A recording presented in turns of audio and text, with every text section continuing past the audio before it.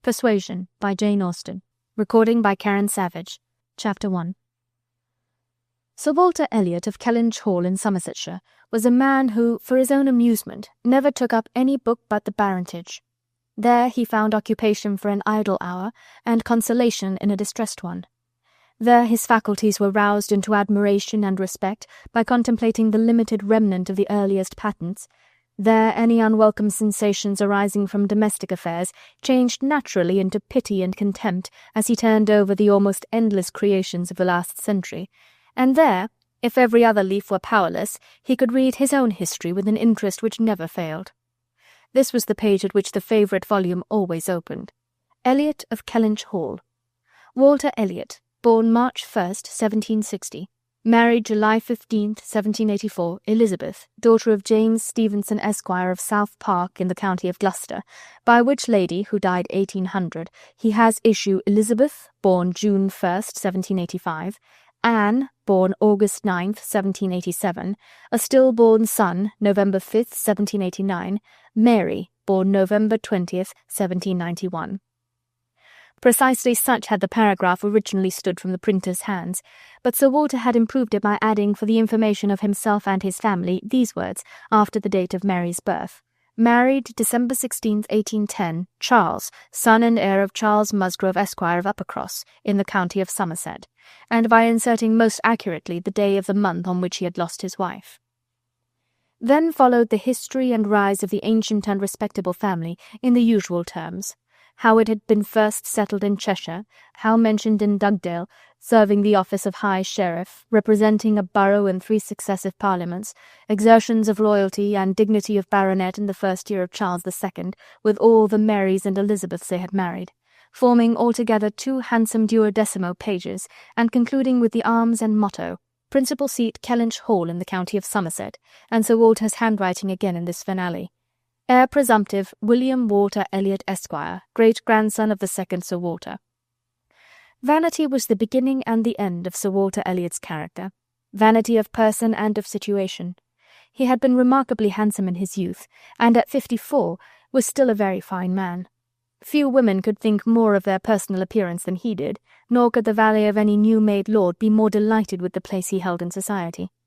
He considered the blessing of beauty as inferior only to the blessing of a baronetcy, and the Sir Walter Elliot who united these gifts was the constant object of his warmest respect and devotion. His good looks and his rank had one fair claim on his attachment, since to them he must have owed a wife of very superior character to anything deserved by his own. Lady Elliot had been an excellent woman, sensible and amiable, whose judgment and conduct, if they might be pardoned the youthful infatuation which made her Lady Elliot, had never required indulgence afterwards. She had humoured, or softened, or concealed his failings, and promoted his real respectability for 17 years, and though not the very happiest being in the world herself, had found enough in her duties, her friends, and her children to attach her to life and make it no matter of indifference to her when she was called on to quit them. 3 girls, the 2 eldest 16 and 14, was an awful legacy for a mother to bequeath, an awful charge, rather, to confide to the authority and guidance of a conceited, silly father. She had, however, one very intimate friend, a sensible, deserving woman who had been brought by strong attachment to herself to settle close by her in the village of Kellynch, and on her kindness and advice Lady Elliot mainly relied for the best help and maintenance of the good principles and instruction which she had been anxiously giving her daughters. This friend and Sir Walter did not marry, whatever might have been anticipated on that head by their acquaintance. 13 years had passed away since Lady Elliot's death, and they were still near neighbours and intimate friends, and one remained a widower, the other a widow. That Lady Russell, of steady age and character, and extremely well provided for, should have no thought of a second marriage, needs no apology to the public, which is rather apt to be unreasonably discontented when a woman does marry again than when she does not. But Sir Walter's continuing singleness requires explanation. Be it known, then, that Sir Walter, like a good father, having met with 1 or 2 private disappointments in very unreasonable applications, prided himself on remaining single for his dear daughter's sake. For one daughter, his eldest, he would really have given up anything which he had not been very much tempted to do. Elizabeth had succeeded at 16 to all that was possible of her mother's rights and consequence, and being very handsome and very like himself, her influence had always been great, and they had got on together most happily. His 2 other children were of very inferior value. Mary had acquired a little artificial importance by becoming Mrs. Charles Musgrove, but Anne, with an elegance of mind and sweetness of character which must have placed her high with any people of real understanding, was nobody with either father or sister. Her word had no weight, her convenience was always to give way. She was only Anne. To Lady Russell, indeed, she was a most dear and highly valued goddaughter, favourite, and friend. Lady Russell loved them all, but it was only in Anne that she could fancy the mother to revive again. A few years before, Anne Elliot had been a very pretty girl, but her bloom had vanished early, and as even in its height her father had found little to admire in her, so totally different were her delicate features and mild dark eyes from his own, there could be nothing in them now that she was faded and thin to excite his esteem. He had never indulged much hope, he had now none, of ever reading her name in any other page of his favourite work. All equality of alliance must rest with Elizabeth, for Mary had merely connected herself with an old country family of respectability and large fortune, and had therefore given all the honour and received none. Elizabeth would, one day or other, marry suitably. It sometimes happens that a woman is handsomer at 29 than she was 10 years before, and generally speaking, if there has been neither ill health nor anxiety, it is a time of life at which scarcely any charm is lost. It was so with Elizabeth, still the same handsome Miss Elliot that she had begun to be 13 years ago, and Sir Walter might be excused therefore in forgetting her age, or at least be deemed only half a fool for thinking himself and Elizabeth as blooming as ever amidst the wreck of the good looks of everybody else, for he could plainly see how old all the rest of his family and acquaintance were growing. Anne haggard, Mary coarse, every face in the neighbourhood worsting, and the rapid increase of the crow's foot about Lady Russell's temples had long been a distress to him. Elizabeth did not quite equal her father in personal contentment. 13 years had seen her mistress of Kellynch Hall, presiding and directing with a self-possession and decision which could never have given the idea of her being younger than she was. For 13 years she had been doing the honours, and laying down the domestic law at home, and leading the way to the chaise and four, and walking immediately after Lady Russell out of all the drawing-rooms and dining-rooms in the country. 13 winters' revolving frost had seen her opening every ball of credit which a scanty neighbourhood afforded, and 13 springs shone their blossoms as she travelled up to London with her father for a few weeks' annual enjoyment of the great world. She had the remembrance of all this. She had the consciousness of being 29 to give her some regrets and some apprehensions. She was fully satisfied of being still quite as handsome as ever, but she felt her approach to the years of danger, and would have rejoiced to be certain of being properly solicited by baronet blood within the next 12-month or 2. Then might she again take up the book of books with as much enjoyment as in her early youth, but now she liked it not. Always to be presented with the date of her own birth and see no marriage follow but that of a youngest sister made the book an evil, and more than once, when her father had left it open on the table near her, had she closed it with averted eyes and pushed it away. She had had a disappointment, moreover, which that book, and especially the history of her own family, must ever present the remembrance of. The heir presumptive, the very William Walter Elliot, Esquire, whose rights had been so generously supported by her father, had disappointed her. She had, while a very young girl, as soon as she had known him to be, in the event of her having no brother, the future baronet, meant to marry him, and her father had always meant that she should. He had not been known to them as a boy, but soon after Lady Elliot's death Sir Walter had sought the acquaintance, and though his overtures had not been met with any warmth, he had persevered in seeking it, making allowances for the modest drawing back of youth. And in one of their spring excursions to London, when Elizabeth was in her first bloom, Mr. Elliot had been forced into the introduction. He was at that time a very young man, just engaged in the study of law, and Elizabeth found him extremely agreeable, and every plan in his favour was confirmed. He was invited to Kellynch Hall, he was talked of and expected all the rest of the year, but he never came. The following spring he was seen again in town, found equally agreeable, again encouraged, invited, and expected, and again he did not come. And the next tidings were that he was married. Instead of pushing his fortune in the line marked out for the heir of the house of Elliot, he had purchased independence by uniting himself to a rich woman of inferior birth. Sir Walter had resented it, As the head of the house, he felt that he ought to have been consulted, especially after taking the young man so publicly by the hand. For they must have been seen together, he observed, once at Tattersall's and twice in the lobby of the House of Commons. His disapprobation was expressed, but apparently very little regarded. Mr. Elliot had attempted no apology, and shown himself as unsolicitous of being longer noticed by the family, as Sir Walter considered him unworthy of it. All acquaintance between them had ceased.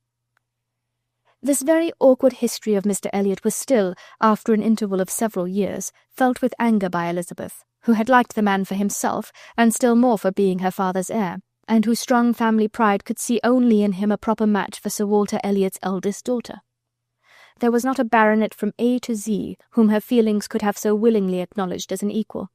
Yet so miserably had he conducted himself, that though she was at this present time, the summer of 1814, wearing black ribbons for his wife, she could not admit him to be worth thinking of again. The disgrace of his first marriage might, perhaps, as there was no reason to suppose it perpetuated by offspring, have been got over, had he not done worse. But he had, as by the customary intervention of kind friends they had been informed, spoken most disrespectfully of them all, most slightingly and contemptuously of the very blood he belonged to, and the honours which were hereafter to be his own. This could not be pardoned. Such were Elizabeth Elliot's sentiments and sensations, such the cares to alloy, the agitations to vary, the sameness and the elegance, the prosperity and the nothingness of her scene of life. Such the feelings to give interest to a long, uneventful residence in one country circle, to fill the vacancies which there were no habits of utility abroad, no talents or accomplishments for home to occupy. But now another occupation and solicitude of mind was beginning to be added to these. Her father was growing distressed for money.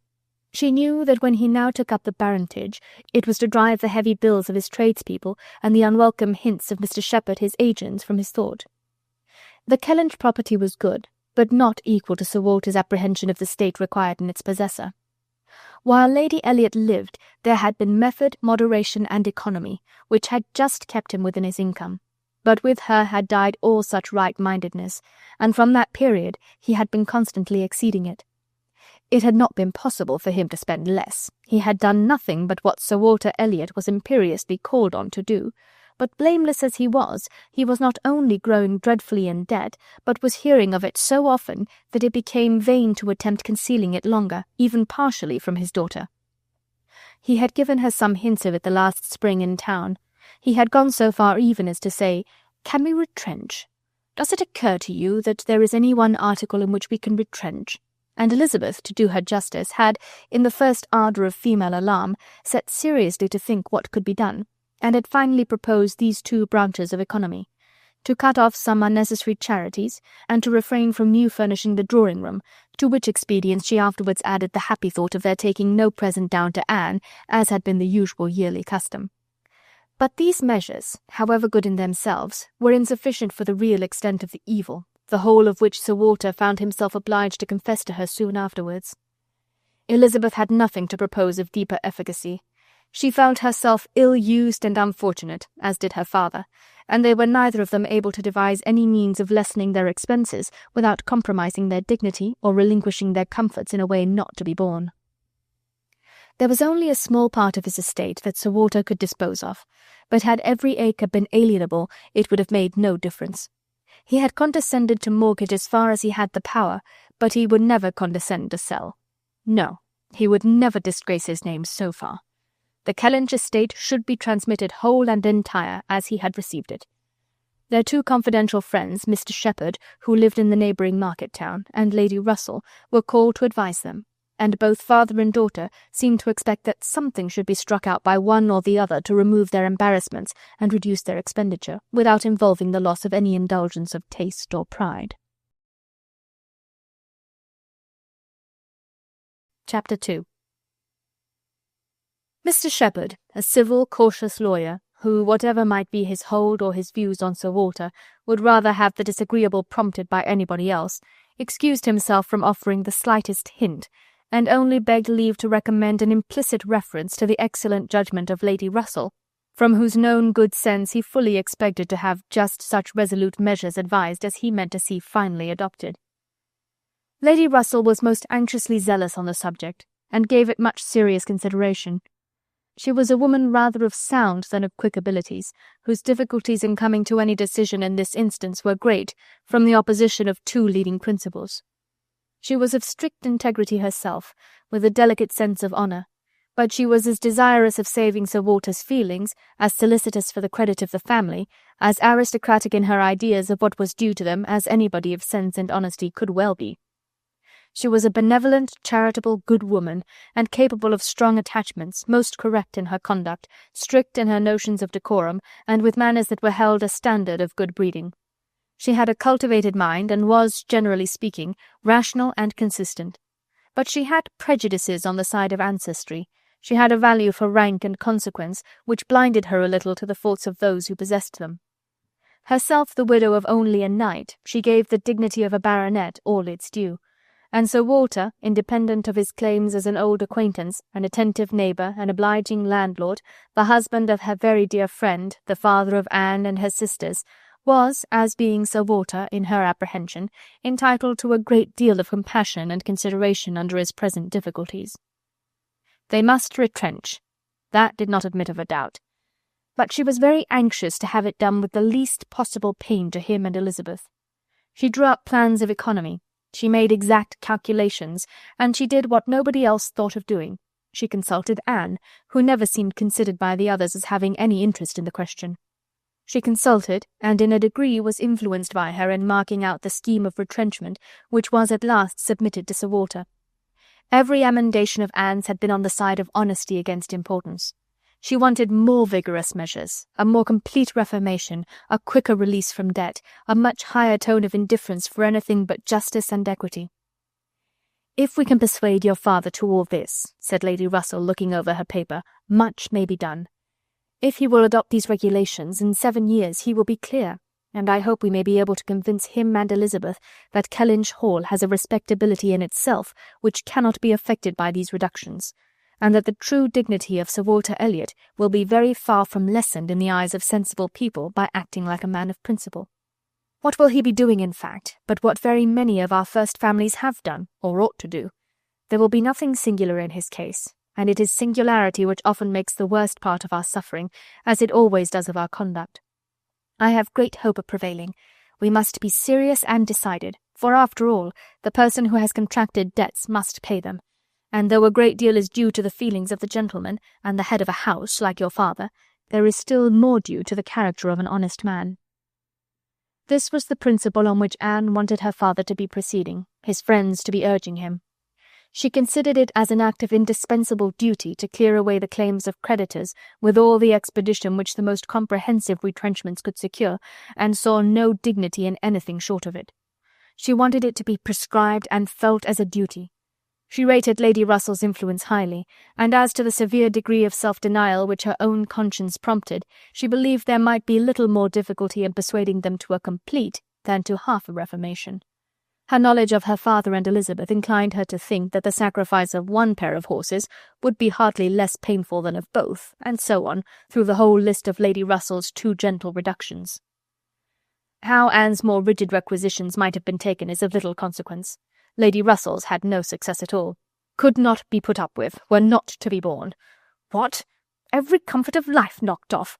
Journeys, London, servants, horses, table, contractions and restrictions everywhere. To live no longer with the decencies even of a private gentleman. No, he would sooner quit Kellynch Hall at once than remain in it on such disgraceful terms. Quit Kellynch Hall. The hint was immediately taken up by Mr. Shepherd, whose interest was involved in the reality of Sir Walter's retrenching, and who was perfectly persuaded that nothing would be done without a change of abode.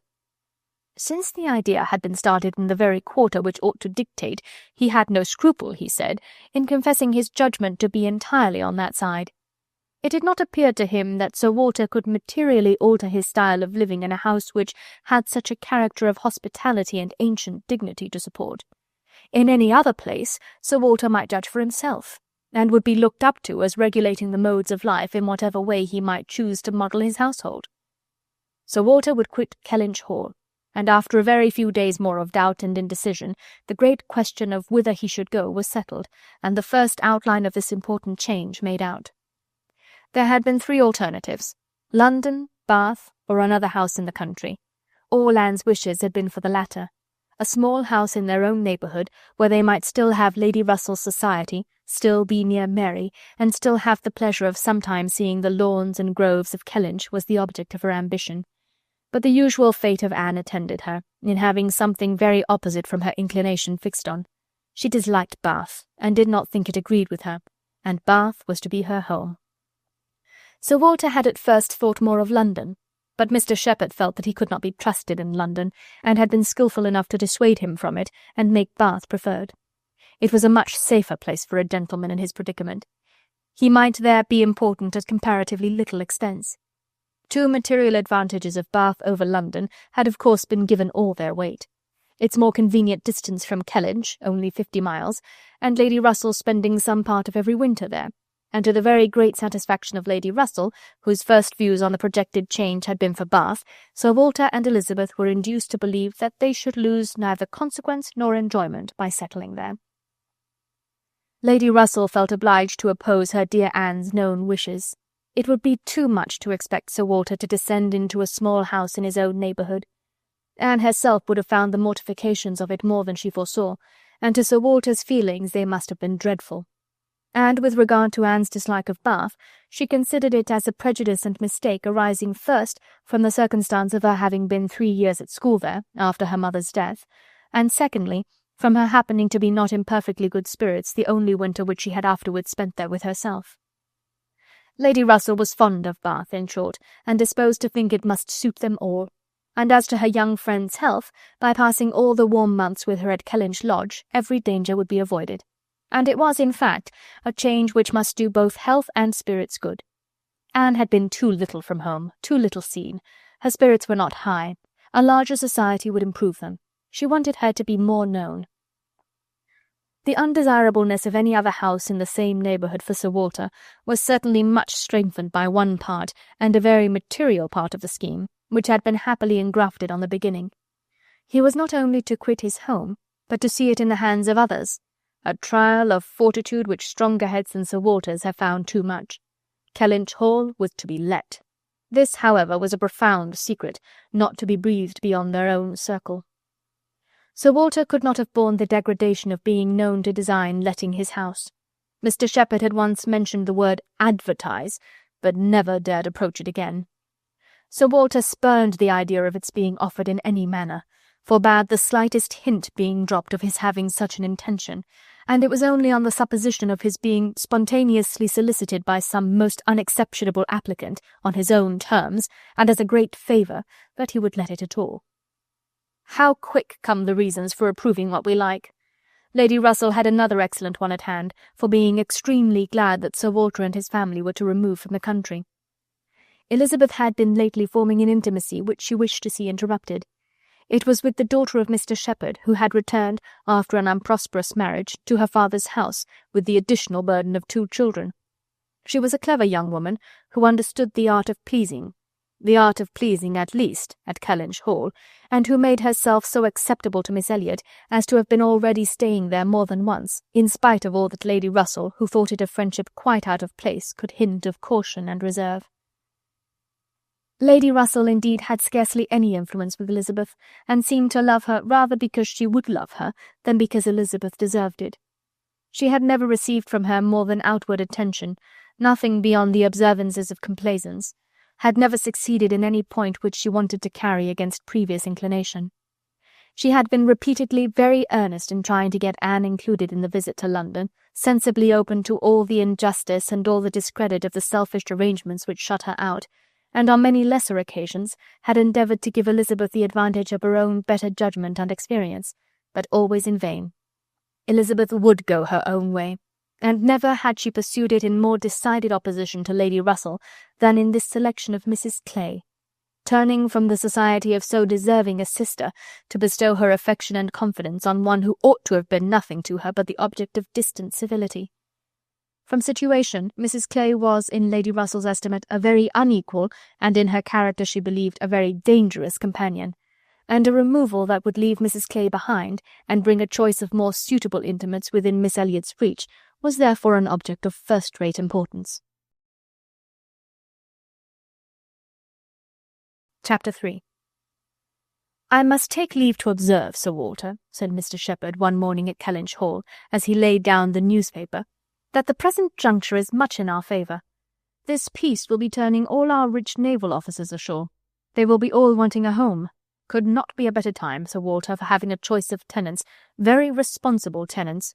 Many a noble fortune has been made during the war. If a rich admiral were to come in our way, Sir Walter—" "He would be a very lucky man, Shepherd," replied Sir Walter. "That's all I have to remark. A prize indeed would Kellynch Hall be to him, rather the greatest prize of all, let him have taken ever so many before, hey, Shepherd?" Mr. Shepherd laughed as he knew he must at this wit, and then added, "I presume to observe, Sir Walter, that in the way of business, gentlemen of the navy are well to deal with. I have had a little knowledge of their methods of doing business, and I am free to confess that they have very liberal notions, and are as likely to make desirable tenants as any set of people one should meet with.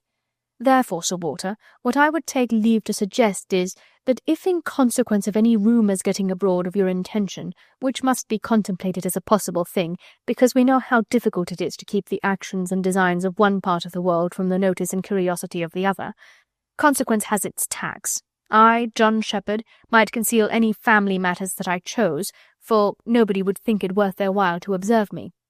But Sir Walter Elliot has eyes upon him, which it may be very difficult to elude, and therefore thus might I venture upon, that it will not greatly surprise me if, with all our caution, some rumour of the truth should get abroad, in the supposition of which, as I was going to observe, since applications will unquestionably follow, I should think any from our wealthy naval commanders particularly worth attending to, and beg leave to add that 2 hours will bring me over at any time, to save you the trouble of replying." Sir Walter only nodded. But soon afterwards, rising and pacing the room, he observed sarcastically, "There are few among the gentlemen of the navy, I imagine, who would not be surprised to find themselves in a house of this description." "They would look around them, no doubt, and bless their good fortune," said Mrs. Clay, for Mrs. Clay was present. Her father had driven her over, nothing being of so much use to Mrs. Clay's health as a drive to Kellynch. "But I quite agree with my father in thinking a sailor might be a very desirable tenant. I have known a good deal of the profession, and besides their liberality, they are so neat and careful in all their ways. These valuable pictures of yours, Sir Walter, if you chose to leave them, would be perfectly safe. Everything in and about the house would be taken such excellent care of. The gardens and shrubberies would be kept in almost as high order as they are now. You need not be afraid, Miss Elliot, of your own sweet flower gardens being neglected." "As to all that," rejoined Sir Walter coolly, "supposing I were induced to let my house, I have by no means made up my mind as to the privileges to be annexed to it. I am not particularly disposed to favour a tenant. The park would be open to him, of course, and few navy officers or men of any other description can have had such a range. But what restrictions I might impose on the use of the pleasure grounds is another thing. I am not fond of the idea of my shrubberies being always approachable, and I should recommend Miss Elliot to be on her guard with respect to her flower garden. I am very little disposed to grant a tenant of Kellynch Hall any extraordinary favour, I assure you, be he sailor or soldier." After a short pause, Mr. Shepherd presumed to say, "In all these cases there are established usages which make everything plain and easy between landlord and tenant. Your interest, Sir Walter, is in pretty safe hands. Depend upon me for taking care that no tenant has more than his just rights. I venture to hint that Sir Walter Elliot cannot be half so jealous for his own as John Shepherd will be for him." Here Anne spoke. "The navy, I think, who have done so much for us, have at least an equal claim with any other set of men, for all the comforts and all the privileges which any home can give. Sailors work hard enough for their comforts, we must all allow." Very true, very true. What Miss Anne says is very true," was Mr. Shepherd's rejoinder, and "Oh, certainly," was his daughter's. But Sir Walter's remark was, soon afterwards, "The profession has its utility, but I should be sorry to see any friend of mine belonging to it." "Indeed," was the reply, and with a look of surprise. "Yes, it is in 2 points offensive to me.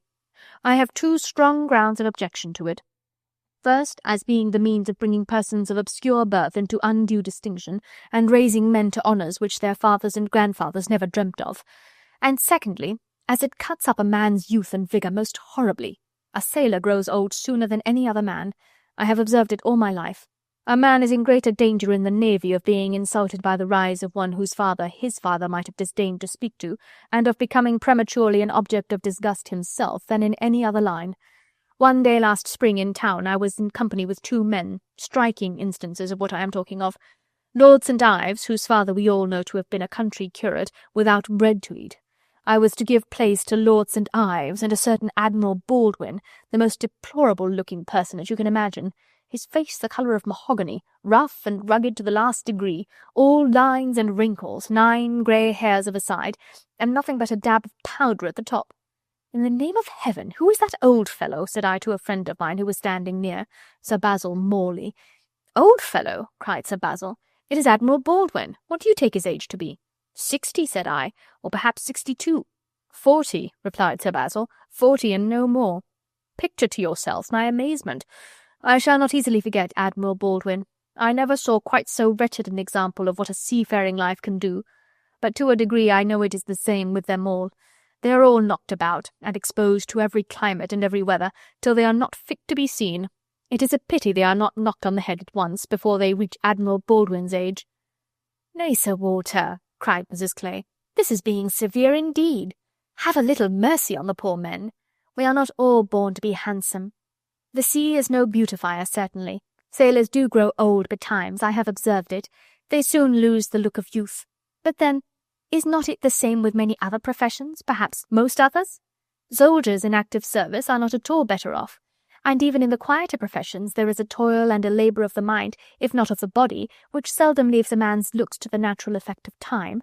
The lawyer plods, quite careworn, the physician is up at all hours, and travelling in all weather, and even the clergyman—" she stopped a moment to consider what might do for the clergyman, "and even the clergyman, you know, is obliged to go into infected rooms and expose his health and looks to all the injury of a poisonous atmosphere. In fact, as I have been long convinced, though every profession is necessary and honourable in its turn, it is only the lot of those who are not obliged to follow any, who can live in a regular way, in the country, choosing their own hours, following their own pursuits, and living on their own property without the torment of trying for more. It is only their lot, I say, to hold the blessings of health and a good appearance to the utmost. I know no other set of men but what lose something of their personableness when they cease to be quite young." It seemed as if Mr. Shepherd, in this anxiety to bespeak Sir Walter's goodwill towards a naval officer as tenant, had been gifted with foresight, for the very first application for the house was from an Admiral Croft, with whom he shortly afterwards fell into company in attending the quarter sessions at Taunton, and indeed he had received a hint of the Admiral from a London correspondent. By the report which he hastened over to Kellynch to make, Admiral Croft was a native of Somersetshire, who, having acquired a very handsome fortune, was wishing to settle in his own country, and had come down to Taunton in order to look at some advertised places in that immediate neighbourhood, which, however, had not suited him. That accidentally hearing, it was just as he had foretold, Mr. Shepherd observed, Sir Walter's concerns could not be kept a secret. Accidentally hearing of the possibility of Kellynch Hall being to let, and understanding his, Mr. Shepherd's, connection with the owner, he had introduced himself to him in order to make particular inquiries, and had, in the course of a pretty long conference, expressed as strong an inclination for the place as a man who knew it only by description could feel, and given Mr. Shepherd, in his explicit account of himself, every proof of his being a most responsible, eligible tenant. "And who is this Admiral Croft?" was Sir Walter's cold, suspicious inquiry. Mr. Shepherd answered for his being of a gentleman's family, and mentioned a place, and Anne, after the little pause which followed, added, "He is a rear admiral of the White. He was in the Trafalgar action, and has been in the East Indies since. He was stationed there, I believe, several years." "Then I take it for granted," observed Sir Walter, "that his face is about as orange as the cuffs and capes of my livery."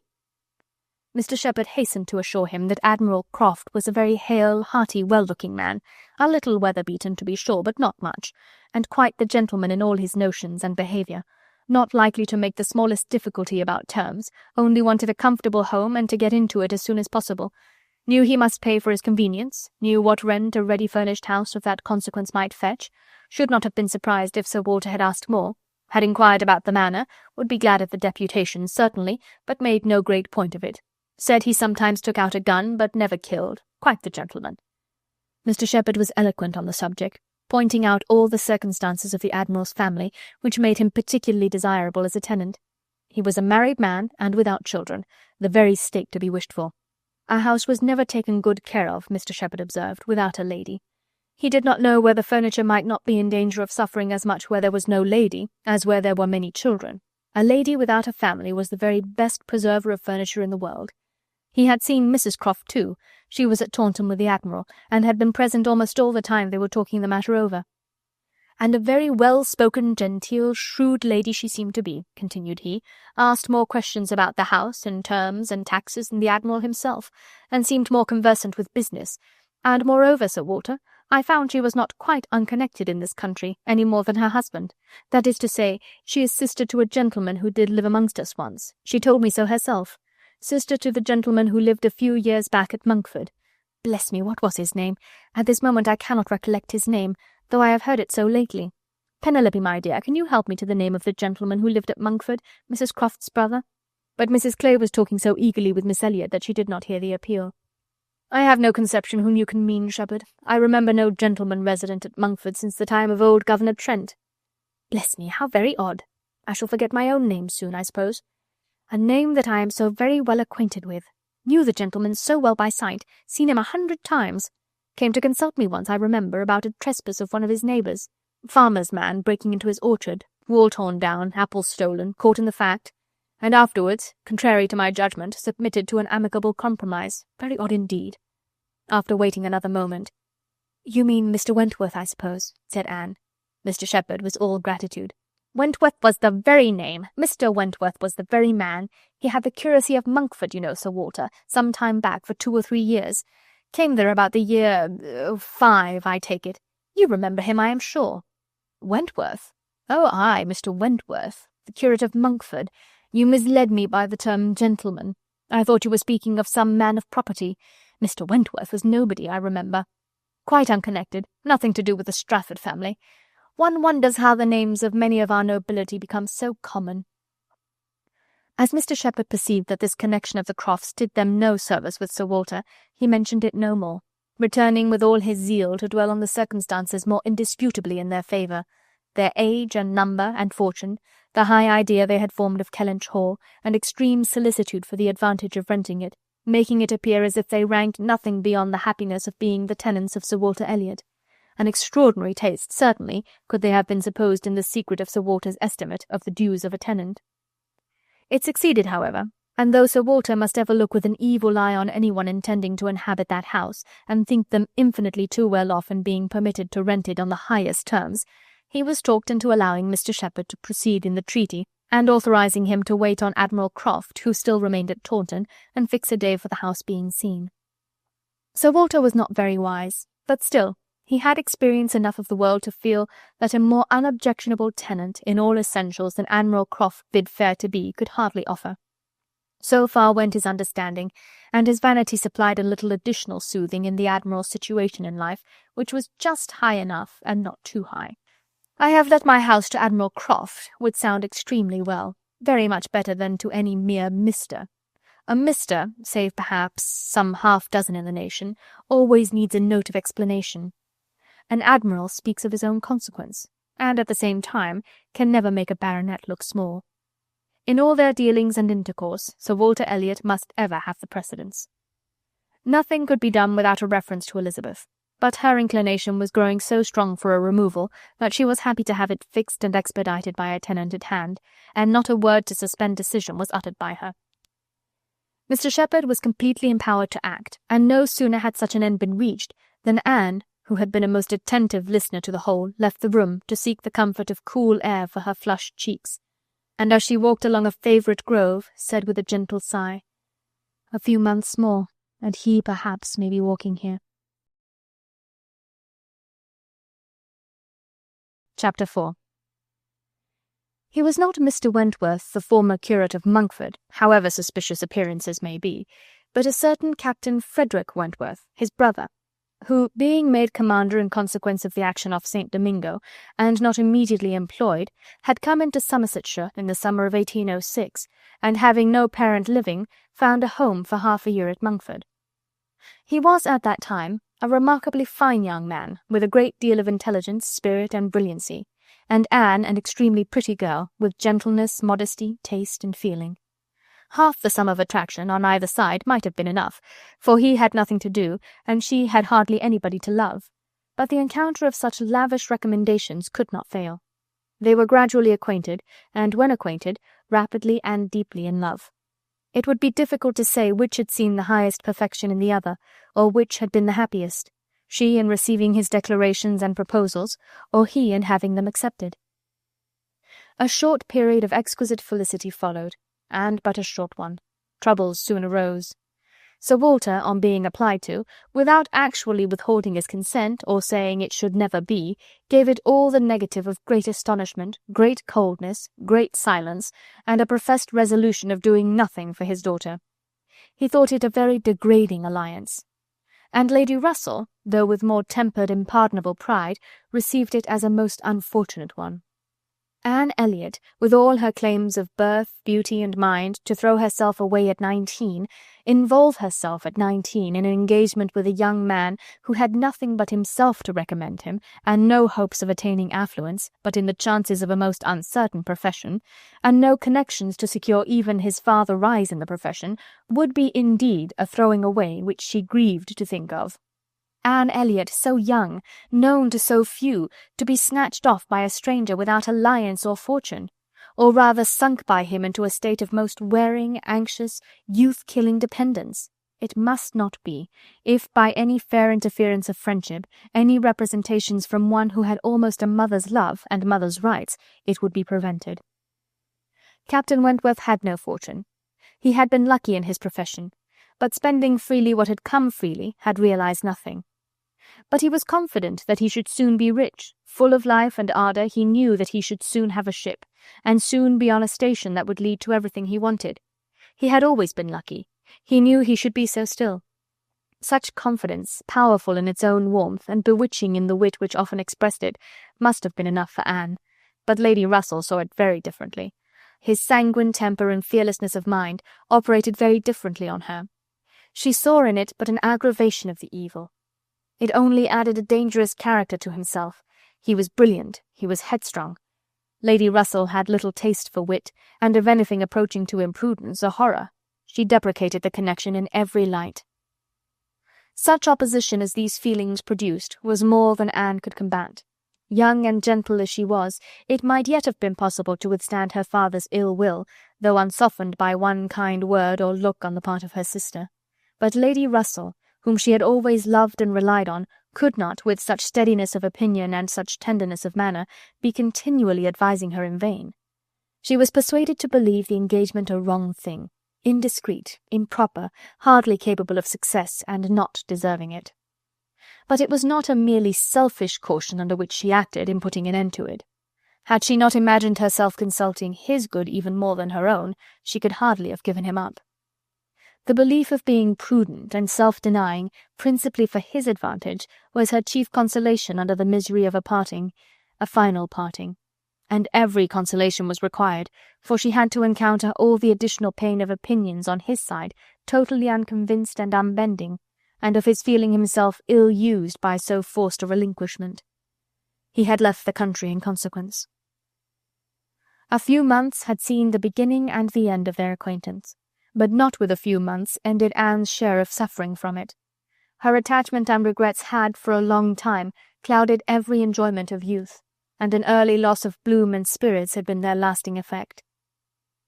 More than 7 years were gone since this little history of sorrowful interest had reached its close, and time had softened down much, perhaps nearly all of peculiar attachment to him, but she had been too dependent on time alone. No aid had been given in change of place, except in one visit to Bath soon after the rupture, or in any novelty or enlargement of society. No one had ever come within the Kellynch circle who could bear a comparison with Frederick Wentworth as he stood in her memory. No second attachment, the only thoroughly natural, happy, and sufficient cure, at her time of life, had been possible to the nice tone of her mind, the fastidiousness of her taste, in the small limits of the society around them. She had been solicited when about 22 to change her name, by the young man who not long afterwards found a more willing mind in her younger sister. And Lady Russell had lamented her refusal, for Charles Musgrove was the eldest son of a man whose landed property and general importance was second in that country only to Sir Walter's, and of good character and appearance. And however Lady Russell might have asked yet for something more while Anne was 19, she would have rejoiced to see her at 22 so respectably removed from the partialities and injustice of her father's house, and settled so permanently near herself. But in this case, Anne had left nothing for advice to do, and though Lady Russell, as satisfied as ever with her own discretion, never wished the past undone, she began now to have the anxiety which borders on hopelessness for Anne's being tempted by some man of talents and independence to enter a state for which she held her to be peculiarly fitted by her warm affections and domestic habits. They knew not each other's opinion, either its constancy or its change, on the one leading point of Anne's conduct, for the subject was never alluded to. But Anne, at 27, thought very differently from what she had been made to think at 19. She did not blame Lady Russell. She did not blame herself for having been guided by her. But she felt that were any young person in similar circumstances to apply to her for counsel, they would never receive any of such certain immediate wretchedness, such uncertain future good. She was persuaded that under every disadvantage of disapprobation at home, and every anxiety attending his profession, all their probable fears, delays, and disappointments, she should yet have been a happier woman in maintaining the engagement than she had been in the sacrifice of it, and this, she fully believed, had the usual share, had even more than the usual share, of all such solicitudes and suspense been theirs, without reference to the actual results of their case, which, as it happened, would have bestowed earlier prosperity than could be reasonably calculated on. All his sanguine expectations, all his confidence, had been justified. His genius and ardour had seemed to foresee and to command his prosperous path. He had, very soon after their engagement ceased, got employ, and all that he had told her would follow had taken place. He had distinguished himself, and early gained the other step in rank, and must now, by successive captures, have made a handsome fortune. She had only navy lists and newspapers for her authority, but she could not doubt his being rich, and in favour of his constancy she had no reason to believe him married. How eloquent could Anne Elliot have been! How eloquent at least were her wishes on the side of early warm attachment, and a cheerful confidence in futurity against that over-anxious caution which seems to insult exertion and distrust Providence. She had been forced into prudence in her youth. She learned romance as she grew older, the natural sequel of an unnatural beginning. With all these circumstances, recollections, and feelings, she could not hear that Captain Wentworth's sister was likely to live at Kellynch without a revival of former pain, and many a stroll and many a sigh were necessary to dispel the agitation of the idea. She often told herself it was folly, before she could harden her nerves sufficiently to feel the continual discussion of the Crofts and their business no evil. She was assisted, however, by that perfect indifference and apparent unconsciousness among the only three of her own friends in the secret of the past, which seemed almost to deny any recollection of it. She could do justice to the superiority of Lady Russell's motives in this over those of her father and Elizabeth. She could honour all the better feelings of her calmness, but the general air of oblivion among them was highly important from whatever it sprung, and in the event of Admiral Crofts really taking Kellynch Hall, she rejoiced anew over the conviction which had always been most grateful to her, of the past being known to those three only among her connections, by whom no syllable, she believed, would ever be whispered, and in the trust that among his, the brother only with whom he had been residing had received any information of their short-lived engagement. That brother had been long removed from the country, and being a sensible man, and moreover a single man at the time, she had a fond dependence on no human creature's having heard of it from him. The sister, Mrs. Croft, had been out of England, accompanying her husband on a foreign station, and her own sister Mary had been at school while it all occurred, and never admitted, by the pride of some and the delicacy of others, to the smallest knowledge of it afterwards. With these supports, she hoped that the acquaintance between herself and the Crofts, which, with Lady Russell still resident in Kellynch, and Mary fixed only 3 miles off, must be anticipated, need not involve any particular awkwardness. Chapter 5. On the morning appointed for Admiral and Mrs. Croft's seeing Kellynch Hall, Anne found it most natural to take her almost daily walk to Lady Russell's and keep out of the way till all was over, when she found it most natural to be sorry that she had missed the opportunity of seeing them. This meeting of the two parties proved highly satisfactory, and decided the whole business at once. Each lady was previously well disposed for an agreement, and saw nothing, therefore, but good manners in the other. And with regard to the gentlemen, there was such an hearty good humour, such an open, trusting liberality on the Admiral's side, as could not but influence Sir Walter, who had besides been flattered into his very best and most polished behaviour by Mr. Shepherd's assurances of his being known, by report, to the Admiral, as a model of good breeding. The house and grounds and furniture were approved. The Crofts were approved. Terms, time, everything and everybody was right, and Mr. Shepherd's clerks were set to work without there having been a single preliminary difference to modify of all that this indenture showeth.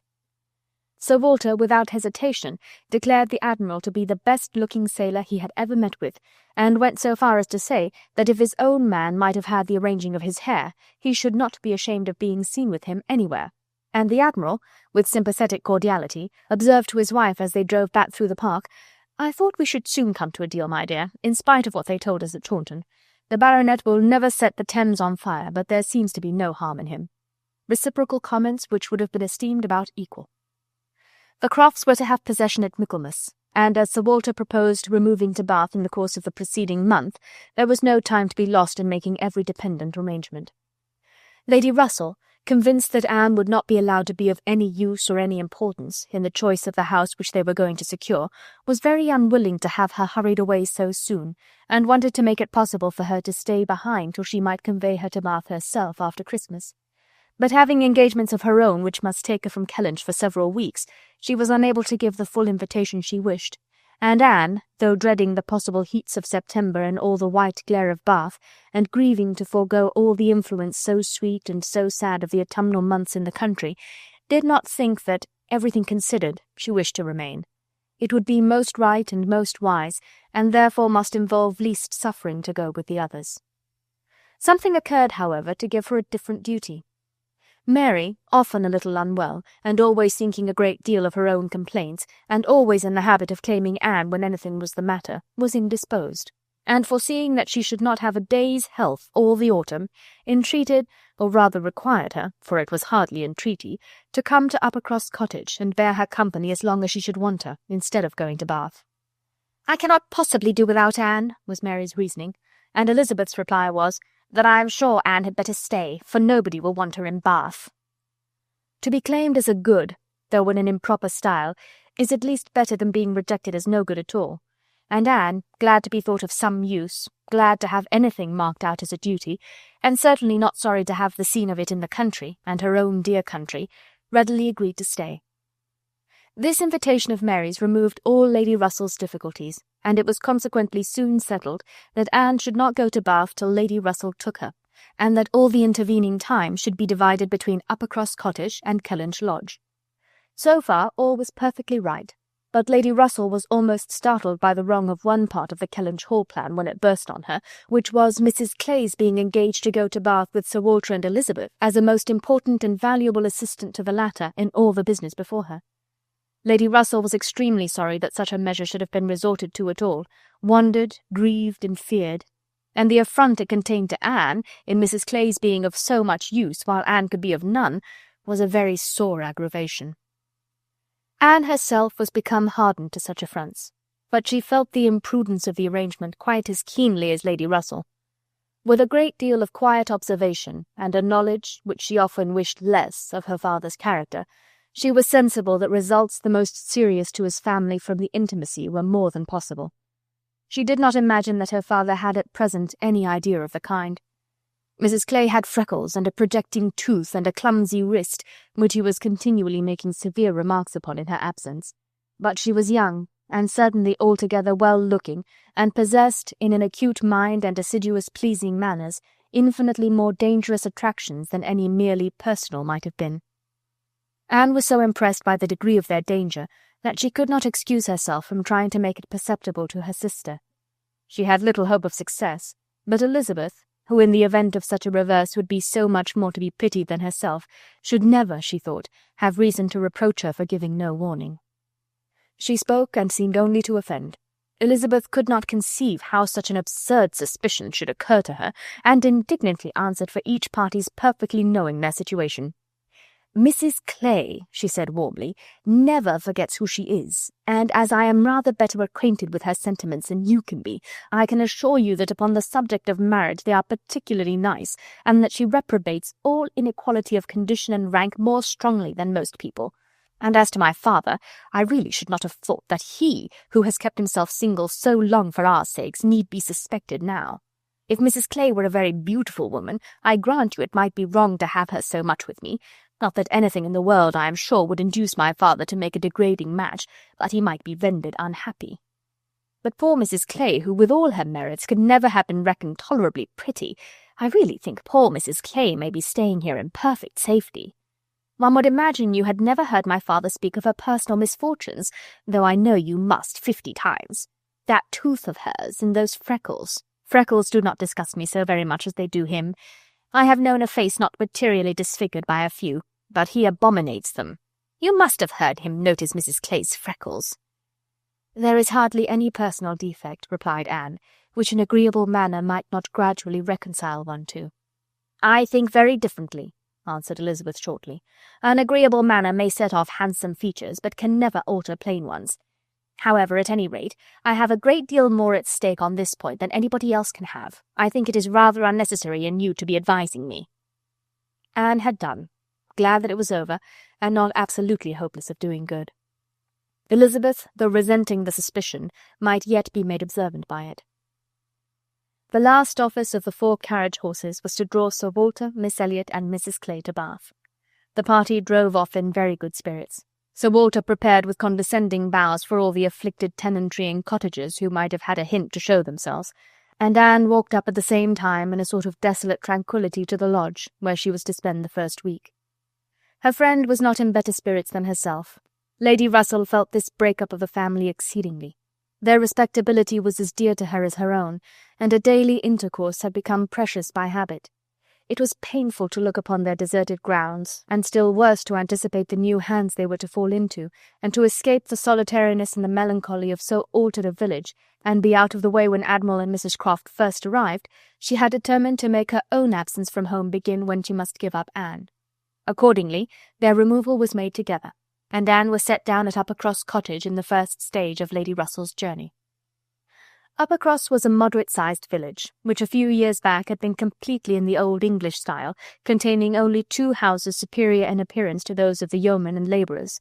The mansion of the squire, with its high walls, great gates, and old trees, substantial and unmodernized, and the compact, tight parsonage, enclosed in its own neat garden, with a vine and a pear-tree trained around its casements. But upon the marriage of the young squire, it had received the improvement of a farmhouse elevated into a cottage for his residence, and Uppercross Cottage, with its veranda, French windows, and other prettiness, was quite as likely to catch the traveller's eye as the more consistent and considerable aspect and premises of the great house, about a quarter of a mile further on. Here Anne had often been staying. She knew the ways of Uppercross as well as those of Kellynch. The 2 families were so continually meeting, so much in the habit of running in and out of each other's house at all hours, that it was rather a surprise to her to find Mary alone. But being alone, her being unwell and out of spirits, was almost a matter of course. Though better endowed than the eldest sister, Mary had not Anne's understanding nor temper. While well and happy and properly attended to, she had great good humour and excellent spirits, but any indisposition sunk her completely. She had no resources for solitude, and inheriting a considerable share of the Elliot's self-importance, was very prone to add to every other distress that of fancying herself neglected and ill-used. In person she was inferior to both sisters, and had, even in her bloom, only reached the dignity of being a fine girl. She was now lying on the faded sofa of the pretty little drawing-room, the once elegant furniture of which had been gradually growing shabby under the influence of 4 summers and 2 children, and on Anne's appearing greeted her with, "So you are come at last. I began to think I should never see you. I am so ill I can hardly speak. I have not seen a creature the whole morning." "I am sorry to find you unwell," replied Anne. "You sent me such a good account of yourself on Thursday." "Yes, I made the best of it, I always do. But I was very far from well at the time, and I do not think I ever was so ill in my life as I have been all this morning. Very unfit to be alone, I am sure.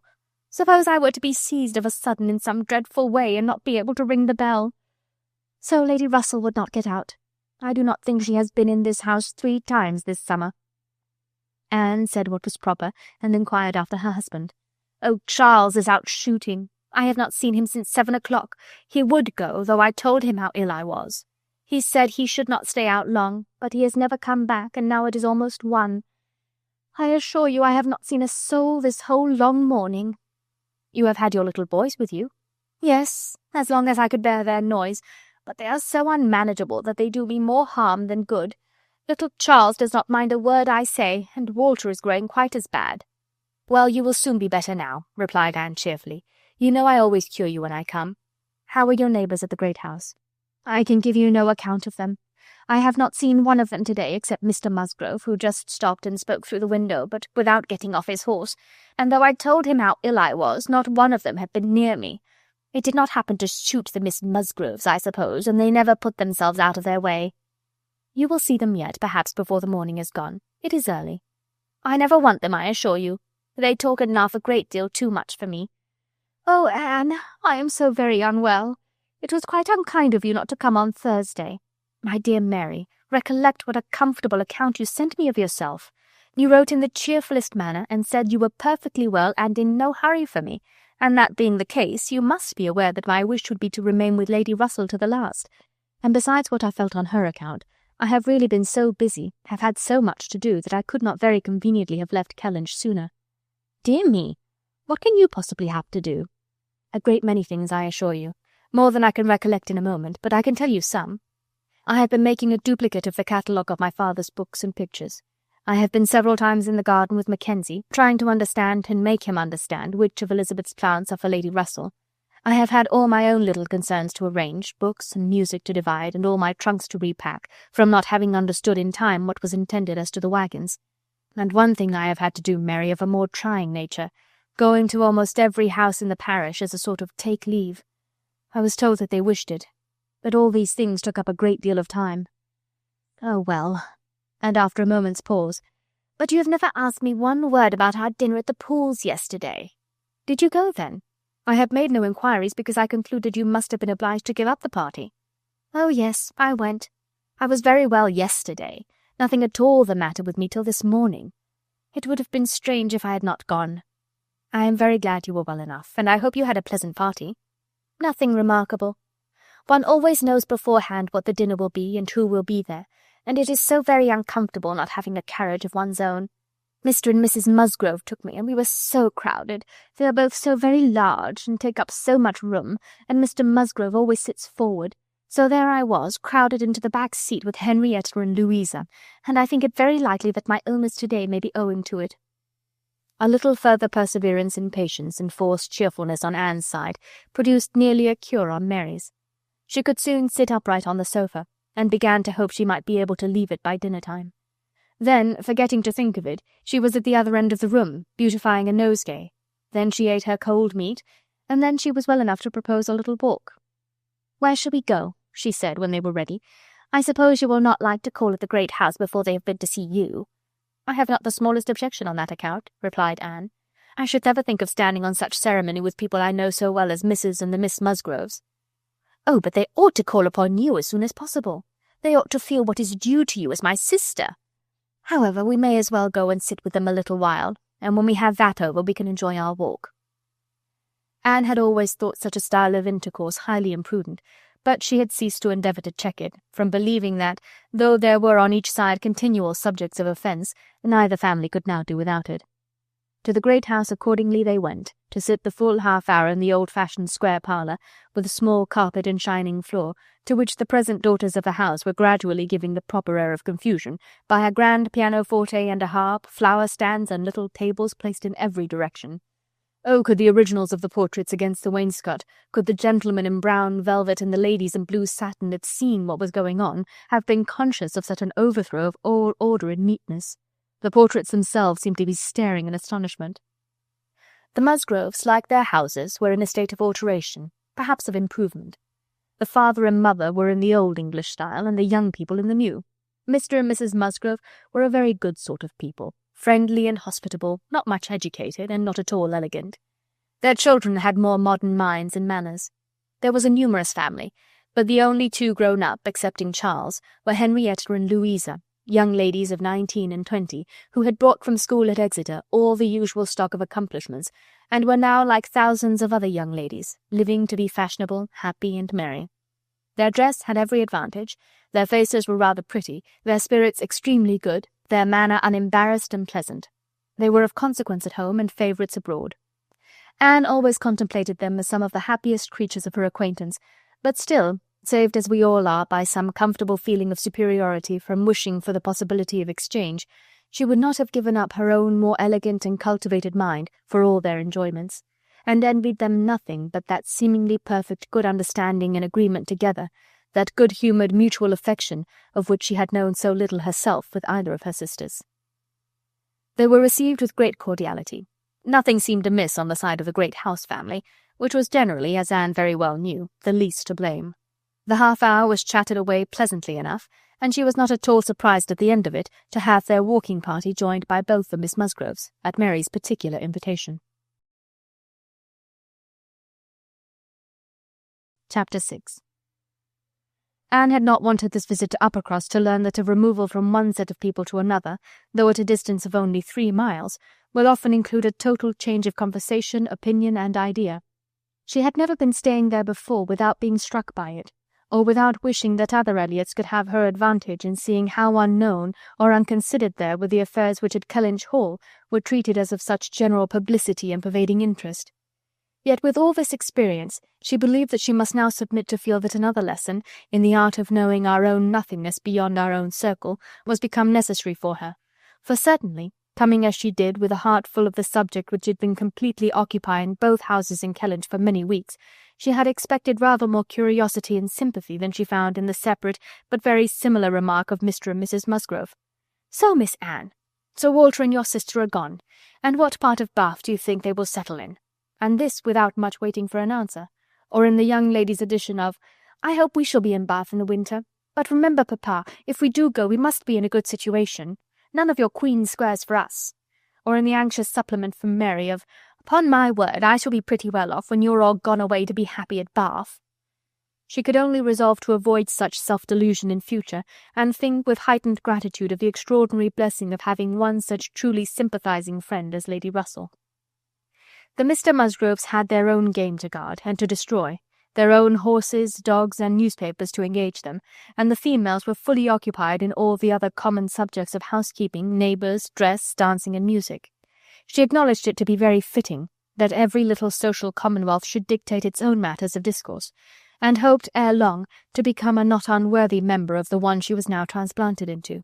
With the prospect of spending at least 2 months at Uppercross, it was highly incumbent on her to clothe her imagination, her memory, and all her ideas in as much of Uppercross as is possible. She had no dread of these 2 months. Mary was not so repulsive and unsisterly as Elizabeth, nor so inaccessible to all influence of hers. Neither was there anything among the other component parts of the cottage inimical to comfort. She was always on friendly terms with her brother-in-law, and in the children, who loved her nearly as well and respected her a great deal more than their mother, she had an object of interest, amusement, and wholesome exertion. Charles Musgrove was civil and agreeable. In sense and temper he was undoubtedly superior to his wife, but not of powers or conversation or grace to make the past, as they were connected together, at all a dangerous contemplation. Though at the same time Anne could believe, with Lady Russell, that a more equal mate might have greatly improved him, and that a woman of real understanding might have given more consequence to his character, and more usefulness, rationality, and elegance to his habits and pursuits. As it was, he did nothing with much zeal but sport, and his time was otherwise trifled away without benefit from books or anything else.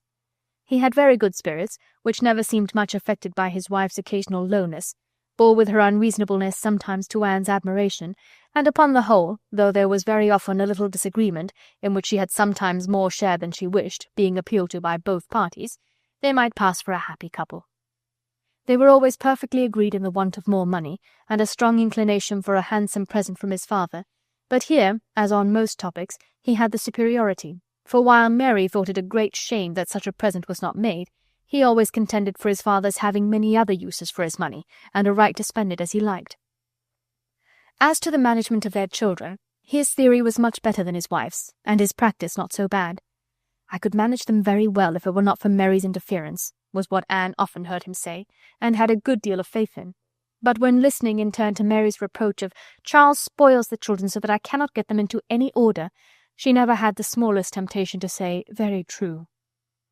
One of her least agreeable circumstances of her residence there was her being treated with too much confidence by all parties, and being too much in the secret of the complaints of each house. Known to have some influence with her sister, she was continually requested, or at least receiving hints to exert it beyond what was practicable. "I wish you could persuade Mary not to be always fancying herself ill," was Charles's language, and in an unhappy mood thus spoke Mary. "I do believe if Charles were to see me dying, he should not think there was anything the matter with me. I am sure, Anne, if you would, you might persuade him that I really am very ill, a great deal worse than I ever own." Mary's declaration was, "I hate sending the children to the great house, though their grandmamma is always wanting to see them, for she humours and indulges them to such a degree, and gives them so much trash and sweet things, that they are sure to come back sick and cross for the rest of the day." And Mrs. Musgrove took the first opportunity of being alone with Anne to say, "Oh, Miss Anne, I cannot help wishing Mrs. Charles had a little of your method with those children. They are quite different creatures with you, but to be sure in general they are so spoilt. It is a pity you cannot put your sister in the way of managing them. They are as fine, healthy children as ever were seen, poor little dears, without partiality. But Mrs. Charles knows no more how they should be treated. Bless me, how troublesome they are sometimes! I assure you, Miss Anne, it prevents my wishing to see them at our house so often as I otherwise should. I believe Mrs. Charles is not quite pleased with my not inviting them oftener, but you know it is very bad to have children with one that one is obligated to be checking every moment, don't do this and don't do that, or that one can only keep in tolerable order by more cake than is good for them." She had this communication, moreover, from Mary. "Mrs. Musgrove thinks all her servants so steady that it would be high treason to call it in question, but I am sure, without exaggeration, that her upper housemaid and laundry-maid, instead of being in their business, are gadding about the village all day long.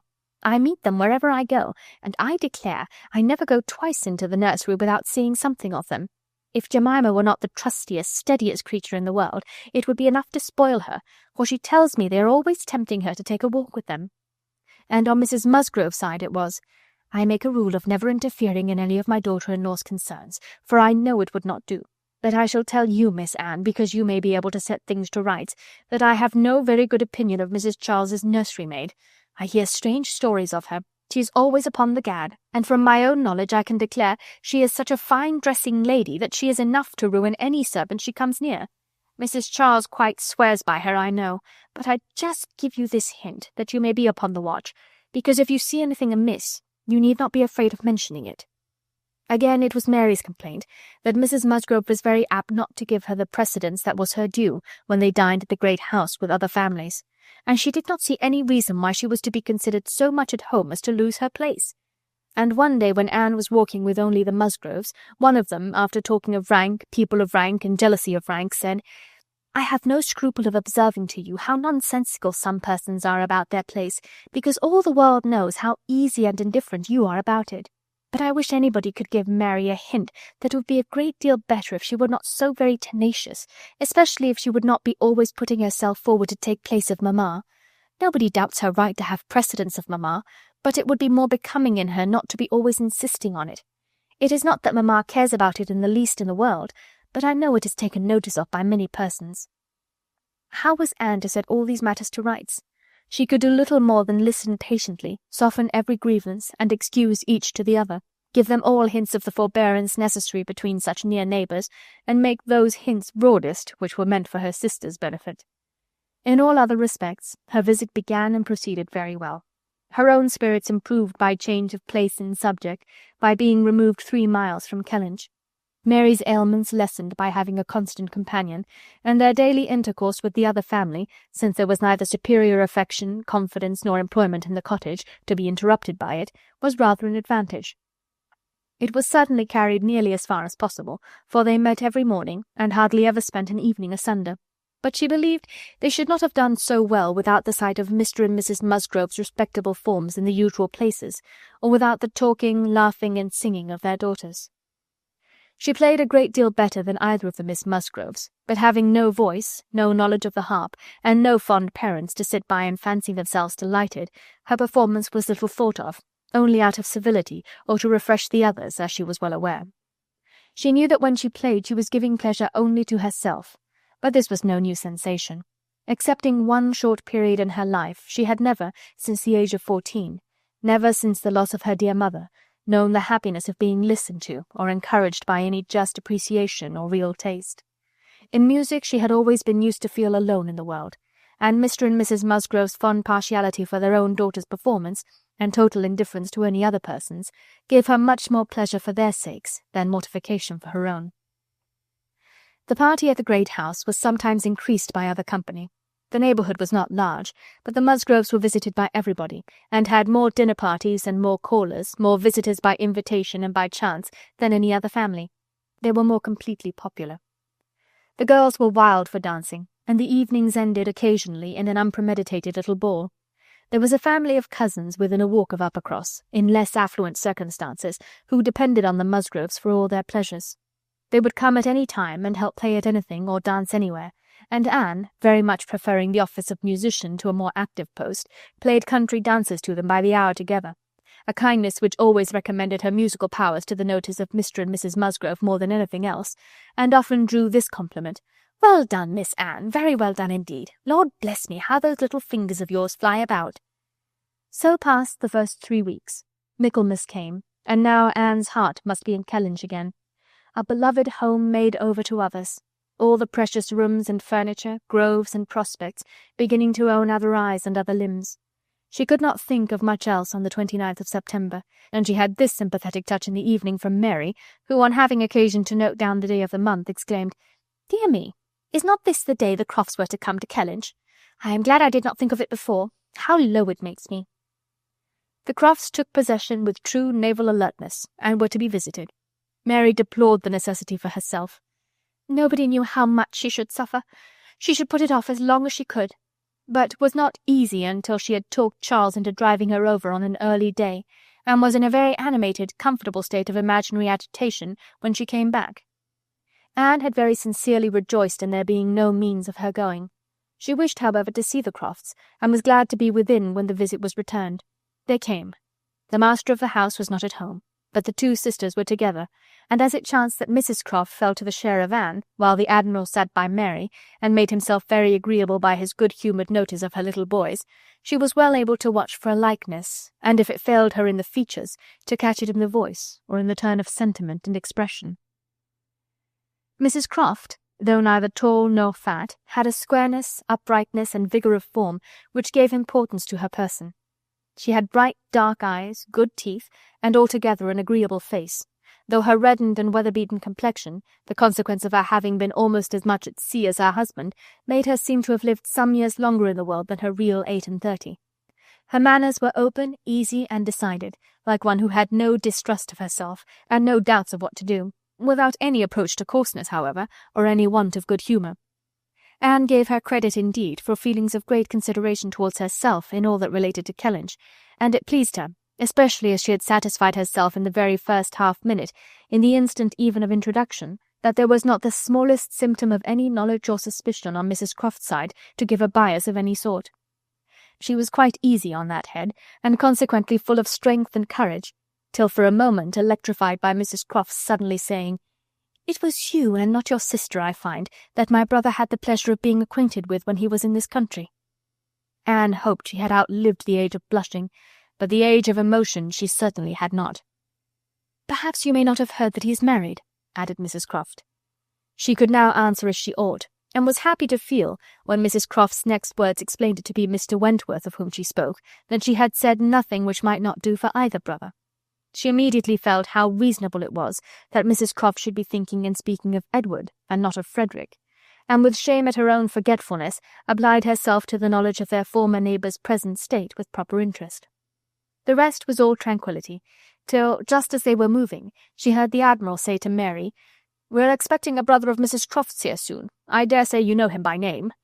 He was cut short by the eager attacks of the little boys, clinging to him like an old friend, and declaring he should not go, and being too much engrossed by proposals of carrying them away in his coat pockets, etc., to have another moment for finishing or recollecting what he had begun, Anne was left to persuade herself, as well as she could, that the same brother must still be in question. She could not, however, reach such a degree of certainty as not to be anxious to hear whether anything had been said on the subject at the other house, where the Crofts had previously been calling. The folks of the great house were to spend the evening of this day at the cottage, and it being now too late in the year for such visits to be made on foot, the coach was beginning to be listened for, when the youngest Miss Musgrove walked in. That she was coming to apologize, and that they should have to spend the evening by themselves, was the first black idea, and Mary was quite ready to be affronted when Louisa made all right by saying that she only came on foot to leave more room for the harp, which was bringing in the carriage. "And I will tell you our reason," she added, "and all about it. I am come on to give you notice that papa and mamma are out of spirits this evening, especially mamma. She is thinking so much of poor Richard, and we agreed it would be best to have the harp, for it seems to amuse her more than the pianoforte. I will tell you why she is out of spirits. When the Crofts called this morning, they called here afterwards, did not they? They happened to say that her brother, Captain Wentworth, is just returned to England, or paid off or something, and is coming to see them almost directly.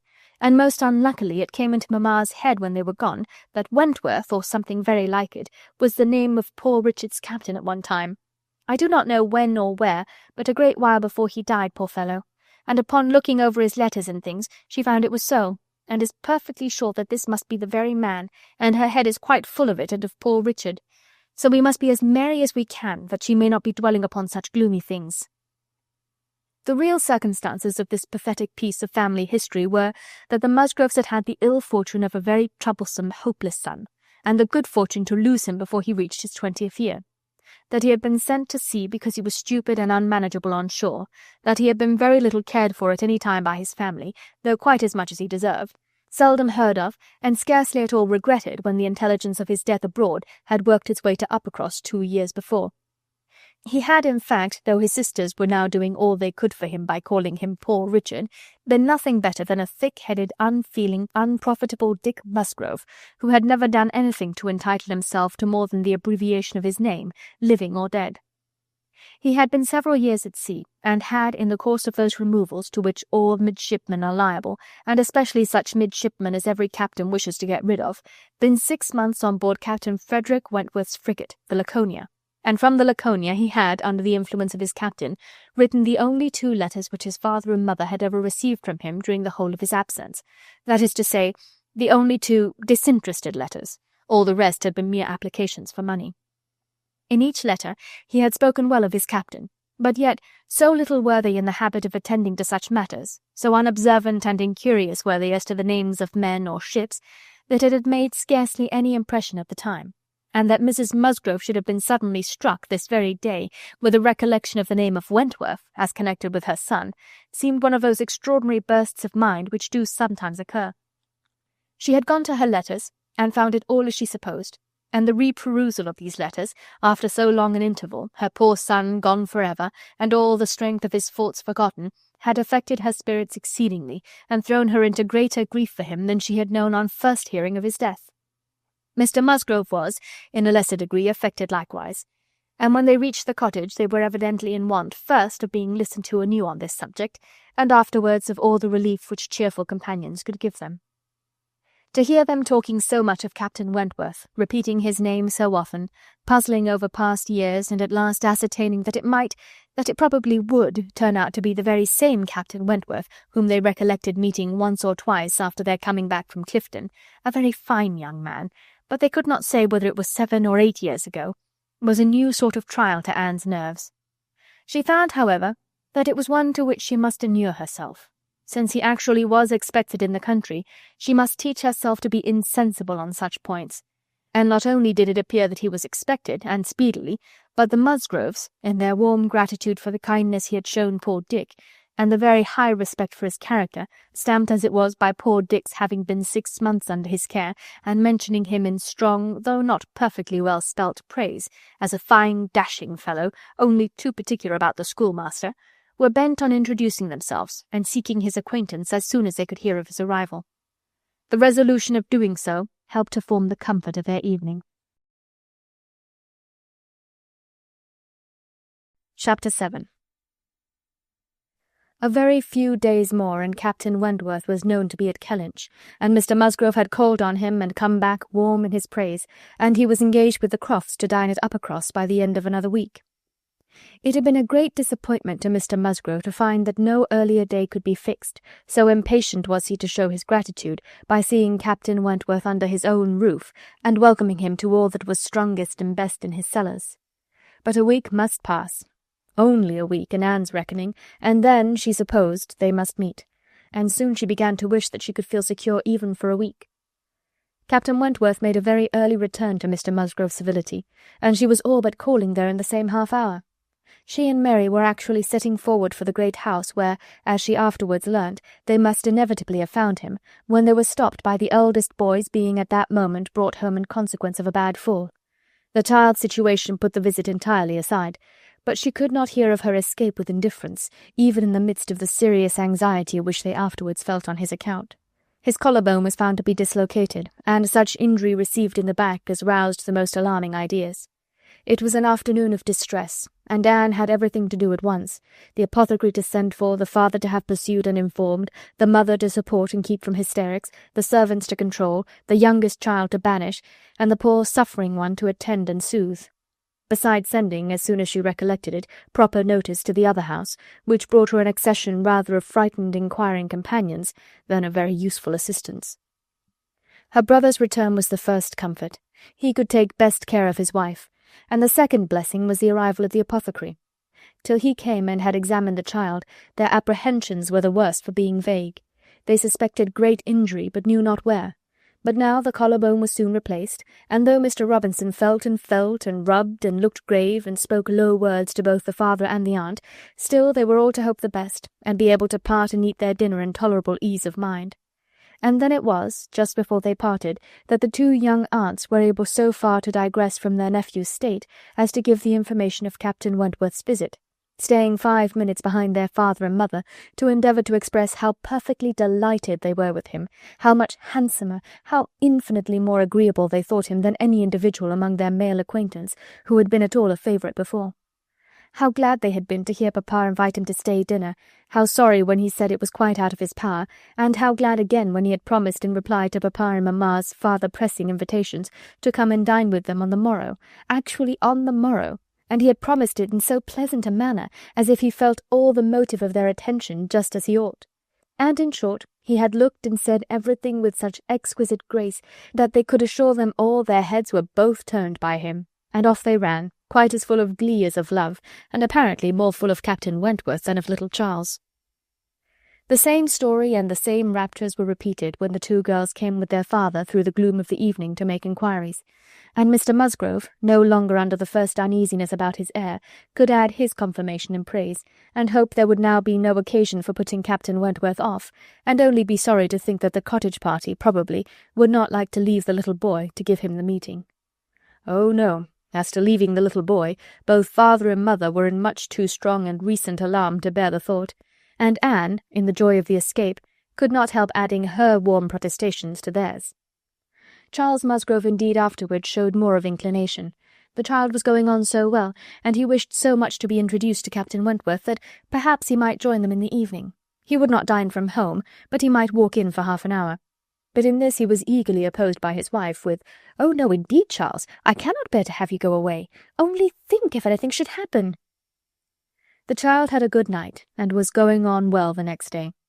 It must be a work of time to ascertain that no injury had been done to the spine, but Mr. Robinson found nothing to increase alarm, and Charles Musgrove began, consequently, to feel no necessity for longer confinement.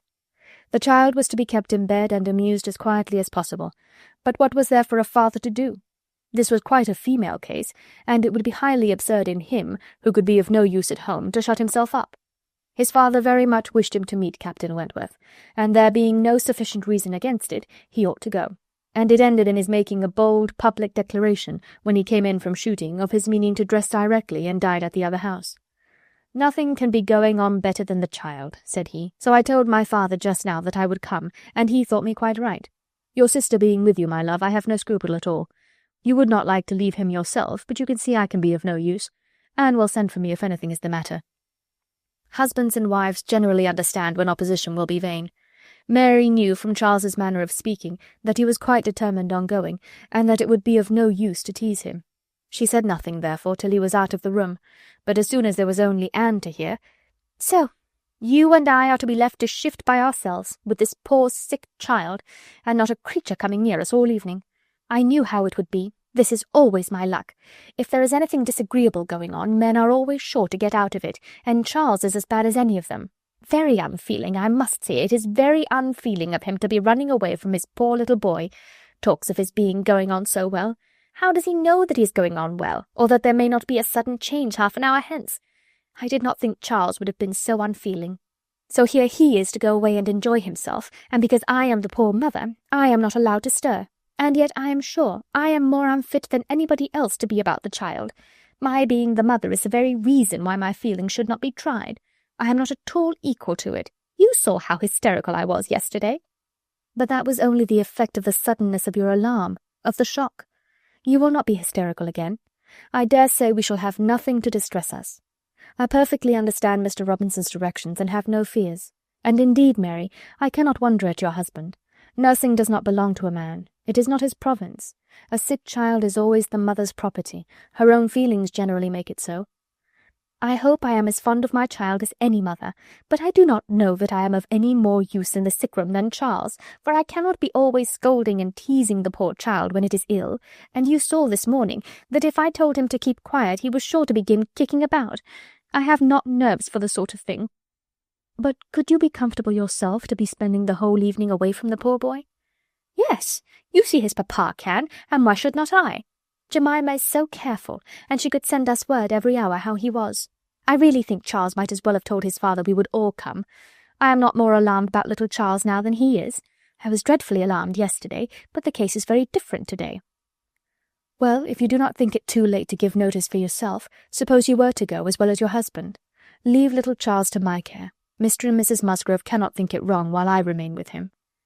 Are you serious? Cried Mary, her eyes brightening. Dear me, that's a very good thought. Very good indeed. To be sure, I may just as well go as not, for I am of no use at home, am I? And it only harasses me. You, who have not a mother's feelings, are a great deal the properest person. You can make little Charles do anything. He always minds you at a word. It will be a great deal better than leaving him only with Jemima. Oh, I shall certainly go. I am sure I ought if I can, quite as much as Charles, for they want me excessively to be acquainted with Captain Wentworth, and I know you do not mind being left alone. An excellent thought of yours indeed, Anne. I will go and tell Charles and get ready directly. You can send for us, you know, at a moment's notice if anything is the matter, but I dare say there will be nothing to alarm you. I should not go, you may be sure, if I did not feel quite at ease about my dear child. The next moment she was tapping at her husband's dressing-room door, and as Anne followed her upstairs, she was in time for the whole conversation, which began with Mary saying in a tone of great exultation, I mean to go with you, Charles, for I am of no more use at home than you are. If I were to shut myself up for ever with the child, I should not be able to persuade him to do anything he did not like. Anne will stay. Anne undertakes to stay at home and take care of him. It is Anne's own proposal. And so I shall go with you, which will be a great deal better, for I have not dined at the other house since Tuesday. This is very kind of Anne, was her husband's answer, and I should be very glad to have you go, but it seems rather hard that she should be left at home by herself to nurse our sick child. Anne was now at hand to take up her own cause, and the sincerity of her manner being soon sufficient to convince him, where conviction was at least very agreeable, he had no further scruples as to her being left to dine alone, though he still wanted her to join them in the evening, when the child might be at rest for the night, and kindly urged her to let him come and fetch her, but she was quite unpersuadable. And, this being the case, she had ere long the pleasure of seeing them set off together in high spirits. They were gone, she hoped, to be happy, however oddly constructed such happiness might seem. As for herself, she was left with as many sensations of comfort as were, perhaps, ever likely to be hers. She knew herself to be of the first utility to the child, and what was it to her if Frederick Wentworth were only half a mile distant, making himself agreeable to others? She would have liked to know how he felt as to a meeting, perhaps indifferent, if indifference could exist under such circumstances. He must be either indifferent or unwilling. Had he wished ever to see her again, he need not have waited till this time. He would have done what she could not but believe that in his place she should have done long ago, when events had early been giving him the independence which alone had been wanting. Her brother and sister came back delighted with their new acquaintance and their visit in general. There had been music, singing, talking, laughing, all that was most agreeable, charming manners in Captain Wentworth, no shyness or reserve. They seemed all to know each other perfectly, and he was coming the very next morning to shoot with Charles.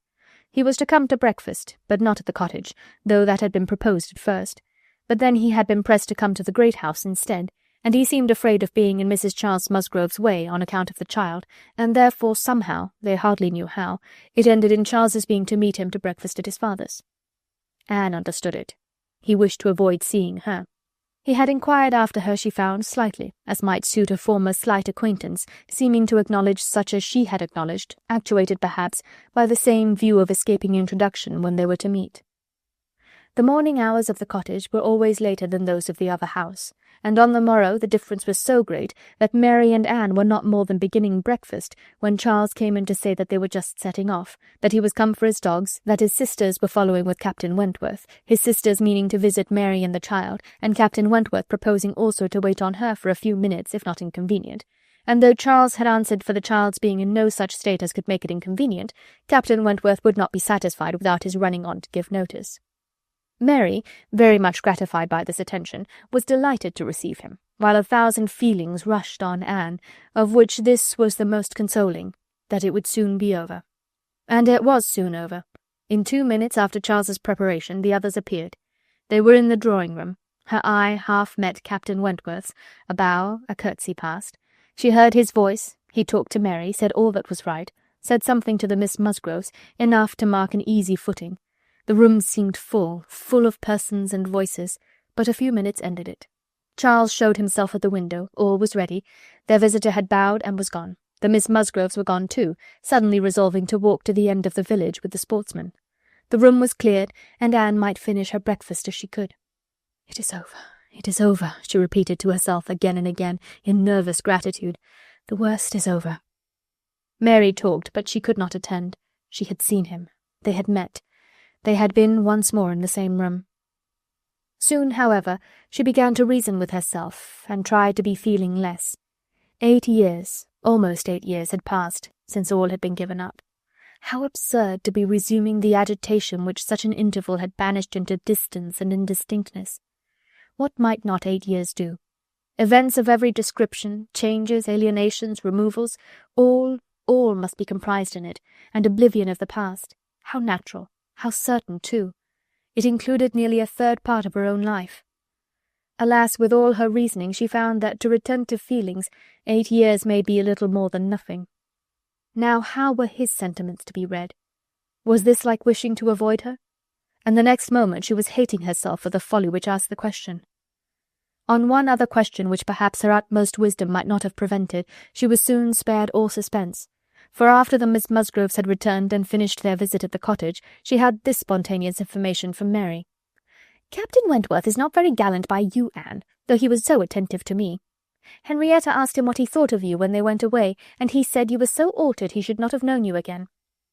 Mary had no feelings to make her respect her sisters in a common way, but she was perfectly unsuspicious of being inflicting any peculiar wound. Altered beyond his knowledge, Anne fully submitted in silent, deep mortification. Doubtless it was so, and she could take no revenge, for he was not altered, or not for the worse. She had already acknowledged it to herself, and she could not think differently, let him think of her as he would. No. The years which had destroyed her youth and bloom had only given him a more glowing, manly, open look, in no respect lessening his personal advantages. She had seen the same Frederick Wentworth. So altered that he should not have known her again. These were words which could not but dwell with her. Yet she soon began to rejoice that she had heard them. They were of sobering tendency, they allayed agitation, they composed, and consequently must make her happier. Frederick Wentworth had used such words, or something like them, but without an idea that they would be carried round to her. He had thought her wretchedly altered, and in the first moment of appeal had spoken as he felt. He had not forgiven Anne Elliot. She had used him ill, deserted and disappointed him, and worse, she had shown a feebleness of character in doing so, which his own decided, confident temper could not endure. She had given him up to oblige others. It had been the effect of over-persuasion. It had been weakness and timidity. He had been most warmly attached to her, and had never seen a woman since whom he thought her equal. But, except from some natural sensation of curiosity, he had no desire of meeting her again. Her power with him was gone forever. It was now his object to marry. He was rich, and being turned on shore, fully intended to settle as soon as he could be properly tempted, actually looking round, ready to fall in love with all the speed which a clear head and a quick taste could allow. He had a heart for either of the Miss Musgroves, if they could catch it, a heart, in short, for any pleasing young woman who came in his way, excepting Anne Elliot. This was his only secret exception when he said to his sister, in answer to her suppositions, "Yes, here I am, Sophia, quite ready to make a foolish match. Anybody between 15 and 30 may have me for asking. A little beauty and a few smiles and a few compliments to the navy, and I am a lost man. Should not this be enough for a sailor who has had no society among women to make him nice?" He said it, she knew, to be contradicted. His bright, proud eye spoke the conviction that he was nice, and Anne Elliot was not out of his thoughts when he more seriously described the woman he should wish to meet with. A strong mind, with sweetness of manner, made the first and the last of the description. "That is the woman I want," said he. "Something a little inferior I shall of course put up with, but it must not be much. If I am a fool, I shall be a fool indeed, for I have thought on the subject more than most men." Chapter 8. From this time Captain Wentworth and Anne Elliot were repeatedly in the same circle. They were soon dining in company together at Mr. Musgrove's, for the little boy's state could no longer supply his aunt with a pretence for absenting herself, and this was but the beginning of other dinings and other meetings. Whether former feelings were to be renewed must be brought to the proof. Former times must undoubtedly be brought to the recollection of each. They could not but be reverted to. The year of their engagement could not but be named by him in the little narratives or descriptions which conversation called forth. His profession qualified him, his disposition led him to talk. And "that was in the year 6. That happened before I went to sea in the year 6, occurred in the course of the first evening they spent together." And though his voice did not falter, and though she had no reason to suppose his eye wandering towards her while he spoke, Anne felt the utter impossibility from her knowledge of his mind that he could be unvisited by remembrance any more than herself. There must be the same immediate association of thought, though she was very far from conceiving it to be of equal pain. They had no conversation together, no intercourse but what the commonest civility required. Once so much to each other, now nothing. There had been a time when of all the large party now filling the drawing-room at Uppercross, they would have found it most difficult to cease to speak to one another, with the exception perhaps of Admiral and Mrs. Croft, who seemed particularly attached and happy. Anne could allow no other exceptions, even among the married couples.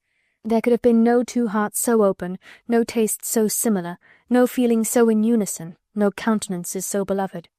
Now they were as strangers, nay, worse than strangers, for they could never become acquainted. It was a perpetual estrangement. When he talked, she heard the same voice and discerned the same mind. There was a very general ignorance of all naval matters throughout the party, and he was very much questioned, and especially by the two Miss Musgroves, who seemed hardly to have any eyes but for him, as to the manner of living on board, daily regulations, food, hours, etc., and their surprise at his accounts, at learning the degree of accommodation and arrangement which was practicable, drew from him some pleasant ridicule, which reminded Anne of the early days, when she too had been ignorant, and she too had been accused of supposing sailors to be living on board without anything to eat, or any cook to dress it if there were, or any servant to wait, or any knife and fork to use. From thus listening and thinking, she was roused by a whisper of Mrs. Musgrove's, who, overcome by fond regrets, could not help saying, "Ah, Miss Anne, if it had pleased Heaven to spare my poor son, I dare say he would have been just such another by this time." Anne suppressed a smile, and listened kindly, while Mrs. Musgrove relieved her heart a little more, and for a few minutes, therefore, could not keep pace with the conversation of the others. When she could let her attention take its natural course again, she found the Miss Musgroves just fetching the Navy List, their own Navy List, the first that had ever been at Uppercross, and sitting down together to pore over it, with the professed view of finding out the ships that Captain Wentworth had commanded. "Your first was the Asp, I remember. We will look for the Asp. You will not find her there. Quite worn out and broken up. I was the last man who commanded her. Hardly fit for service then. Reported fit for home service for a year or two, and so I was sent off to the West Indies." The girls looked all amazement. "The Admiralty," he continued, "entertain themselves now and then with sending a few hundred men to sea in a ship not fit to be employed. But they have a great many to provide for, and among the thousands that may just as well go to the bottom as not, it is impossible for them to distinguish the very set who may be least missed." "Phoo, phoo," cried the Admiral. "What stuff these young fellows talk! Never was a better sloop than the Asp in her day. For an old-built sloop you would not see her equal. Lucky fellow to get her. He knows there must have been 20 better men than himself applying for her at the same time. Lucky fellow to get anything so soon, and with no more interest in his." "I felt my luck, Admiral, I assure you," replied Captain Wentworth seriously. "I was as well satisfied with my appointment as you can desire. It was a great object with me at that time to be at sea. A very great object. I wanted to be doing something. To be sure you did. What should a young fellow like you do ashore for half a year together? If a man had not a wife, he soon wants to be afloat again." "But, Captain Wentworth," cried Louisa, "how vexed you must have been when you came to the Asp, to see what an old thing they had given you." "I knew pretty well what she was before that day," said he, smiling. "I had no more discoveries to make than you would have as to the fashion and strength of any old pelisse, which you had seen lent about among half your acquaintance ever since you could remember, and which at last, on some very wet days, lent to yourself. Ah, she was a dear old asp to me. She did all that I wanted. I knew she would. I knew that we should either go to the bottom together, or that she would be the making of me, and I never had 2 days of foul weather all the time I was at sea in her. And after taking privateers enough to be very entertaining, I had the good luck in my passage home the next autumn to fall in with the very French frigate I wanted. I brought her into Plymouth, and here another instance of luck. We had not been 6 hours in the Sound when a gale came on which lasted 4 days and nights, and which would have done for poor old Asp in half the time, our touch with the great nation not having much improved our condition. 24 hours later I should only have been a gallant Captain Wentworth in a small paragraph at one corner of the newspapers, and being lost in only a sloop, nobody would have thought about me." Anne's shudderings were to herself alone, but the Miss Musgroves could be as open as they were sincere in their exclamations of pity and horror. "And so then, I suppose," said Mrs. Musgrove in a low voice, as if thinking aloud, "so then he went away to the Laconia, and there he met with our poor boy. Charles, my dear," beckoning him to her, "do ask Captain Wentworth where it was he first met your poor brother. I always forgot." "It was at Gibraltar, mother, I know. Dick had been left ill at Gibraltar with a recommendation from his former captain to Captain Wentworth." "Oh, but Charles, tell Captain Wentworth he need not be afraid of mentioning poor Dick before me, for it would be rather a pleasure to hear him talked of by such a good friend." Charles, being somewhat more mindful of the probabilities of the case, only nodded in reply and walked away. The girls were now hunting for the Laconia, and Captain Wentworth could not deny himself the pleasure of taking the precious volume into his own hands to save them the trouble, and once more read aloud the little statement of her name and rate and present non-commissioned class, observing over it that she too had been one of the best friends man ever had. "Ah, those were pleasant days when I had the Laconia. How fast I made money in her. A friend of mine and I had such a lovely cruise together off the Western Islands. Poor Harville, sister. You know how much he wanted money. Worse than myself. He had a wife. Excellent fellow.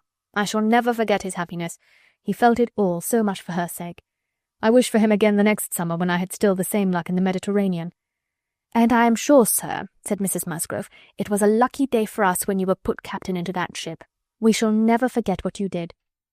Her feelings made her speak low, and Captain Wentworth, hearing only in part, and probably not having Dick Musgrove at all near his thoughts, looked rather in suspense, and as if waiting for more. "My brother," whispered one of the girls. "Mamma is thinking of poor Richard." "Poor dear fellow," continued Mrs. Musgrove. "He was grown so steady and such an excellent correspondent while he was under your care. Ah, it would have been a happy thing if he had never left you. I assure you, Captain Wentworth, we are very sorry he ever left you." There was a momentary expression in Captain Wentworth's face at this speech, a certain glance of his bright eye and curl of his handsome mouth, which convinced Anne that instead of sharing Mrs. Musgrove's kind wishes as to her son, he had probably been at some pains to get rid of him, but it was too transient an indulgence of self-amusement to be detected by any who understood him less than herself. In another moment he was perfectly collected and serious, and almost instantly afterwards coming up to the sofa on which she and Mrs. Musgrove were sitting, took a place by the latter, and entered into conversation with her in a low voice about her son, doing it with so much sympathy and natural grace as showed the kindest consideration for all that was real and unabsurd in her parents' feelings. They were actually on the same sofa, for Mrs. Musgrove had most readily made room for him. They were divided only by Mrs. Musgrove. It was no insignificant barrier indeed. Mrs. Musgrove was of a comfortable, substantial size, infinitely more fitted by nature to express good cheer and good humour than tenderness and sentiment. And while her agitations of Anne's slender form and pensive face may be considered as very completely screened, Captain Wentworth should be allowed some credit for the self-command with which he attended to her large, fat sighings over the destiny of a son, whom alive nobody had cared for. Personal size and mental sorrow have certainly no necessary proportions. A large, bulky figure has as good a right to be in deep affliction as the most graceful set of limbs in the world. But fair or not fair, there are unbecoming conjunctions which reason will patronize in vain, which taste cannot tolerate, which ridicule will seize. The Admiral, After taking 2 or 3 refreshing turns about the room with his hands behind him, being called to order by his wife, now came up to Captain Wentworth, and without any observation of what he might be interrupting, thinking only of his own thoughts, began with, "If you had been a week later at Lisbon last spring, Frederick, you would have been asked to give a passage to Lady Mary Grierson and her daughters. Should I? I am glad I was not a week later, then." The Admiral abused him for his want of gallantry. He defended himself, though, professing that he would never willingly admit any ladies on board a ship of his, excepting for a ball or a visit which a few hours might comprehend. "But if I know myself," said he, "this is from no want of gallantry towards them. It is rather from feeling how impossible it is, with all one's efforts and all one's sacrifices, to make the accommodations on board such as women ought to have. There can be no want of gallantry, Admiral, in rating the claims of women to every personal comfort high, and this is what I do. I hate to hear of women on board, or to see them on board, and no ship under my command shall ever convey a family of ladies anywhere if I can help it." This brought his sister upon him. "Oh, Frederick, but I cannot believe it of you. All idle refinement. Women may be as comfortable on board as in the best house in England. I believe I have lived as much on board as most women, and I know nothing superior to the accommodations of a man-of-war. I declare I have not a comfort or an indulgence about me even at Kellynch Hall," with a kind bow to Anne, "beyond what I always had in most of the ships I have lived in, and they have been 5 altogether." "Nothing to the purpose," replied her brother. "You were living with your husband, and you were the only woman on board. But you yourself brought Mrs. Harville, her sister, her cousin, and 3 children round from Portsmouth to Plymouth. Where was this superfine, extraordinary sort of gallantry of yours then? All merged in my friendship, Sophia. I would assist any brother officer's wife that I could, and I would bring anything of Harville's from the end of the world if he wanted it. But do not imagine that I did not feel it an evil in itself. Depend upon it, they were all perfectly comfortable. I might not like them the better for that, perhaps. Such a number of women and children have no right to be comfortable on board." "My dear Frederick, you are talking quite idly. Pray, what would become of us poor sailors' wives, who often want to be conveyed to one port or another after our husbands, if everybody had your feelings? My feelings, you see, did not prevent my taking Mrs. Harville and all her family to Plymouth. But I hate to hear you talking so like a fine gentleman, and as if women were all fine ladies instead of rational creatures. We none of us expect to be in smooth water all our days." "Ah, my dear," said the Admiral, "when he had got a wife he will sing a different tune. When he is married, if we have the good luck to live to another war, we shall see him do as you and I and a great many others have done. We shall have him very thankful to anybody that will bring him his wife." "Ay, that we shall." "Now I have done," cried Captain Wentworth. "When once married people begin to attack me with, 'Oh, you will think very differently when you are married,' I can only say, 'No, I shall not,' and they say again, 'Yes, you will,' and there is an end of it." He got up and moved away. "What a great traveller you must have been, ma'am," said Mrs. Musgrove to Mrs. Croft. "Pretty well, ma'am, in the 15 years of my marriage, though many women have done more. I have crossed the Atlantic 4 times, and have been once to the East Indies and back again, and only once, besides being in different places about home, Cork and Lisbon and Gibraltar. But I never went beyond the Straits, and never was in the West Indies. We do not call Bermuda or Bahama, you know, the West Indies." Mrs. Musgrove had not a word to say in dissent. She could not accuse herself of ever having called them anything in the whole course of her life. "And I do assure you, ma'am," pursued Mrs. Croft, "that nothing can exceed the accommodations of a man-of-war. I speak, you know, of the higher rates. When you come to a frigate, of course, you are more confined, though any reasonable woman may be perfectly happy in one of them, and I can safely say that the happiest part of my life has been spent on board a ship. While we were together, you know, there was nothing to be feared. Thank God I have always been blessed with excellent health, and no climate disagrees with me. A little disordered always the first 24 hours of going to sea, but never knew what sickness was afterwards. The only time I ever really suffered in body or mind, the only time I ever fancied myself unwell, or had any ideas of danger, was the winter that I passed by myself at Deal, when the Admiral, Captain Croft then, was in the North Seas.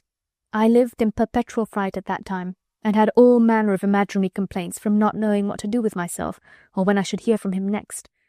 But as long as we could be together, nothing ever ailed me, and I never met with the smallest inconvenience." "Ay, to be sure. Yes, indeed. Oh, yes, I am quite of your opinion, Mrs. Croft," was Mrs. Musgrove's hearty answer.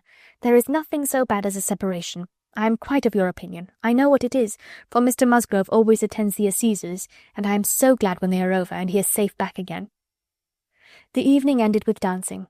On its being proposed, Anne offered her services as usual, and though her eyes would sometimes fill with tears as she sat at the instrument, she was extremely glad to be employed, and desired nothing in return but to be unobserved. It was a merry, joyous party, and no one seemed in higher spirits than Captain Wentworth. She felt that he had everything to elevate him which general attention and deference, and especially the attention of all the young women, could do. The Miss Hayters, the females of the family of cousins already mentioned, were apparently admitted to the honour of being in love with him, and as for Henrietta and Louisa, they both seemed so entirely occupied by him that nothing but the continued appearance of the most perfect goodwill between themselves could have made it credible that they were not decided rivals. If he were a little spoilt by such universal, such eager admiration, who could wonder? These were some of the thoughts which occupied Anne, while her fingers were mechanically at work, proceeding for half an hour together, equally without error and without consciousness. Once she felt that he was looking at herself, observing her altered features, perhaps, trying to trace in them the ruins of the face which had once charmed him. And once she knew that he must have spoken of her. She was hardly aware of it till she heard the answer, but then she was sure of his having asked his partner whether Miss Elliot never danced. The answer was, "Oh, no, never. She has quite given up dancing. She'd rather play. She is never tired of playing." Once, too, he spoke to her. She had left the instrument on the dancing being over, and he had sat down to try to make out an air which he wished to give the Miss Musgroves an idea of. Unintentionally, she returned to that part of the room. He saw her, and instantly rising, said with studied politeness, "I beg your pardon, madam, this is your seat." And though she immediately drew back with a decided negative, he was not to be induced to sit down again. Anne did not wish for more of such looks and speeches. His cold politeness, his ceremonious grace were worse than anything. Chapter 9. Captain Wentworth was to come to Kellynch as to a home, to stay as long as he liked, being as thoroughly the object of the Admiral's fraternal kindness as of his wife's. He had intended, on first arriving, to proceed very soon into Shropshire and visit the brother settled in that country, but the attractions of Uppercross induced him to put this off. There was so much of friendliness and of flattery and of everything most bewitching in his reception there. The old were so hospitable, the young so agreeable, but he could not but resolve to remain where he was and take all the charms and perfections of Edward's wife upon credit a little longer. It was soon Uppercross with him almost every day. The Musgroves could hardly be more ready to invite than he to come, particularly in the morning, when he had no companion at home, for the Admiral and Mrs. Croft were generally out of doors together, interesting themselves in their new possessions, their grass and their sheep, and dawdling about in a way not endurable to a third person, or driving out in a gig lately added to their establishment. Hitherto there had been but one opinion of Captain Wentworth among the Musgroves and their dependencies. It was unvarying, warm admiration everywhere. But this intimate footing was not more than established when a certain Charles Hayter returned among them, to be a good deal disturbed by it, and to think Captain Wentworth very much in the way. Charles Hayter was the eldest of all the cousins, and a very amiable, pleasing young man, between whom and Henrietta there had been a considerable appearance of attachment previous to Captain Wentworth's introduction. He was in orders, and having a curacy in the neighbourhood, where residence was not required, lived at his father's house, only 2 miles from Uppercross.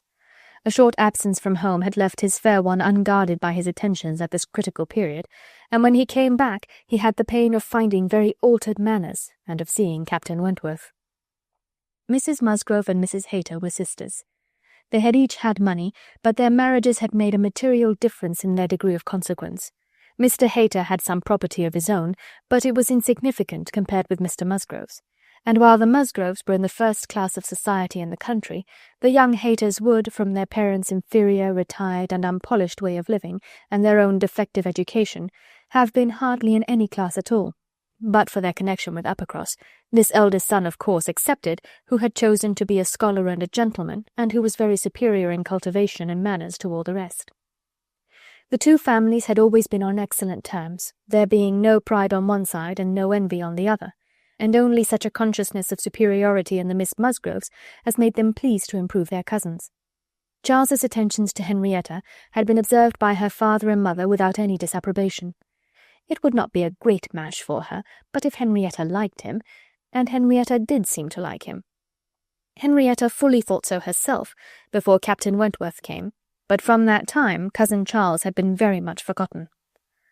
Which of the two sisters was preferred by Captain Wentworth was as yet quite doubtful, as far as Anne's observation reached. Henrietta was perhaps the prettiest, Louisa had the higher spirits, and she knew not now whether the more gentle or the more lively character were most likely to attract him. Mr. and Mrs. Musgrove, either from seeing little or from an entire confidence in the discretion of both their daughters and of all the young men who came near them, seemed to leave everything to take its chance. There was not the smallest appearance of solicitude or remark about them in the mansion house, but it was different at the cottage. The young couple there were more disposed to speculate and wonder, and Captain Wentworth had not been above 4 or 5 times in the Miss Musgroves' company, and Charles Hayter had but just reappeared, when Anne had to listen to the opinions of her brother and sister as to which was the one liked best. Charles gave it for Louisa, Mary for Henrietta, but quite agreeing that to have him marry either could be extremely delightful. Charles had never seen a pleasanter man in his life, and from what he had once heard Captain Wentworth himself say, was very sure that he had not made less than £20,000 by the war.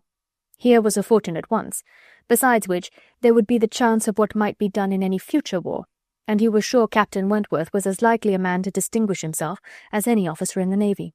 Oh, it would be a capital match for either of his sisters. "Upon my word it would," replied Mary. "Dear me, if he should rise to any very great honours, if he should ever be made a baronet, Lady Wentworth sounds very well. That would be a noble thing indeed for Henrietta. She would take place of me then, and Henrietta would not dislike that. Sir Frederick and Lady Wentworth. It would be but a new creation, however, and I never think much of your new creations." It suited Mary best to think Henrietta the one preferred, on the very account of Charles Hayter, whose pretensions she wished to see put an end to. She looked down very decidedly upon the Hayters, and thought it would be quite a misfortune to have the existing connection between the families renewed, very sad for herself and her children.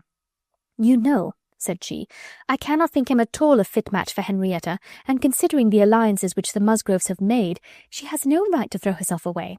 I do not think any young woman has a right to make a choice that may be disagreeable and inconvenient to the principal part of her family, and be giving bad connections to those who have not been used to them. And pray who is Charles Hayter? Nothing but a country curate, a most improper match for Miss Musgrove of Uppercross." Her husband, however, would not agree with her here, for besides having a regard for his cousin, Charles Hayter was an eldest son, and he saw things as an eldest son himself. "Now you are talking nonsense, Mary," was therefore his answer. "It would not be a great match for Henrietta, but Charles has a very fair chance through the Spicers of getting something from the bishop in the course of a year or two, and you will please to remember that he is the eldest son. Whenever my uncle dies, he steps into very pretty property. The estate at Winthrop is not less than 250 acres, besides the farm near Taunton, which is some of the best land in the country.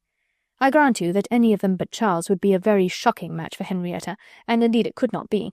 He is the only one that could be possible, but he is a very good-natured, good sort of a fellow, and whenever Winthrop comes into his hands, he will make a different sort of place of it, and live in a very different sort of way, and with that property he will never be a contemptible man, good freehold property. No, Henrietta might do worse than marry Charles Hayter, and if she has him and Louisa can get Captain Wentworth, I shall be very well satisfied."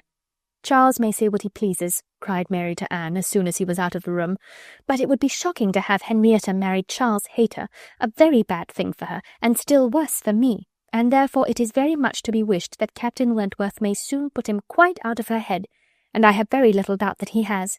She took hardly any notice of Charles Hayter yesterday. I wish you had been there to see her behaviour. And as to Captain Wentworth's liking Louisa as well as Henrietta, it is nonsense to say so, for he certainly does like Henrietta a great deal the best. But Charles is so positive. I wish you had been with us yesterday, for then you might have decided between us. And I am sure you would have thought as I did, unless you had been determined to give it against me." A dinner at Mr. Musgrove's had been the occasion when all these things should have been seen by Anne, but she had stayed at home under the mixed plea of a headache of her own and some return of indisposition in little Charles. She had thought only of avoiding Captain Wentworth, but an escape from being appealed to as an umpire was now added to the advantages of a quiet evening. As to Captain Wentworth's views, she deemed it of more consequence that he should know his own mind early enough not to be endangering the happiness of either sister or impeaching his own honour, than that he should prefer Henrietta to Louisa or Louisa to Henrietta. Either of them would, in all probability, make him an affectionate, good-humoured wife. With regard to Charles Hayter, she had delicacy which must be pained by any lightness of conduct in a well-meaning young woman, and a heart to sympathize in any of the sufferings it occasioned. But if Henrietta found herself mistaken in the nature of her feelings, the alternation could not be understood too soon. Charles Hayter had met with much to disquiet and mortify him in his cousin's behaviour. She had too old a regard for him to be so wholly estranged as might in 2 meetings extinguish every past hope, and leave him nothing to do but to keep away from Uppercross. But there was such a change as became very alarming when such a man as Captain Wentworth was to be regarded as the probable cause. He had been absent only 2 Sundays, and when they parted had left her interested, even to the height of his wishes, in his prospect of soon quitting his present curacy and obtaining that of Uppercross instead. It had then seemed the object nearest her heart that Dr. Shirley, the rector, who for more than 40 years had been zealously discharging all the duties of his office, but was now growing too infirm for many of them, should be quite fixed on engaging a curate, should make his curacy quite as good as he could afford, and should give Charles Hayter the promise of it. The advantage of his having come only to Uppercross instead of going 6 miles another way, of his having in every respect a better curacy, of his belonging to their dear Dr. Shirley, and of dear good Dr. Shirley's being relieved from the duty which he could no longer get through without most injurious fatigue, had been a great deal, even to Louisa, but had been almost everything to Henrietta. When he came back, alas, the zeal of the business was gone by. Louisa could not listen at all to his account of a conversation which he had just held with Dr. Shirley. She was at a window, looking out for Captain Wentworth, and even Henrietta had at best only a divided attention to give, and seemed to have forgotten all the former doubt and solicitude of the negotiation. "Well, I am very glad indeed, but I always thought you would have it. I always thought you sure. It did not appear to me that, in short, you know Dr. Shirley must have a curate, and you had secured his promise. Is he coming, Louisa?"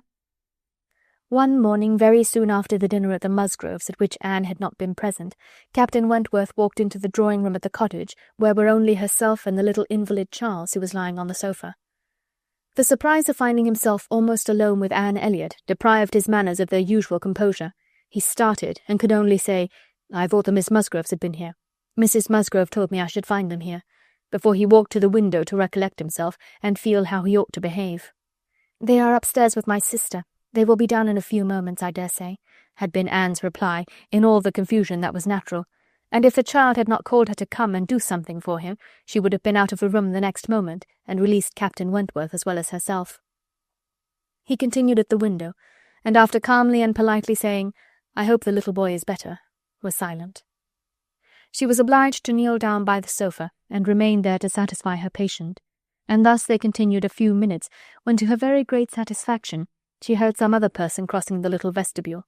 She hoped, on turning her head, to see the master of the house, but it proved to be one much less calculated for making matters easy, Charles Hayter, probably not at all better pleased by the sight of Captain Wentworth than Captain Wentworth had been by the sight of Anne.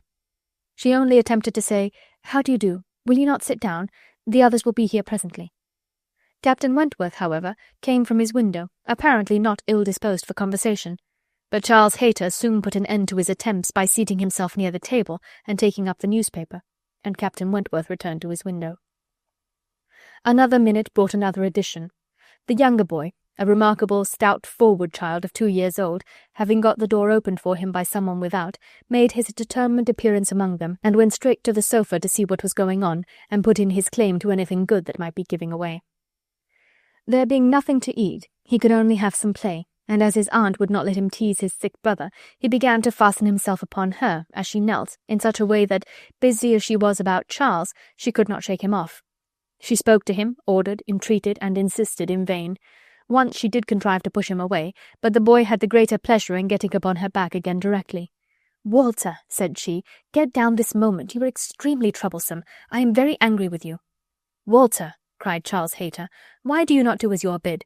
Do not you hear your aunt speak? Come to me, Walter. Come to cousin Charles." But not a bit did Walter stir. In another moment, however, she found herself in the state of being released from him. Someone was taking him from her, though he had bent down her head so much that his little sturdy hands were unfastened from around her neck, and he was resolutely borne away before she knew that Captain Wentworth had done it.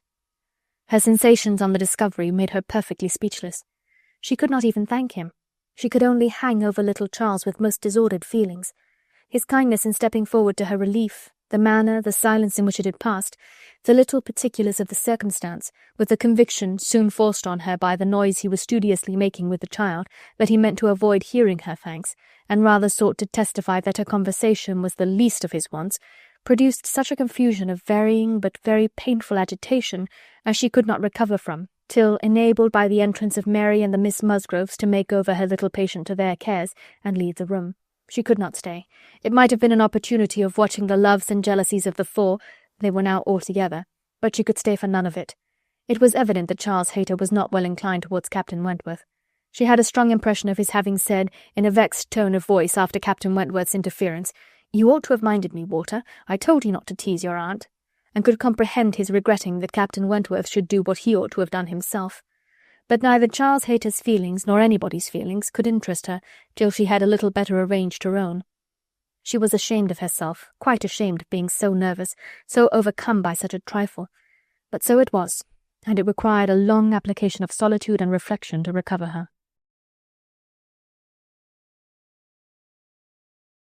Chapter 10. Other opportunities of making her observations could not fail to occur. Anne had soon been in company with all the four together often enough to have an opinion, though too wise to acknowledge as much at home, where she knew it would have satisfied neither husband nor wife. For while she considered Louisa to be rather the favourite, she could not but think, as far as she might dare to judge from memory and experience, that Captain Wentworth was not in love with either. They were more in love with him, yet there it was not love. It was a little fever of admiration, but it might, probably must, end in love with some. Charles Hayter seemed aware of being slighted, and yet Henrietta had sometimes the air of being divided between them. Anne longed for the power of representing to them all what they were about, and of pointing out some of the evils they were exposing themselves to. She did not attribute guile to any. It was the highest satisfaction to her to believe Captain Wentworth not in the least aware of the pain he was occasioning. There was no triumph, no pitiful triumph in his manner. He had probably never heard and never thought of any claims of Charles Hayter. He was only wrong in accepting the attentions, for accepting must be the word, of two young women at once. After a short struggle, however, Charles Hayter seemed to quit the field. 3 days had passed without his coming once to Uppercross, a most decided change. He had even refused one regular invitation to dinner, and having been found on the occasion by Mr. Musgrove with some large books before him, Mr. and Mrs. Musgrove were sure all could not be right, and talked, with grave faces, of his studying himself to death. It was Mary's hope and belief that he had received a positive dismissal from Henrietta, and her husband lived under the constant dependence of seeing him tomorrow. Anne could only feel that Charles Hayter was wise. One morning about this time, Charles Musgrove and Captain Wentworth being gone a-shooting together, as the sisters in the cottage were sitting quietly at work, they were visited at the window by the sisters from the mansion house. It was a very fine November day, and the Miss Musgroves came through the little grounds and stopped for no other purpose than to say that they were going to take a long walk, and therefore concluded Mary could not like to go with them. And when Mary immediately replied, with some jealousy at not being supposed a good walker, "Oh, yes, I should like to join you very much. I am very fond of a long walk," Anne felt persuaded by the looks of the two girls that it was precisely what they did not wish, and admired again the sort of necessity which the family habit seemed to produce of everything being to be communicated, and everything being to be done together, however undesired and inconvenient. She tried to dissuade Mary from going, but in vain, and that being the case, thought it best to accept the Miss Musgrove's much more cordial invitation to herself to go likewise, as she might be useful in turning back with her sister, and lessening the interference in any plan of their own. "I cannot imagine why they should suppose I should not like a long walk," said Mary as they went upstairs. "Everybody is always supposing that I am not a good walker, and yet they would not have been pleased if we had refused to join them. When people come in this manner on purpose to ask us, how can one say no?" Just as they were setting off, the gentlemen returned. They had taken out a young dog who had spoilt their sport, and sent them back early. Their time and strength and spirits were, therefore, exactly ready for this walk, and they entered into it with pleasure. Could Anne have foreseen such a junction, she would have stayed at home. But from some feelings of interest and curiosity, she fancied now that it was too late to retract, and the whole six set forward together in the direction chosen by the Miss Musgroves, who evidently considered the walkers under their guidance. Anne's object was not to be in the way of anybody, and where the narrow paths across the fields made any separations necessary, to keep with her brother and sister. Her pleasure in the walk must arise from the exercise and the day, From the view of the last smiles of the year upon the tawny leaves and withered hedges, and from repeating to herself some few of the 1,000 poetical descriptions extant of autumn, that season of peculiar and inexhaustible influence on the mind of taste and tenderness, that season which had drawn from every poet worthy of being read some attempt at description or some lines of feeling. She occupied her mind as much as possible in such like musings and quotations, but it was not possible that when within reach of Captain Wentworth's conversation with either of the Miss Musgroves she should not try to hear it. Yet she caught little very remarkable. It was mere lively chat, such as any young persons on an intimate footing might fall into. He was more engaged with Louisa than with Henrietta. Louisa certainly put more forward for his notice than her sister. This distinction appeared to increase, and there was one speech of Louisa's which struck her. After one of the many praises of the day which were continually bursting forth, Captain Wentworth added, "What glorious weather for the Admiral and my sister! They meant to take a long drive this morning. Perhaps we may hail them from some of these hills. They talked of coming into this side of the country. I wonder whereabouts they will upset to-day. Oh, it does happen very often, I assure you, but my sister makes nothing of it. She would as lieve be tossed out as not." "Ah, you make the most of it, I know," cried Louisa, "but if it were really so, I should do just the same in her place. If I loved a man as she loves the Admiral, I would always be with him, nothing should ever separate us, and I would rather be overturned by him than driven safely by anybody else." It was spoken with enthusiasm. "Had you?" cried he, catching the same tone. "I honour you." And there was silence between them for a little while. Anne could not immediately fall into a quotation again. The sweet scenes of autumn were for a while put by, unless some tender sonnet, fraught with the apt analogy of the declining year, with declining happiness, and the images of youth and hope and spring all gone together, blessed her memory. She roused herself to say, as they struck by order into another path, "Is not this one of the ways to Winthrop?" But nobody heard, or at least nobody answered her. Winthrop, however, or its environs, for young men are sometimes to be met with strolling about near home, was their destination, and after another half-mile of gradual ascent through large enclosures, where the ploughs at work and the fresh-made path spoke the farmer counteracting the sweets of poetical despondence, and meaning to have spring again, they gained the summit of the most considerable hill which parted Uppercross and Winthrop, and soon commanded a full view of the latter at the foot of the hill on the other side. Winthrop, without beauty and without dignity, was stretched before them in an indifferent house, standing low and hemmed in by the barns and buildings of a farmyard. Mary exclaimed, "Bless me, here is Winthrop! I declare I had no idea. Well now, I think we had better turn back. I am excessively tired." Henrietta, conscious and ashamed, and seeing no cousin Charles walking along any path or leaning against any gate, was ready to do as Mary wished. "But no," said Charles Musgrove.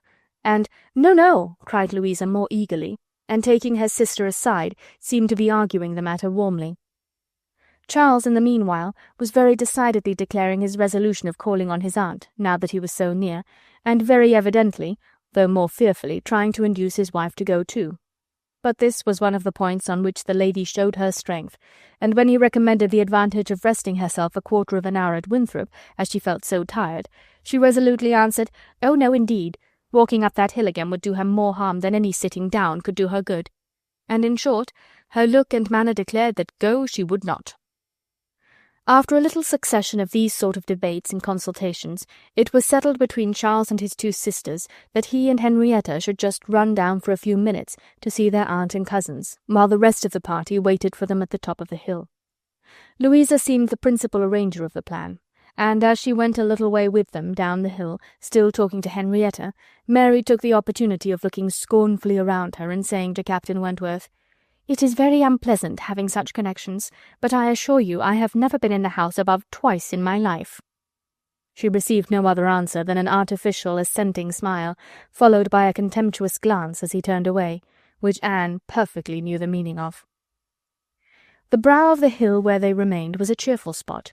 Louisa returned, and Mary, finding a comfortable seat for herself on the step of a stile, was very well satisfied so long as the others all stood about her.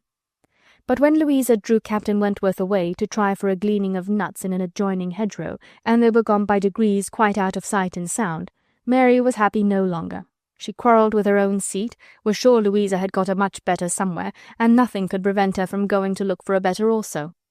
She turned through the same gate, but could not see them. Anne found a nice seat for her on a dry, sunny bank under the hedgerow, in which she had no doubt of their still being in some spot or other. Mary sat down for a moment, but it would not do. She was sure Louisa had found a better seat somewhere else, and she would go on till she overtook her. Anne, really tired herself, was glad to sit down, and she very soon heard Captain Wentworth and Louisa in the hedgerow behind her, as if making their way back along the rough, wild sort of channel down the centre. They were speaking as they drew near. Louisa's voice was the first distinguished. She seemed to be in the middle of some eager speech. What Anne first heard was, "And so I made her go. I could not bear that she should be frightened from the visit by such nonsense. What, would I be turned back from doing a thing that I had determined to do and that I knew to be right by the airs and interference of such a person, or of any person, I may say? No, I have no idea of being so easily persuaded. When I have made up my mind, I have made it, and Henrietta seemed entirely to have made up hers to call at Winthrop today, and yet she was as near giving it up out of nonsensical complaisance." "She would have turned back, then, but for you?" "She would indeed. I am almost ashamed to say it." "Happy for her to have such a mind as yours at hand. After the hints you gave just now, which did but confirm my own observations the last time I was in company with him, I need not affect to have no comprehension of what is going on. I see that more than a mere dutiful morning visit to your aunt was in question, and woe betide him, and her too, when it comes to things of consequence, when they are placed in circumstances requiring fortitude and strength of mind, if she have not resolution enough to resist idle interference in such a trifle as this. Your sister is an amiable creature, but yours is the character of decision and firmness, I see. If you value her conduct or happiness, infuse as much of your own spirit into her as you can. But this, no doubt, you have always been doing. It is the worst evil of too yielding and indecisive a character, that no influence over it can be depended on. You are never sure of a good impression being durable. Everybody may sway it. Let those who would be happy be firm. Here is a nut," said he, catching one down from an upper bough, to exemplify. "A beautiful glossy nut, which, blessed with original strength, has outlived all the storms of autumn. Not a puncture, not a weak spot anywhere. This nut," he continued with playful solemnity, "while so many of his brethren have fallen and been trodden under foot, is still in possession of all the happiness that a hazel-nut can be supposed capable of." Then returning to his former earnest tone, "My first wish, for all whom I am interested in, is that they should be firm. If Louisa Musgrove would be beautiful and happy in her November of life, she will cherish all her present powers of mind." He had done, and was unanswered. It would have surprised Anne if Louisa could have readily answered such a speech. Words of such interest, spoken with such serious warmth. She could imagine what Louisa was feeling. For herself, she feared to move, lest she should be seen. While she remained, a bush of low, rambling holly protected her, and they were moving on. Before they were beyond her hearing, however, Louisa spoke again. "Mary is good-natured enough in many respects," said she, "but she does sometimes provoke me excessively by her nonsense and pride, the Elliot pride. She has a great deal too much of the Elliot pride. We do so wish that Charles had married Anne instead. I suppose you know he wanted to marry Anne?" After a moment's pause, Captain Wentworth said, "Do you mean that she refused him?" "Oh, yes, certainly." "When did that happen?" "I do not exactly know, for Henrietta and I were at school at the time, but I believe about a year before he married Mary. I wish she had accepted him. We should all have liked her a great deal better, and papa and mamma always think it was her great friend Lady Russell's doing that she did not. They think Charles might not be learned and bookish enough to please Lady Russell, and that therefore she persuaded Anne to refuse him." The sounds were retreating, and Anne distinguished no more. Her own emotions still kept her fixed. She had much to recover from before she could move. The listener's proverbial fate was not absolutely hers. She had heard no evil of herself, but she had heard a great deal of very painful import. She saw how her own character was considered by Captain Wentworth, and there had been just that degree of feeling and curiosity about her in his manner which must give her extreme agitation. As soon as she could, she went after Mary, and having found and walked back with her to their former station by the stile, felt some comfort in their whole party being immediately afterwards collected and once more in motion together. Her spirits wanted the solitude and silence which only numbers could give. Charles and Henrietta returned, bringing, as may be conjectured, Charles Hayter with them. The minutiae of the business Anne could not attempt to understand. Even Captain Wentworth did not seem admitted to perfect confidence here, but that there had been a withdrawing on the gentleman's side and a relenting on the ladies', and that they were now very glad to be together again, did not admit a doubt. Henrietta looked a little ashamed, but very well pleased. Charles Hayter exceedingly happy, and they were devoted to each other almost from the first instant of their all setting forward for Uppercross. Everything now marked out Louisa for Captain Wentworth. Nothing could be plainer, and where many divisions were necessary, or even where they were not, they walked side by side nearly as much as the other two. In a long strip of meadowland, where there was ample space for all, they were thus divided, forming 3 distinct parties, and to that party of the 3 which boasted least animation and least complaisance Anne necessarily belonged. She joined Charles and Mary, and was tired enough to be very glad of Charles's other arm, but Charles, though in very good humour with her, was out of temper with his wife. Mary had shown herself disobliging to him, and was now to reap the consequence, which consequence was his dropping her arm almost every moment to cut off the heads of some nettles in the hedge with his switch. And when Mary began to complain of it, and lament herself being ill-used, according to custom, in being on the hedge-side, while Anne was never incommoded on the other, he dropped the arms of both, to hunt after a weasel which he had momentary glance of, and they could hardly get him along at all. This long meadow bordered a lane which their footpath at the end of it was to cross, and when the party had all reached the gate of exit, the carriage advancing in the same direction which had been some time heard, was just coming up, and proved to be Admiral Croft's gig. He and his wife had taken their intended drive, and were returning home. Upon hearing how long a walk the young people had engaged in, they kindly offered a seat to any lady who might be particularly tired. It would save her a full mile, and they were going through Uppercross. The invitation was general, and generally declined.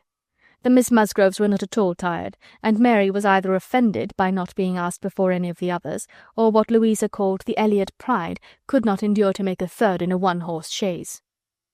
The walking party had crossed the lane and were surmounting an opposite stile, and the Admiral was putting his horse in motion again, when Captain Wentworth cleared the hedge in a moment to say something to his sister. This something might be guessed by its effects.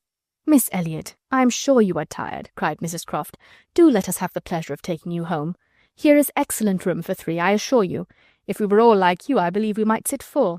You must, indeed you must." Anne was still in the lane, and though instinctively beginning to decline, she was not allowed to proceed. The Admiral's kind urgency came in support of his wife's. They would not be refused. They compressed themselves into the smallest possible space to leave her a corner, and Captain Wentworth, without saying a word, turned to her and quietly obliged her to be assisted into the carriage. Yes, he had done it. She was in the carriage, and felt that he had placed her there, that his will and his hands had done it, that she owed it to his perception of her fatigue and his resolution to give her rest. She was very much affected by the view of his disposition towards her which all these things made apparent. This little circumstance seemed the completion of all that had gone before. She understood him. He could not forgive her, but he could not be unfeeling. Though condemning her for the past, and considering it with high and unjust resentment, though perfectly careless of her, and though becoming attached to another, still he could not see her suffer without the desire of giving her relief. It was a remainder of former sentiment. It was an impulse of pure, though unacknowledged friendship. It was a proof of his own warm and amiable heart, which she could not contemplate without emotions so compounded of pleasure and pain that she knew not which prevailed. Her answers to the kindness and the remarks of her companions were at first unconsciously given. They had travelled half their way along the rough lane before she was quite awake to what they said. She then found them talking of Frederick. "He certainly means to have one or the other of those 2 girls, Sophie," said the Admiral, "but there is no saying which. He has been running after them too long enough, one would think, to make up his mind. Aye, this comes of the peace. If there were war now, he would have settled it long ago. We sailors, Miss Elliot, cannot afford to make long courtships in time of war. How many days was it, my dear, between the first time of my seeing you and our sitting down together in our lodgings at North Yarmouth?" "We had better not talk about it, my dear," replied Mrs. Croft pleasantly, "for if Miss Elliot were to hear how soon we came to an understanding, she would never be persuaded that we could be happy together. I had known you by character, however, long before. Well, and I had heard of you as a very pretty girl, and what were we to wait for besides? I do not like having such things so long in hand. I wish Frederick would spread a little more canvas, and bring us home one of these young ladies to Kellynch. Then there would always be company for them, and very nice young ladies they both are. I hardly know one from the other."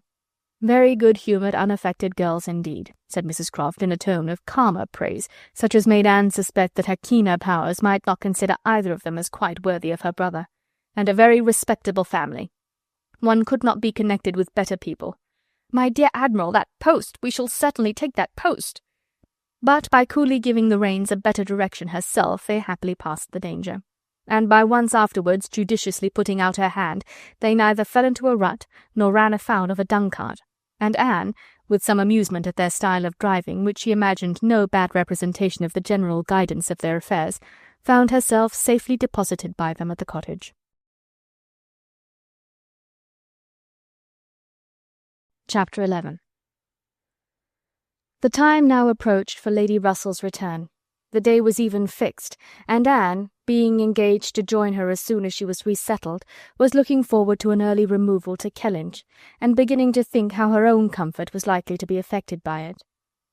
It would place her in the same village with Captain Wentworth, within half a mile of him. They would have to frequent the same church, and there must be intercourse between the two families. This was against her. But on the other hand, he spent so much of his time at Uppercross that in removing thence she might be considered rather as leaving him behind than as going towards him, and upon the whole she believed she must, on this interesting question, be the gainer, almost as certainly as in her change of domestic society in leaving poor Mary for Lady Russell. She wished it might be possible for her to avoid ever seeing Captain Wentworth at the Hall. Those rooms had witnessed former meetings which would be brought too painfully before her, but she was yet more anxious for the possibility of Lady Russell and Captain Wentworth never meeting anywhere. They did not like each other, and no renewal of acquaintance now could do any good, and were Lady Russell to see them together, she might think that he had too much self-possession, and she too little. These points formed her chief solicitude in anticipating her removal from Uppercross, where she felt she had been stationed quite long enough. Her usefulness to little Charles would always give some sweetness to the memory of her 2 months' visit there, but he was gaining strength apace, and she had nothing else to stay for. The conclusion of her visit, however, was diversified in a way which she had not at all imagined. Captain Wentworth, after being unseen and unheard of at Uppercross for 2 whole days, appeared again among them to justify himself by a relation of what had kept him away. A letter from his friend, Captain Harville, having found him out at last, had brought intelligence of Captain Harville's being settled with his family at Lyme for the winter, of their being, therefore, quite unknowingly, within 20 miles of each other. Captain Harville had never been in good health since a severe wound which he received 2 years before, and Captain Wentworth's anxiety to see him had determined him to go immediately to Lyme. He had been there for 24 hours. His acquittal was complete, his friendship warmly honoured, a lively interest excited for his friend, and his description of the fine country about Lyme so finely attended to by the party, that an earnest desire to see Lyme themselves and a project for going thither was the consequence. The young people were all wild to see Lyme. Captain Wentworth talked of going there again himself, and it was only 17 miles from Uppercross. Though November, the weather was by no means bad, and in short, Louisa, who was the most eager of the eager, having formed the resolution to go, and besides the pleasure of doing as she liked, being now armed with the idea of merit in maintaining her own way, bore down all the wishes of her father and mother for putting it off till summer, and to Lyme they were to go. Charles, Mary, Anne, Henrietta, Louisa, and Captain Wentworth. The first heedless scheme had been to go in the morning and return at night, but to this Mr. Musgrove, for the sake of his horses, would not consent, and when it came to be rationally considered, a day in the middle of November would not leave much time for seeing a new place, after deducting 7 hours, as the nature of the country required, for going and returning. They were, consequently, to stay the night there, and not to be expected back till the next day's dinner. This was felt to be a considerable amendment, and though they all met at the great house at rather an early breakfast hour, and set off very punctually, it was so much past noon before the 2 carriages, Mr. Musgrove's coach containing the 4 ladies, and Charles's curricle in which he drove Captain Wentworth, were descending the long hill into Lyme, and entering upon the still steeper street of the town itself, that it was very evident they would not have more than time for looking about them before the light and warmth of the day were gone. After securing accommodations and ordering a dinner at one of the inns, the next thing to be done was unquestionably to walk directly down to the sea. They were come too late in the year for any amusement or variety which Lyme, as a public place, might offer. The rooms were shut up, the lodgers almost all gone, scarcely any family but of the residents left, and, as there is nothing to admire in the buildings themselves, the remarkable situation of the town, the principal street almost hurrying into the water, the walk to the Cobb skirting round the pleasant little bay, which in the season is animated with bathing machines and company, the Cobb itself, its old wonders and new improvements, with the very beautiful line of cliffs stretching out to the east of the town, are what the stranger's eye will seek. And a very strange stranger it must be who does not see charms in the immediate environs of Lyme to make him wish to know it better.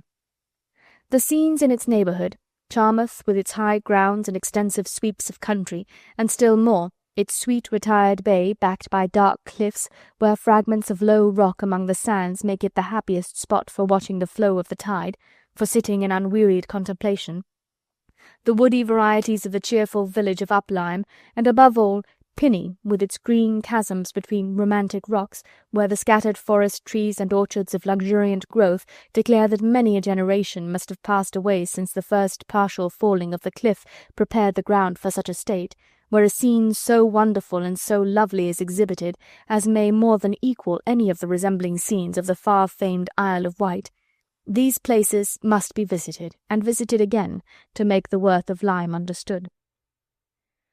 The party from Uppercross, passing down by the now deserted and melancholy-looking rooms, and still descending, soon found themselves on the seashore, and lingering only, as all must linger and gaze on a first return to the sea who ever deserved to look on it at all, proceeded towards the Cobb, equally their object in itself and on Captain Wentworth's account, for in a small house near the foot of an old pier of unknown date were the Harvilles settled.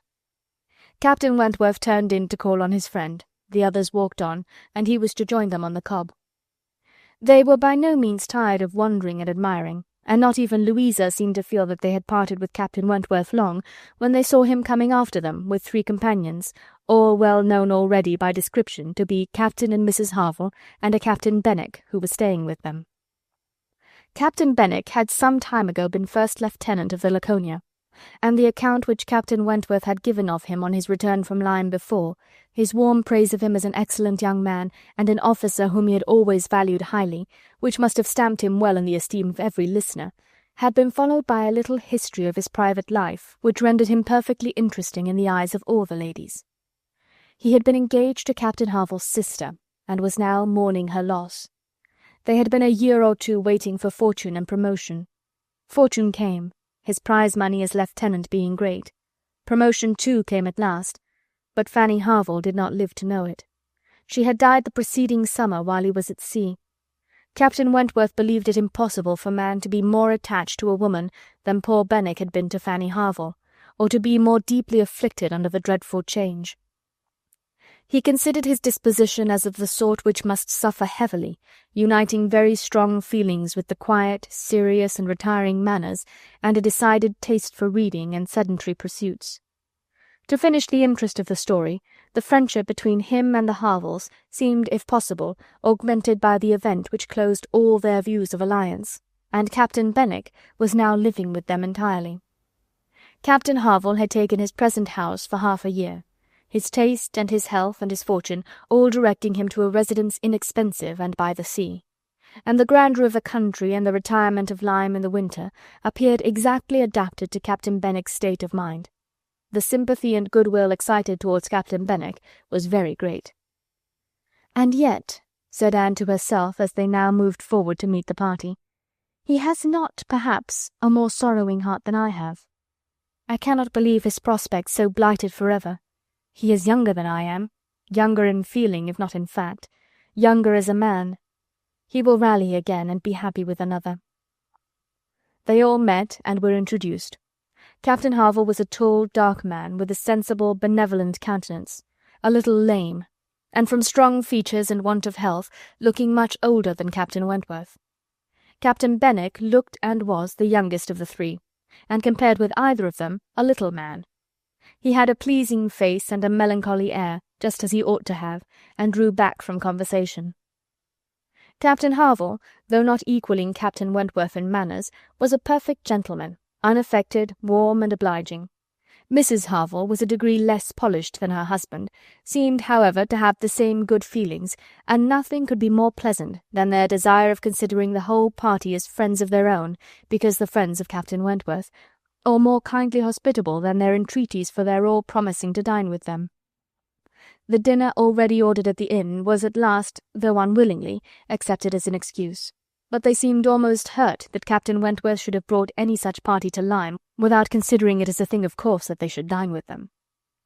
There was so much attachment to Captain Wentworth in all this, and such a bewitching charm in a degree of hospitality so uncommon, so unlike the usual style of give-and-take invitations and dinners of formality and display, that Anne felt her spirits not likely to be benefited by an increasing acquaintance among his brother officers. These would have been all my friends, was her thought, and she had to struggle against a great tendency to lowness. On quitting the Cobb, they all went indoors with their new friends, and found rooms so small as none but those who invite from the heart could think capable of accommodating so many. Anne had a moment's astonishment on the subject herself, but it was soon lost in the pleasanter feelings which sprang from the sight of all the ingenious contrivances and nice arrangements of Captain Harville to turn the actual space to the best account, to supply the deficiencies of lodging-house furniture, and defend the windows and doors against the winter storms to be expected. The varieties in the fitting up of the rooms, where the common necessaries provided by the owner, in the common indifferent plight, were contrasted with some few articles of a rare species of wood, excellently worked up, and with something curious and valuable from all the distant countries Captain Harville had visited, were more than amusing to Anne. Connected as it all was with his profession, the fruit of his labours, the effect of its influence on his habits, the picture of repose and domestic happiness it presented, made it to her a something more or less than gratification. Captain Harville was no reader, but he had contrived excellent accommodations, and fashioned very pretty shelves for a tolerable collection of well-bound volumes, the property of Captain Benwick. His lameness prevented him from taking much exercise, but a mind of usefulness and ingenuity seemed to furnish him with constant employment within. He drew, he varnished, he carpentered, he glued, he made toys for the children, he fashioned new netting needles and pins with improvements, and if everything else was done, sat down to his large fishing net at one corner of the room. Anne thought she left great happiness behind her when they quitted the house, and Louisa, by whom she found herself walking, burst forth into raptures of admiration and delight on the character of the navy, their friendliness, their brotherliness, their openness, their uprightness, protesting that she was convinced of sailors having more worth and warmth than any other set of men in England, that they only knew how to live, and they only deserved to be respected and loved. They went back to dress and dine, and so well had the scheme answered already that nothing was found amiss, though its being so entirely out of season, and the no thoroughfare of Lyme, and the no expectation of company, had brought many apologies from the heads of the inn. Anne found herself by this time growing so much more hardened to being in Captain Wentworth's company than she had at first imagined could ever be, that the sitting down to the same table with him now, and the interchange of the common civilities attending on it, they never got beyond, was become a mere nothing. The nights were too dark for the ladies to meet again till the morrow, but Captain Harville had promised them a visit in the evening, and he came, bringing his friend also, which was more than had been expected, it having been agreed that Captain Benwick had all the appearance of being oppressed by the presence of so many strangers. He ventured among them again, however, though his spirits certainly did not seem fit for the mirth of the party in general. While Captains Wentworth and Harville led the talk on one side of the room, and by recurring to former days supplied anecdotes in abundance to occupy and entertain the others, it fell to Anne's lot to be placed rather apart with Captain Benwick, and a very good impulse of her nature obliged her to begin an acquaintance with him. He was shy, and disposed to abstraction, but the engaging mildness of her countenance and gentleness of her manners soon had their effect, and Anne was well repaid with the first trouble of exertion. He was evidently a young man of considerable taste in reading, though principally in poetry, and besides the persuasion of having given him at least an evening's indulgence in the discussion of subjects which his usual companions had probably no concern in, she had the hope of being of real use to him in some suggestions as to the duty and benefit of struggling against affliction, which had naturally grown out of their conversation. For, though shy, he did not seem reserved. It had rather the appearance of feelings glad to burst their usual restraints. And having talked of poetry, the richness of the present age, and gone through a brief comparison of opinion as to the first-rate poets, trying to ascertain whether Marmion or Lady of the Lake were to be preferred, and how ranked the Giaour and the Bride of Abydos, and moreover, how the Giaour was to be pronounced, he showed himself so intimately acquainted with all the tenderest songs of the one poet, and all the impassioned descriptions of hopeless agony of the other. He repeated with such tremulous feeling the various lines which imaged a broken heart or a mind destroyed by wretchedness, and looked so entirely as if he meant to be understood, that she ventured to hope he did not always read only poetry, and to say that she thought it was the misfortune of poetry to be seldom safely enjoyed by those who enjoyed it completely, and that the strong feelings which alone could estimate it truly were the very feelings which ought to taste it but sparingly. His look showing him not pained, but pleased with this allusion to his situation, she was emboldened to go on, and feeling in herself the right of seniority of mind, she ventured to recommend a larger allowance of prose in his daily study, and on being requested to particularize, mentioned such works of our best moralists, such collections of the finest letters, such memoirs of characters of worth and suffering as occurred to her at the moment, as are calculated to rouse and fortify the mind by the highest precepts and the strongest examples of moral and religious endurances. Captain Benwick listened attentively, and seemed grateful for the interest implied, and, though with a shake of the head, and sighs which declared his little faith in the efficacy of any books on grief like his, noted down the names of those she recommended, and promised to procure and read them. When the evening was over, Anne could not but be amused at the idea of her coming to Lyme to preach patience and resignation to a young man whom she had never seen before, nor could she help fearing, on more serious reflection, that, like many other great moralists and preachers, she had been eloquent on a point in which her own conduct would ill bear examination. Chapter 12. Anne and Henrietta, finding themselves the earliest of the party the next morning, agreed to stroll down to the sea before breakfast. They went to the sands to watch the flowing of the tide, which a fine southeasterly breeze was bringing in with all the grandeur which so flat a shore admitted. They praised the morning, gloried in the sea, sympathized in the delight of the fresh-feeling breeze, and were silent, till Henrietta suddenly began again with, "Oh, yes, I am quite convinced that, with very few exceptions, the sea air always does good. There can be no doubt of its having been of the greatest service to Dr. Shirley after his illness last spring 12-month. He declares himself that coming to Lyme for a month did him more good than all the medicine he took, and that being by the sea always makes him feel young again. Now I cannot help thinking it a pity that he does not live entirely by the sea. I do think he had better leave Uppercross entirely and fix at Lyme. Do not you, Anne? Do not you agree with me that it is the best thing he could do both for himself and Mrs. Shirley? She has cousins here, you know, and many acquaintance, which would make it cheerful for her, and I am sure she would be glad to get to a place where she could have medical attendance at hand in case of his having another seizure. Indeed, I think it quite melancholy to have such excellent people as Dr. and Mrs. Shirley, who have been doing good all their lives, wearing out their last days in a place like Uppercross, where, excepting our family, they seem shut out from all the world. I wish his friends would propose it to him. I really think they ought. And as to procuring a dispensation, there could be no difficulty at his time of life and with his character. My only doubt is whether anything could persuade him to leave his parish. He is so very strict and scrupulous in his notions, over-scrupulous, I must say. Do not you think, Anne, it is being over-scrupulous? Do not you think it is quite a mistaken point of conscience when a clergyman sacrifices his health for the sake of duties which may be just as well performed by another person? And at Lyme, too, only 17 miles off, he would be near enough to hear if people thought there was anything to complain of." Anne smiled more than once to herself during this speech, and entered into the subject, as ready to do good by entering into the feelings of a young lady as of a young man, though here it was of a lower standard, for what could be offered but general acquiescence? She said all that was reasonable and proper on the business, felt the claims of Dr. Shirley to repose as she ought, saw how very desirable it was that he should have some active, respectable young man as a resident curate, and was even courteous enough to hint at the advantage of such resident curates being married. "I wish," said Henrietta, very well pleased with her companion. "I wish Lady Russell lived at Uppercross, and were intimate with Dr. Shirley. I have always heard of Lady Russell as a woman of the greatest influence with everybody. I always look upon her as able to persuade a person to anything.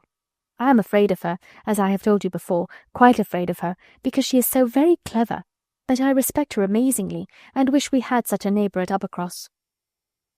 Anne was amused by Henrietta's manner of being grateful, and amused also that the course of events and the new interests of Henrietta's views should have placed her friend at all in favour with any of the Musgrove family. She had only time, however, for a general answer, and a wish that such another woman were at Uppercross, before all subjects suddenly ceased on seeing Louisa and Captain Wentworth coming towards them. They came also for a stroll till breakfast was likely to be ready, but Louisa, recollecting immediately afterwards that she had something to procure at a shop, invited them all to go back with her into the town. They were all at her disposal. When they came to the steps leading upwards from the beach, a gentleman at the same moment preparing to come down politely drew back and stopped to give them way. They ascended and passed him, and as they passed, Anne's face caught his eye, and he looked at her with a degree of earnest admiration which she could not be insensible of. She was looking remarkably well, her very regular, very pretty features having the bloom and freshness of youth restored by the fine wind which had been blowing on her complexion, and by the animation of eye which it had also produced. It was evident that the gentleman, completely a gentleman in manner, admired her exceedingly. Captain Wentworth looked round at her instantly in a way which showed his noticing of it. He gave her a momentary glance, a glance of brightness which seemed to say, "That man is struck with you, and even I at this moment see something like Anne Elliot again." After attending Louisa through her business, and loitering about a little longer, they returned to the inn, and Anne, in passing afterwards quickly from her own chamber to their dining-room, had nearly run against the very same gentleman as he came out of an adjoining apartment. She had before conjectured him to be a stranger like themselves, and determined that a well-looking groom, who was strolling about near the two inns as they came back, should be his servant. Both master and man being in mourning assisted the idea. It was now proved that he belonged to the same inn as themselves, and this second meeting, short as it was, also proved again by the gentleman's looks that he thought hers very lovely, and by the readiness and propriety of his apologies that he was a man of exceedingly good manners. He seemed about 30, and though not handsome, had an agreeable person. Anne felt that she should like to know who he was. They had nearly done breakfast when the sound of a carriage, almost the first they had heard since entering Lyme, drew half the party to the window. It was a gentleman's carriage, a curricle, but only coming round from the stable-yard to the front door. Somebody must be going away. It was driven by a servant in mourning. The word curricle made Charles Musgrove jump up that he might compare it with his own. The servant in mourning roused Anne's curiosity, and the whole 6 were collected to look by the time the owner of the curricle was to be seen issuing from the door, amidst the bows and civilities of the household, and taking his seat to drive off. "Ah!" cried Captain Wentworth instantly, and with half a glance at Anne. "It is the very man we passed." The Miss Musgroves agreed to it, and having all kindly watched him as far up the hill as they could, they returned to the breakfast-table. The waiter came into the room soon afterwards. "Pray," said Captain Wentworth immediately, "can you tell us the name of the gentleman who has just gone away?" "Yes, sir, a Mr. Elliot, a gentleman of large fortune, came in last night from Sidmouth. Dare say you heard the carriage, sir, while you were at dinner, and going on now for Crickherne in his way to Bath and London." "Elliot!" Many had looked on each other, and many had repeated the name before all this had been got through, even by the smart rapidity of a waiter. "Bless me!" cried Mary. "It must be our cousin. It must be our Mr. Elliot. It must indeed. Charles, Anne, must not it? In mourning, you see, just as our Mr. Elliot must be. How very extraordinary. In the very same inn with us. Anne, must not it be our Mr. Elliot, my father's next heir? Pray, sir," turning to the waiter, did not his servant say whether he belonged to the Kellynch family?"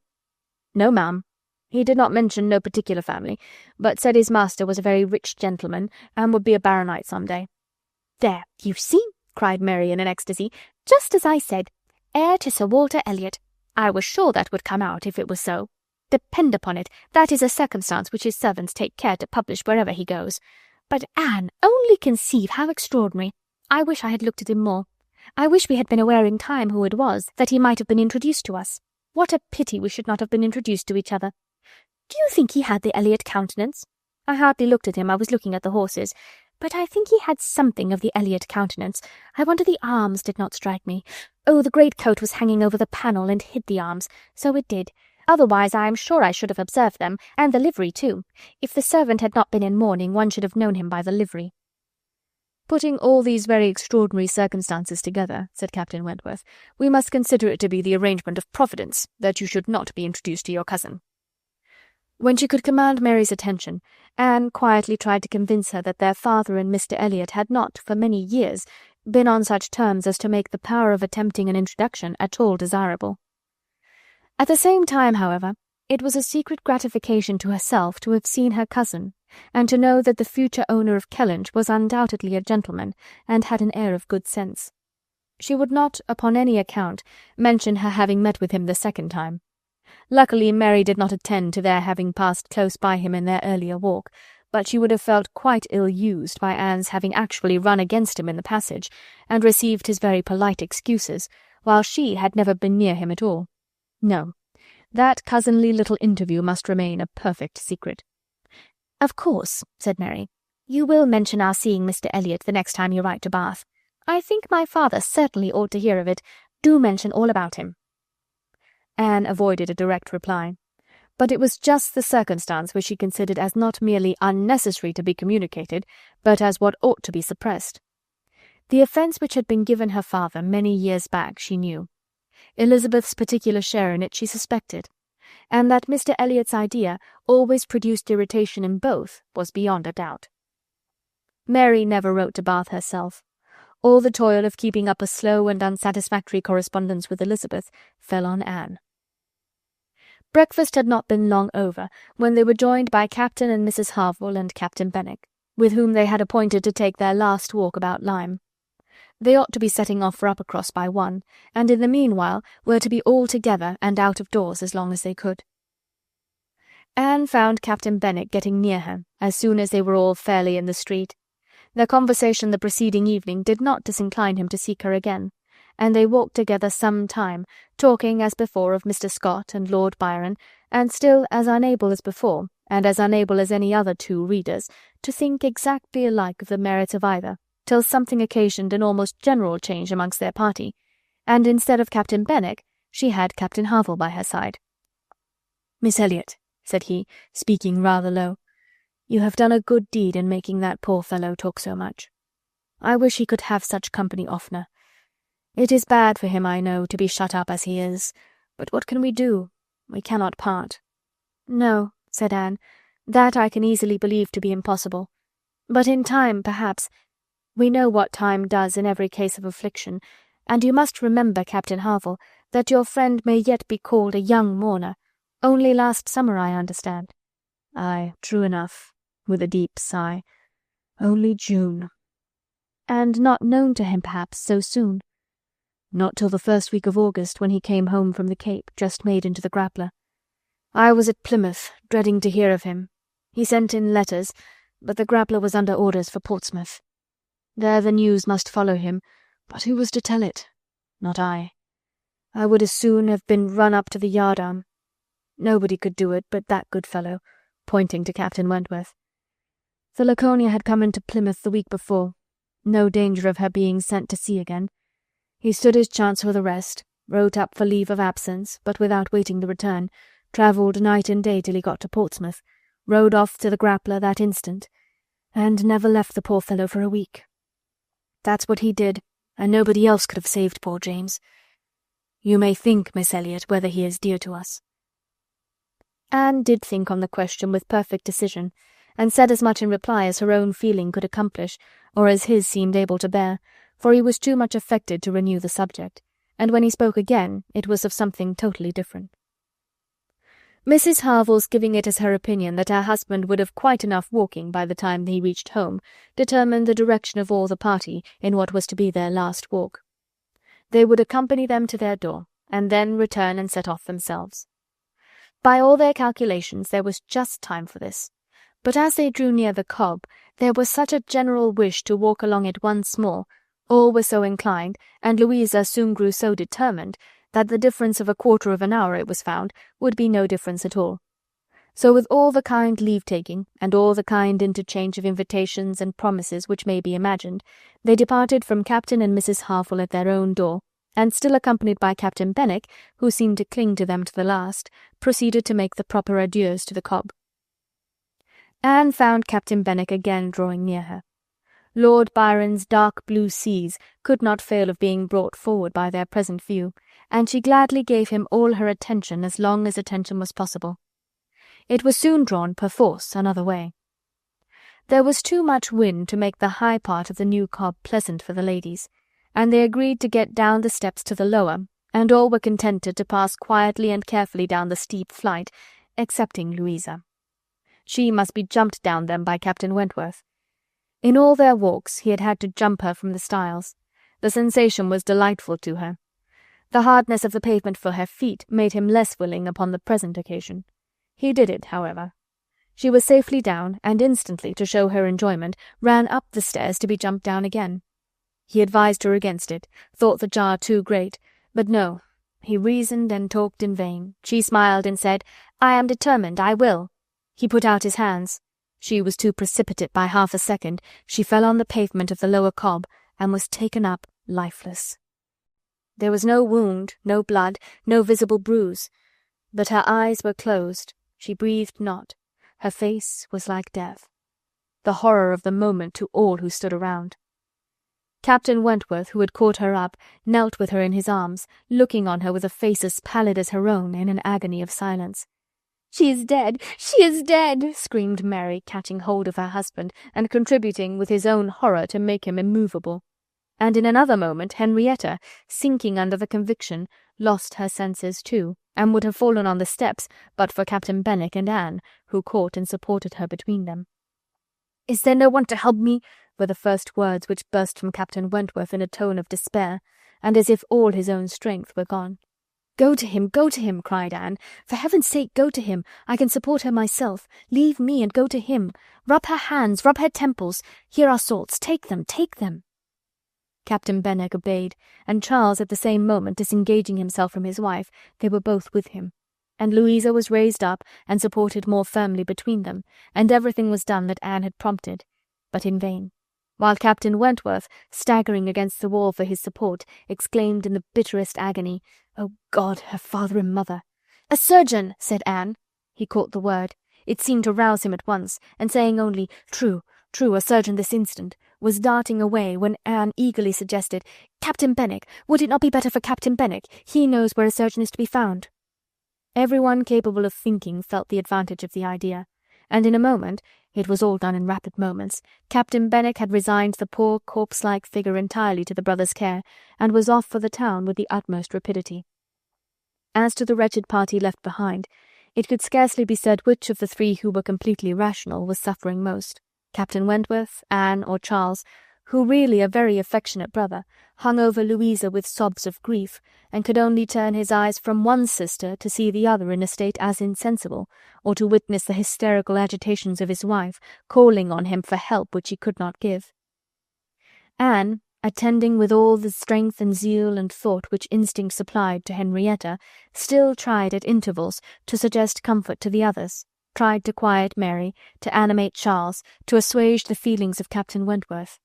Both seemed to look to her for directions. "Anne, Anne," cried Charles, "what is to be done next? What in heaven's name is to be done next?" Captain Wentworth's eyes were also turned towards her. "Had she not better be carried to the inn?" "Yes, I am sure. Carry her gently to the inn." "Yes, yes, to the inn," repeated Captain Wentworth, comparatively collected, and eager to be doing something. "I will carry her myself. Musgrove, take care of the others."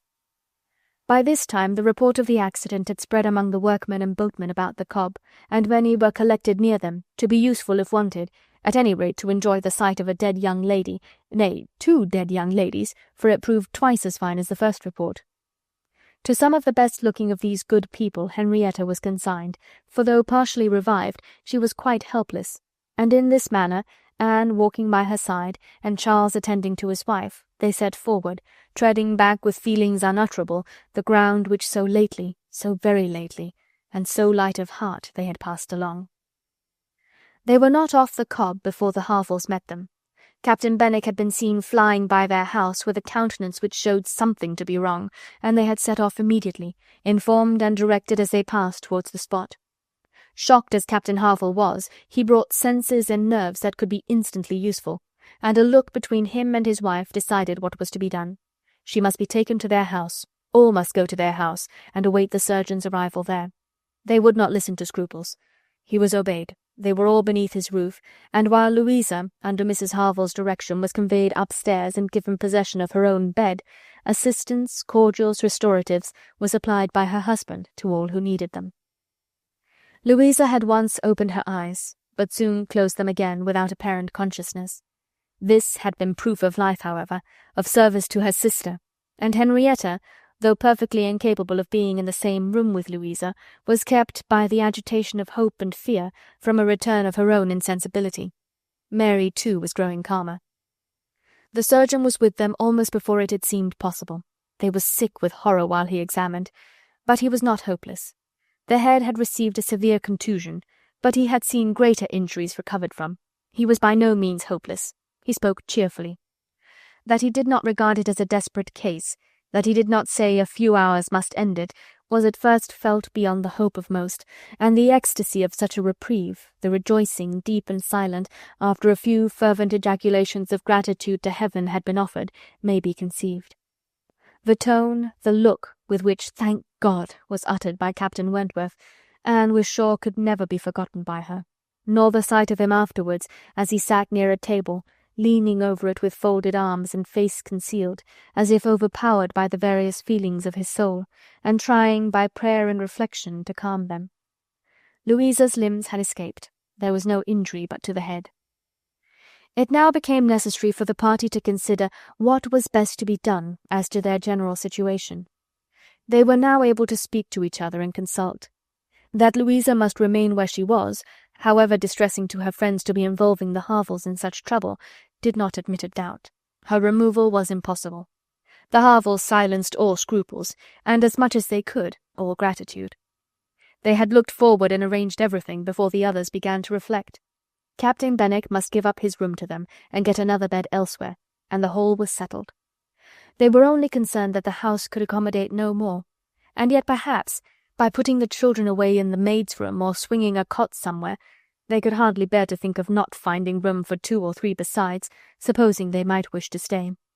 Though with regard to any attendance on Miss Musgrove, there need not be the least uneasiness in leaving her to Mrs. Harville's care entirely. Mrs. Harville was a very experienced nurse, and her nursery maid, who had lived with her long and gone about with her everywhere, was just such another.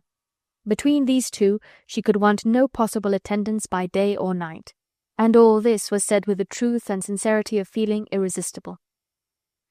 Charles, Henrietta, and Captain Wentworth were the 3 in consultation, and for a little while it was only an interchange of perplexity and terror. Uppercross, the necessity of someone's going to Uppercross, the news to be conveyed, how it could be broken to Mr. and Mrs. Musgrove, the lateness of the morning, an hour already gone since they ought to have been off, the impossibility of being in tolerable time. At first they were capable of nothing more to the purpose than such exclamations, but after a while Captain Wentworth, exerting himself, said, "We must be decided, and without the loss of another minute. Every minute is valuable. Someone must resolve on being off for Uppercross instantly. Musgrove, either you or I must go." Charles agreed, but declared his resolution of not going away. He would be as little encumbrance as possible to Captain and Mrs. Harville, but as to leaving his sister in such a state, he neither ought nor would. So far it was decided, and Henrietta at first declared the same. She, however, was soon persuaded to think differently. The usefulness of her staying, she who had not been able to remain in Louisa's room, or to look at her without sufferings which made her worse than helpless. She was forced to acknowledge that she could do no good, yet was still unwilling to be away, till, touched by the thought of her father and mother, she gave it up. She consented. She was anxious to be at home. The plan had reached this point when Anne, coming quietly down from Louisa's room, could not but hear what followed, for the parlour door was open. "Then it is settled, Musgrove," cried Captain Wentworth, "that you stay and that I take your sister home. But as to the rest, as to the others, if one stays to assist Mrs. Harville, I think it need be only one. Mrs. Charles Musgrove will, of course, wish to get back to her children, but if Anne will stay, no one so proper, so capable as Anne." She paused a moment to recover from the emotion of hearing herself so spoken of. The other two warmly agreed with what he said, and she then appeared. "You will stay, I am sure. You will stay and nurse her," cried he, turning to her and speaking with a glow, and yet a gentleness which seemed almost restoring the past. She coloured deeply, and he recollected himself and moved away.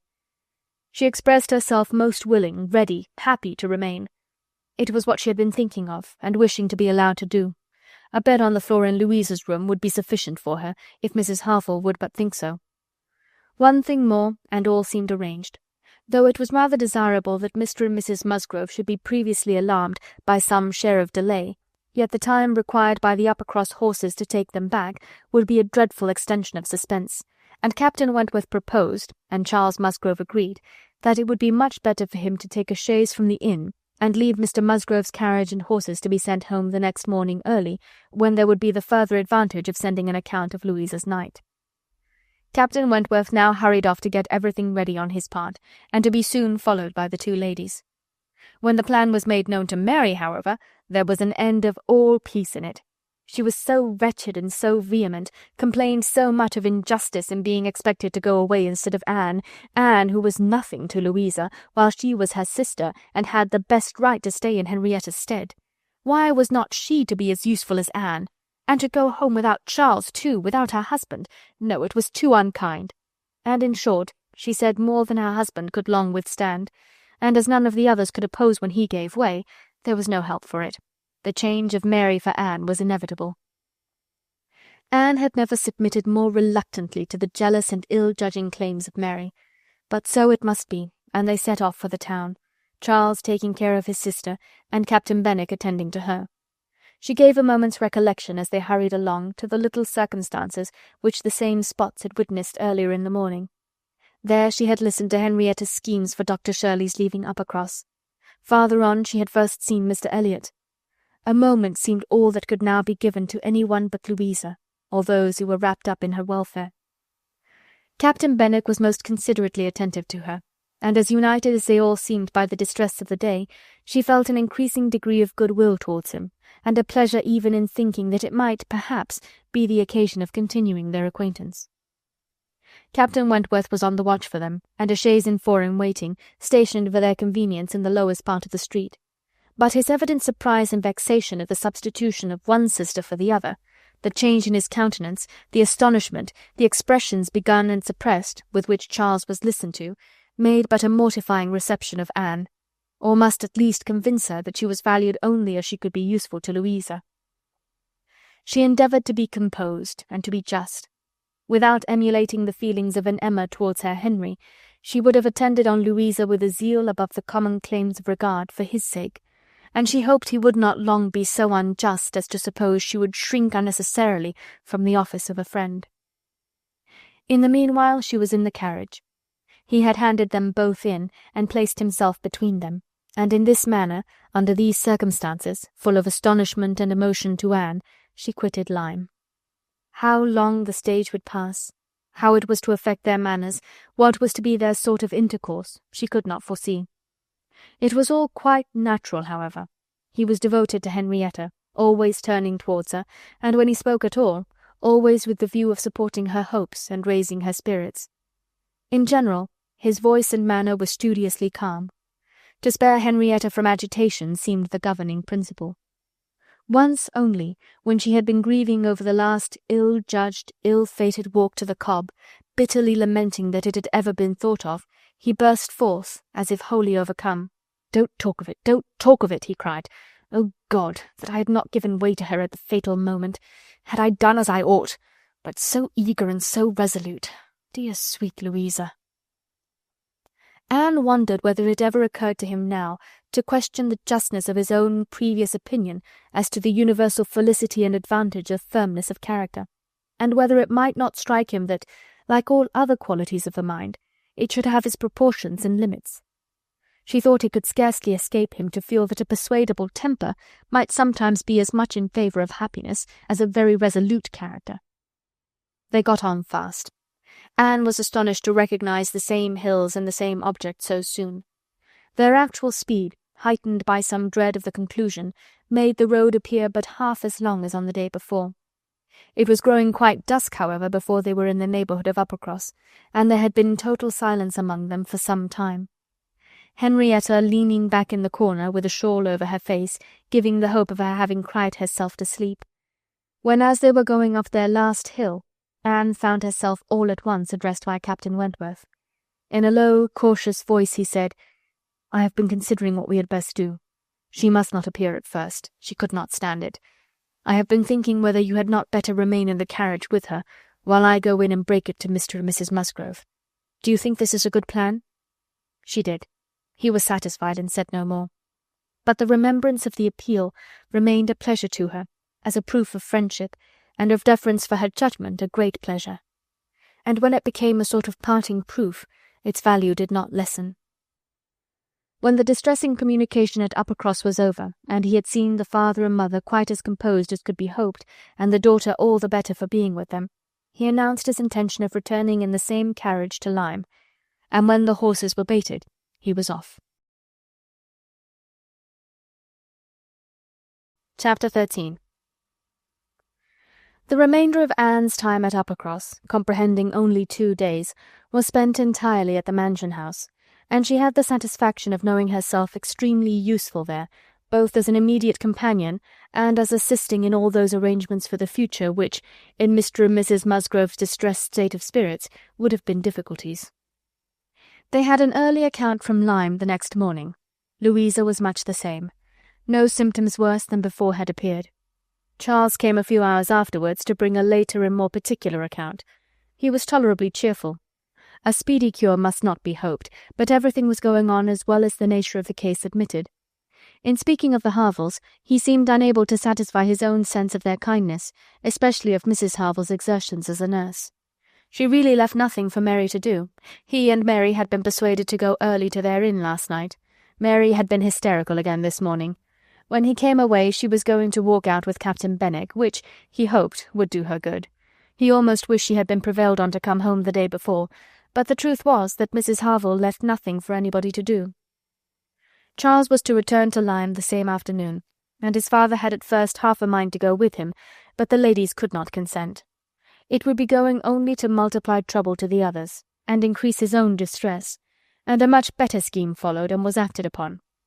A chaise was sent for from Crickherne, and Charles conveyed back a far more useful person in the old nursery-maid of the family, one who, having brought up all the children, and seen the very last, the lingering and long-petted Master Harry sent to school after his brothers, was now living in her deserted nursery to mend stockings and dress all the blains and bruises she could get near her, and who, consequently, was only too happy in being allowed to go and help nurse dear Miss Louisa.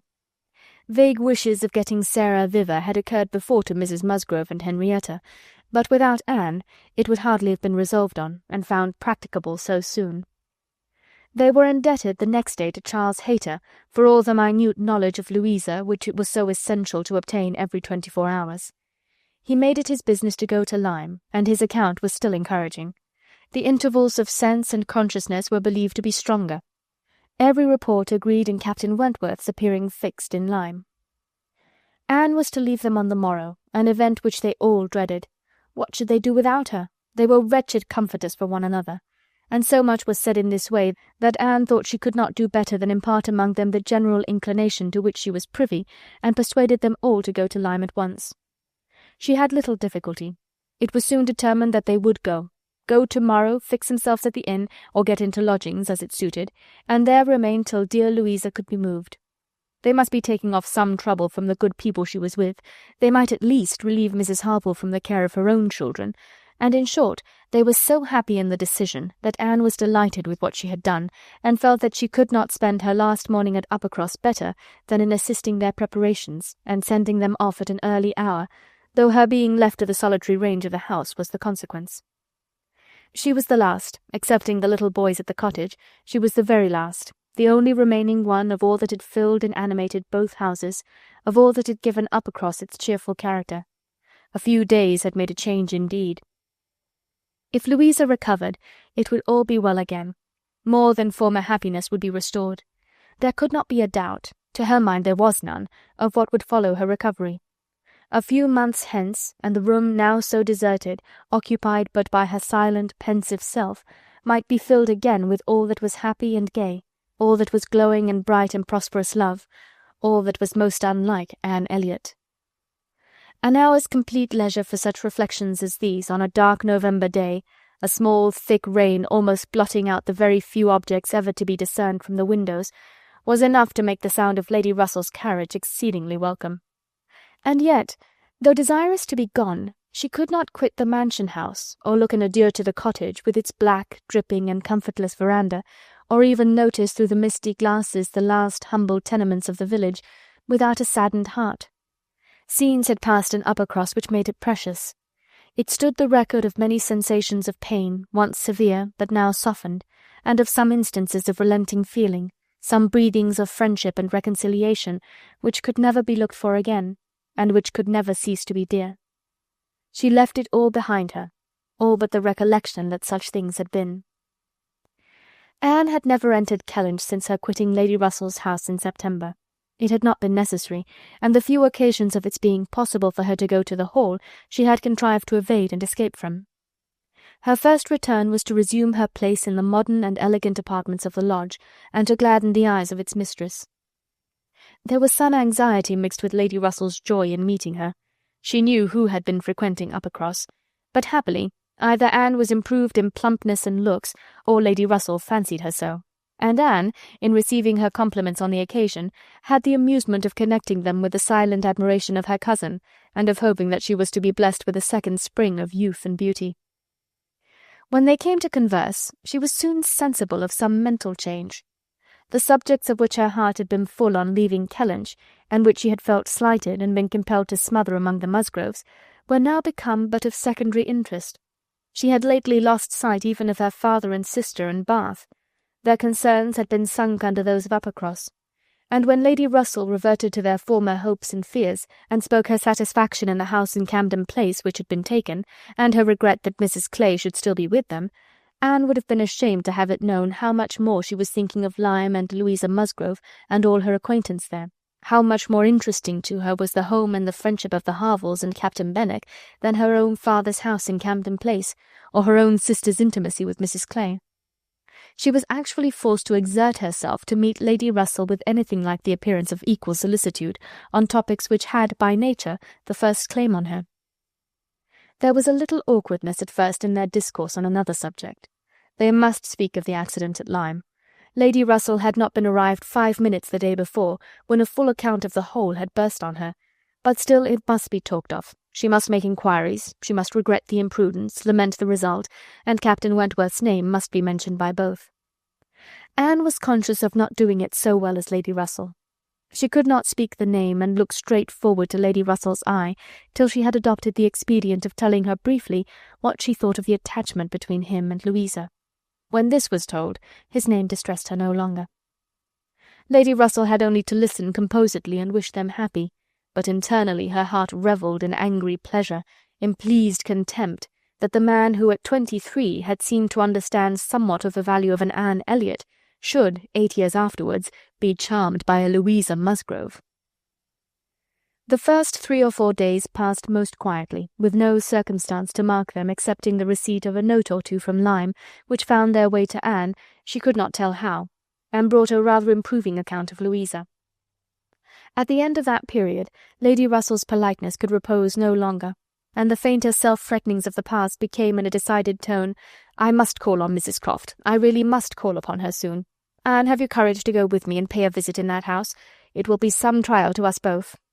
Anne did not shrink from it. On the contrary, she truly felt as she said, in observing, "I think you are very likely to suffer the most of the two. Your feelings are less reconciled to the change than mine. By remaining in the neighbourhood, I am become inured to it."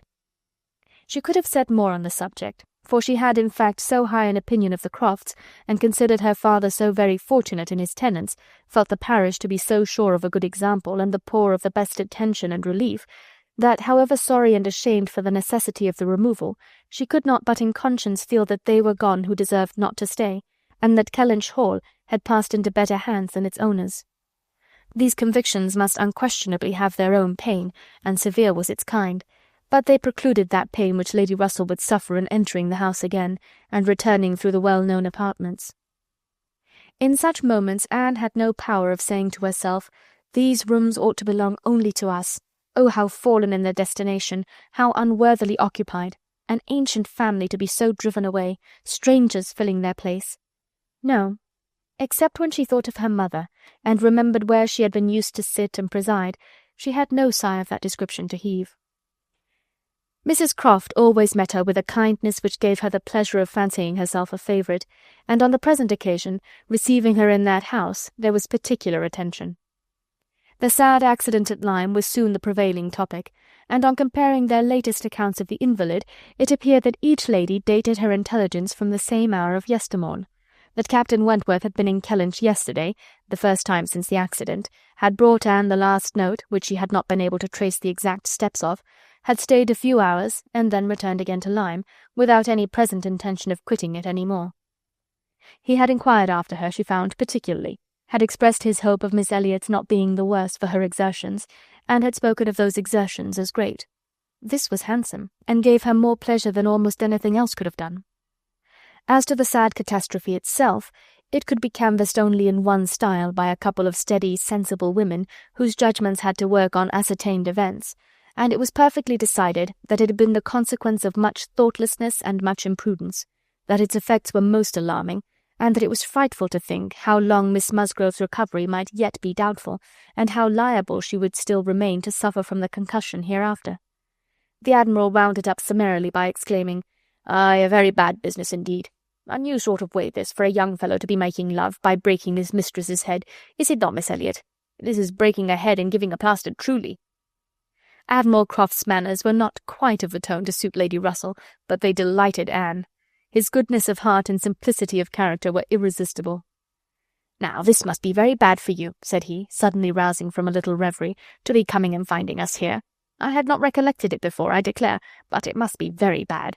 But now, do not stand upon ceremony. Get up and go over all the rooms in the house if you like it." "Another time, sir, I thank you, not now." "Well, whenever it suits you. You can slip in from the shrubbery at any time, and there you will find we keep our umbrellas hanging up by that door. A good place, is it not? But," checking himself, "you will not think it a good place, for yours were always kept in the butler's room." "Aye, so it always is, I believe. One man's ways may be as good as another's, but we all like our own best. And so you must judge for yourself whether it would be better for you to go about the house or not." Anne, finding she might decline, did so very gratefully. "We have made very few changes either," continued the Admiral after thinking a moment. "Very few. We told you about the laundry door at Uppercross. That has been a very great improvement. The wonder was how any family upon earth could bear with the inconvenience of its opening as it did so long. You will tell Sir Walter what we have done, and that Mr. Shepherd thinks it the greatest improvement the house ever had. Indeed, I must do ourselves the justice to say that the few alterations we have made have been all very much for the better. My wife should have the credit of them, however. I have done very little besides sending away some of the large looking-glasses from my dressing-room, which was your father's. A very good man, and very much the gentleman, I am sure, but I should think, Miss Elliot," looking with serious reflection, "I should think he must be rather a dressy man for his time of life. Such a number of looking-glasses! Oh, Lord, there was no getting away from oneself. So I got Sophie to lend me a hand, and we soon shifted their quarters. And now I am quite snug, with my little shaving-glass in one corner, and another great thing that I never go near." Anne, amused in spite of herself, was rather distressed for an answer, and the Admiral, fearing he might not have been civil enough, took up the subject again to say, "The next time you write to your good father, Miss Elliot, pray give him my compliments and Mrs. Croft's, and say that we are settled here quite to our liking, and have no fault at all to find with the place. The breakfast-room chimney smokes a little, I grant you, but it is only when the wind is due north and blows hard, which may not happen 3 times a winter. And take it altogether, now that we have been into most of the houses hereabouts and can judge, there is not one that we like better than this. Pray say so with my compliments. He will be glad to hear it." Lady Russell and Mrs. Croft were very well pleased with each other, but the acquaintance which this visit began was fated not to proceed far at present, for when it was returned, the Crofts announced themselves to be going away for a few weeks, to visit their connections in the north of the country, and probably might not be at home again before Lady Russell would be removing to Bath. So ended all danger to Anne of meeting Captain Wentworth at Kellynch Hall, or of seeing him in company with her friend. Everything was safe enough, and she smiled over the many anxious feelings she had wasted on the subject. Chapter 14. Though Charles and Mary had remained at Lyme much longer after Mr. and Mrs. Musgrove's going than Anne conceived they could have been at all wanted, they were yet the first of the family to be at home again, and as soon as possible after their return to Uppercross they drove over to the lodge. They had left Louisa beginning to sit up, but her head, though clear, was exceedingly weak, and her nerves susceptible to the highest extreme of tenderness. And though she might be pronounced to be altogether doing very well, it was still impossible to say when she might be able to bear the removal home, and her father and mother, who must return in time to receive their younger children for the Christmas holidays, had hardly a hope of being allowed to bring her with them. They had all been in lodgings together. Mrs. Musgrove had got Mrs. Harville's children away as much as she could. Every possible supply from Uppercross had been furnished to lighten the inconvenience to the Harvilles, while the Harvilles had been wanting them to come to dinner every day. And in short, it seemed to have been only a struggle on each side as to which should be most disinterested and hospitable. Mary had had her evils, but upon the whole, as was evident by her staying so long, she had found more to enjoy than to suffer. Charles Hayter had been at Lyme oftener than suited her, and when they had dined with the Harvilles there had been only a maidservant to wait, and at first Mrs. Harville had always given Mrs. Musgrove precedence. But then she had received so very handsome an apology from her on finding out whose daughter she was, and there had been so much going on every day, there had been so many walks between their lodgings and the Harvilles, and she had got books from the library and changed them so often, that the balance had certainly been much in favour of Lyme. She had been taken to Charmouth too, and she had bathed and she had gone to church, and there were a great many more people to look at in the church at Lyme than at Uppercross. And all this, joined to the sense of being so very useful, had made really an agreeable fortnight. Anne inquired after Captain Benwick. Mary's face was clouded directly. Charles laughed. "Oh, Captain Benwick is very well, I believe, but he is a very odd young man. I do not know what he would be at. We asked him to come home with us for a day or two. Charles undertook to give him some shooting, and he seemed quite delighted, and for my part I thought it was all settled, when behold, on Tuesday night he made a very awkward sort of excuse. He never shot, and he had been quite misunderstood, and he had promised this, and he had promised that, and the end of it was, I found, that he did not mean to come. I suppose he was afraid of finding it dull, but upon my word I should have thought we were lively enough at the cottage for such a heartbroken man as Captain Benwick." Charles laughed again and said, "Now, Mary, you know very well how it really was. It was all your doing," turning to Anne. "He fancied that if you weren't with us, he should find you close by. He fancied everybody to be living in Uppercross, and when he discovered that Lady Russell lived 3 miles off, his heart failed him, and he had not courage to come. That is the fact, upon my honour. Mary knows it is." But Mary did not give in to it very graciously, whether from not considering Captain Benwick entitled by birth and situation to be in love with an Elliot, or from not wanting to believe Anne a greater attraction to Uppercross than herself, must be left to be guessed. Anne's goodwill, however, was not to be lessened by what she heard. She boldly acknowledged herself flattered, and continued her inquiries. "Oh, he talks of you," cried Charles, "in such terms—" Mary interrupted him. "I declare, Charles, I never heard him mention Anne twice all the time I was there. I declare, Anne, he never talks of you at all." "No," admitted Charles, "I do not know that he ever does in a general way. But, however, it is a very clear thing that he admires you exceedingly. His head is full of some books that he is reading upon your recommendation, and he wants to talk to you about them. He has found out something or other in one of them which he thinks— oh, I cannot pretend to remember it, but it was something very fine. I overheard him telling Henrietta all about it, and then Miss Elliot was spoken of in the highest terms. Now, Mary, I declare it was so. I heard it myself, and you were in the other room. Elegance, sweetness, beauty. Oh, there was no end of Miss Elliot's charms. And I am sure, cried Mary warmly, it was a very little to his credit if he did. Miss Harville only died last June. Such a heart is very little worth having, is it, Lady Russell? I am sure you will agree with me." "I must see Captain Benwick before I decide," said Lady Russell, smiling. "And that you are very likely to do very soon, I can tell you, ma'am," said Charles. "Though he had not nerves for coming away with us and setting off again afterwards to pay a formal visit here, he will make his way over to Kellynch one day by himself, you may depend on it. I told him the distance and the road, and I told him of the churches being so very well worth seeing, for as he has a taste for those sort of things, I thought that would be a good excuse, and he listened with all his understanding and soul, and I am sure from his manner that you will have him calling here soon. So I give you notice, Lady Russell." "Any acquaintance of Anne's will always be welcome to me," was Lady Russell's kind answer. "Oh, as to being Anne's acquaintance," said Mary, "I think he is rather my acquaintance, for I have been seeing him every day this last fortnight." "Well, as your joint acquaintance, then, I shall be very happy to see Captain Benwick." "You will not find anything very agreeable in him, I assure you, ma'am. He is one of the dullest young men that ever lived. He has walked with me sometimes from one end of the sands to the other without saying a word.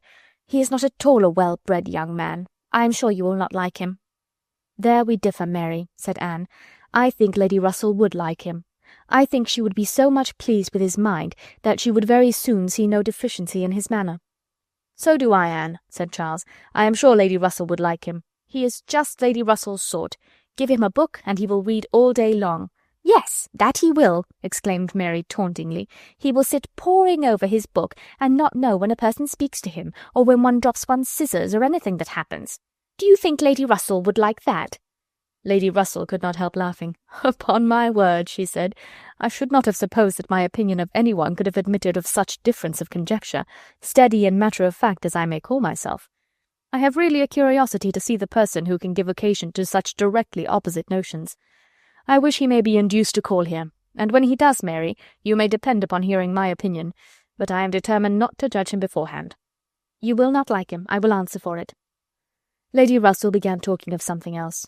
Mary spoke with animation of their meeting with, or rather missing, Mr. Elliot so extraordinarily. "He is a man," said Lady Russell, "whom I have no wish to see. His declining to be on cordial terms with the head of his family has left a very strong impression in his disfavour with me." This decision checked Mary's eagerness, and stopped her short in the midst of the Elliot countenance. With regard to Captain Wentworth, though Anne hazarded no inquiries, there was voluntary communication sufficient. His spirits had been greatly recovering lately, as might be expected.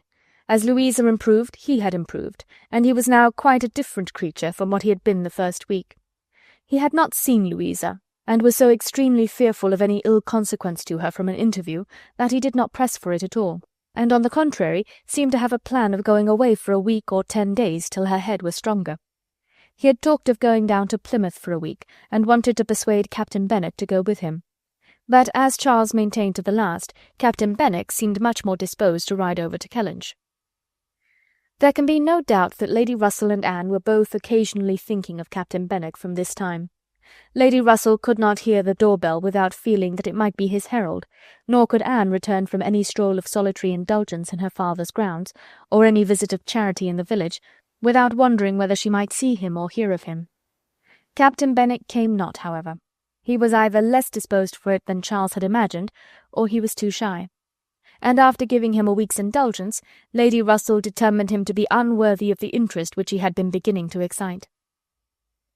The Musgroves came back to receive their happy boys and girls from school, bringing with them Mrs. Harville's little children, to improve the noise of Uppercross and lessen that of Lyme. Henrietta remained with Louisa, but all the rest of the family were again in their usual quarters. Lady Russell and Anne paid their compliments to them at once, when Anne could not but feel that Uppercross was already quite alive again. Though neither Henrietta nor Louisa nor Charles Hayter nor Captain Wentworth were there, the room presented as strong a contrast as could be wished to the last state she had seen it in. Immediately surrounding Mrs. Musgrove were the little Harvilles, whom she was sedulously guarding from the tyranny of the 2 children from the cottage, expressly arrived to amuse them. On one side was the table occupied by some chattering girls, cutting up silk and gold paper, and on the other were trestles and trays bending under the weight of brawn and cold pies, where riotous boys were holding high revel. The whole completed by a roaring Christmas fire, which seemed determined to be heard, in spite of all the noise of the others. Charles and Mary also came in, of course, during their visit, and Mr. Musgrove made a point of paying his respects to Lady Russell, and sat down close to her for 10 minutes, talking with a very raised voice, but from the clamour of the children on his knees, generally in vain. It was a fine family piece. Anne, judging from her own temperament, would have deemed such a domestic hurricane a bad restorative of the nerves, which Louisa's illness must have so greatly shaken. But Mrs. Musgrove, who got Anne near her on purpose to thank her most cordially again and again for all her attentions to them, concluded a short recapitulation of what she had suffered herself by observing, with a happy glance round the room, that after all she had gone through, nothing was so likely to do her good as a little quiet cheerfulness at home. Louisa was now recovering apace. Her mother could even think of her being able to join their party at home before her brothers and sisters went to school again. The Harvilles had promised to come with her and stay at Uppercross whenever she returned. Captain Wentworth was gone for the present to see his brother in Shropshire. "I hope I shall remember in future," said Lady Russell, as soon as they were seated in the carriage, "not to call it Uppercross in the Christmas holidays." Everybody has their taste in noises as well as in other matters, and sounds are quite innoxious, or most distressing, by their sort rather than their quantity. When Lady Russell, not long afterwards, was entering Bath on a wet afternoon, and driving through the long course of streets from the Old Bridge to Camden Place, amidst the dash of other carriages, the heavy rumble of carts and drays, the bawling of newspaper-men, muffin-men, and milkmen, and the ceaseless clink of pattens, she made no complaint. No, these were noises which belonged to the winter pleasures. Her spirits rose under their influence, and like Mrs. Musgrove, she was feeling, though not saying, that after being long in the country, nothing could be so good for her as a little quiet cheerfulness. Anne did not share these feelings. She persisted in a very determined, though very silent disinclination for Bath, caught the first dim view of the extensive buildings, smoking in the rain, without any wish of seeing them better, felt their progress through the streets to be, however disagreeable, yet too rapid, for who would be glad to see her when she arrived, and looked back with fond regret to the bustles of Uppercross and the seclusion of Kellynch. Elizabeth's last letter had communicated a piece of news of some interest. Mr. Elliot was in Bath. He had called in Camden Place, had called a second time, a third, had been pointedly attentive. If Elizabeth and her father did not deceive themselves, had been taking much pains to seek the acquaintance, and proclaim the value of the connection, as he had formerly taken pains to show neglect. This was very wonderful if it were true, and Lady Russell was in a state of very agreeable curiosity and perplexity about Mr. Elliot, already recanting the sentiment she had so lately expressed to Mary of his being a man whom she had no wish to see. She had a great wish to see him. If he really sought to reconcile himself like a dutiful branch, he must be forgiven for having dismembered himself from the paternal tree. Anne was not animated to an equal pitch by the circumstance, but she felt that she would rather see Mr. Elliot again than not, which was more than she could say for any other persons in Bath. She was put down in Camden Place, and Lady Russell then drove to her own lodgings in River Street. Chapter 15. Sir Walter had taken a very good house in Camden Place, a lofty, dignified situation, such as becomes a man of consequence, and both he and Elizabeth were settled there much to their satisfaction. Anne entered it with a sinking heart, anticipating an imprisonment of many months, and anxiously saying to herself, "Oh, when shall I leave you again?" A degree of unexpected cordiality, however, in the welcome she received, did her good. Her father and sister were glad to see her, for the sake of showing her the house and furniture, and met her with kindness. Her making a fourth when they sat down to dinner was noticed as an advantage. Mrs. Clay was very pleasant and very smiling, but her courtesies and smiles were more a matter of course. Anne had always felt that she would pretend what was proper on her arrival, but the complaisance of the others was unlooked for. They were evidently in excellent spirits, and she was soon to listen to the causes. They had no inclination to listen to her. After laying out for some compliments of being deeply regretted in their old neighbourhood, which Anne could not pay, they had only a few faint inquiries to make before the talk must be all their own. Uppercross excited no interest, Kellynch very little. It was all Bath. They had the pleasure of assuring her that Bath more than answered their expectations in every respect.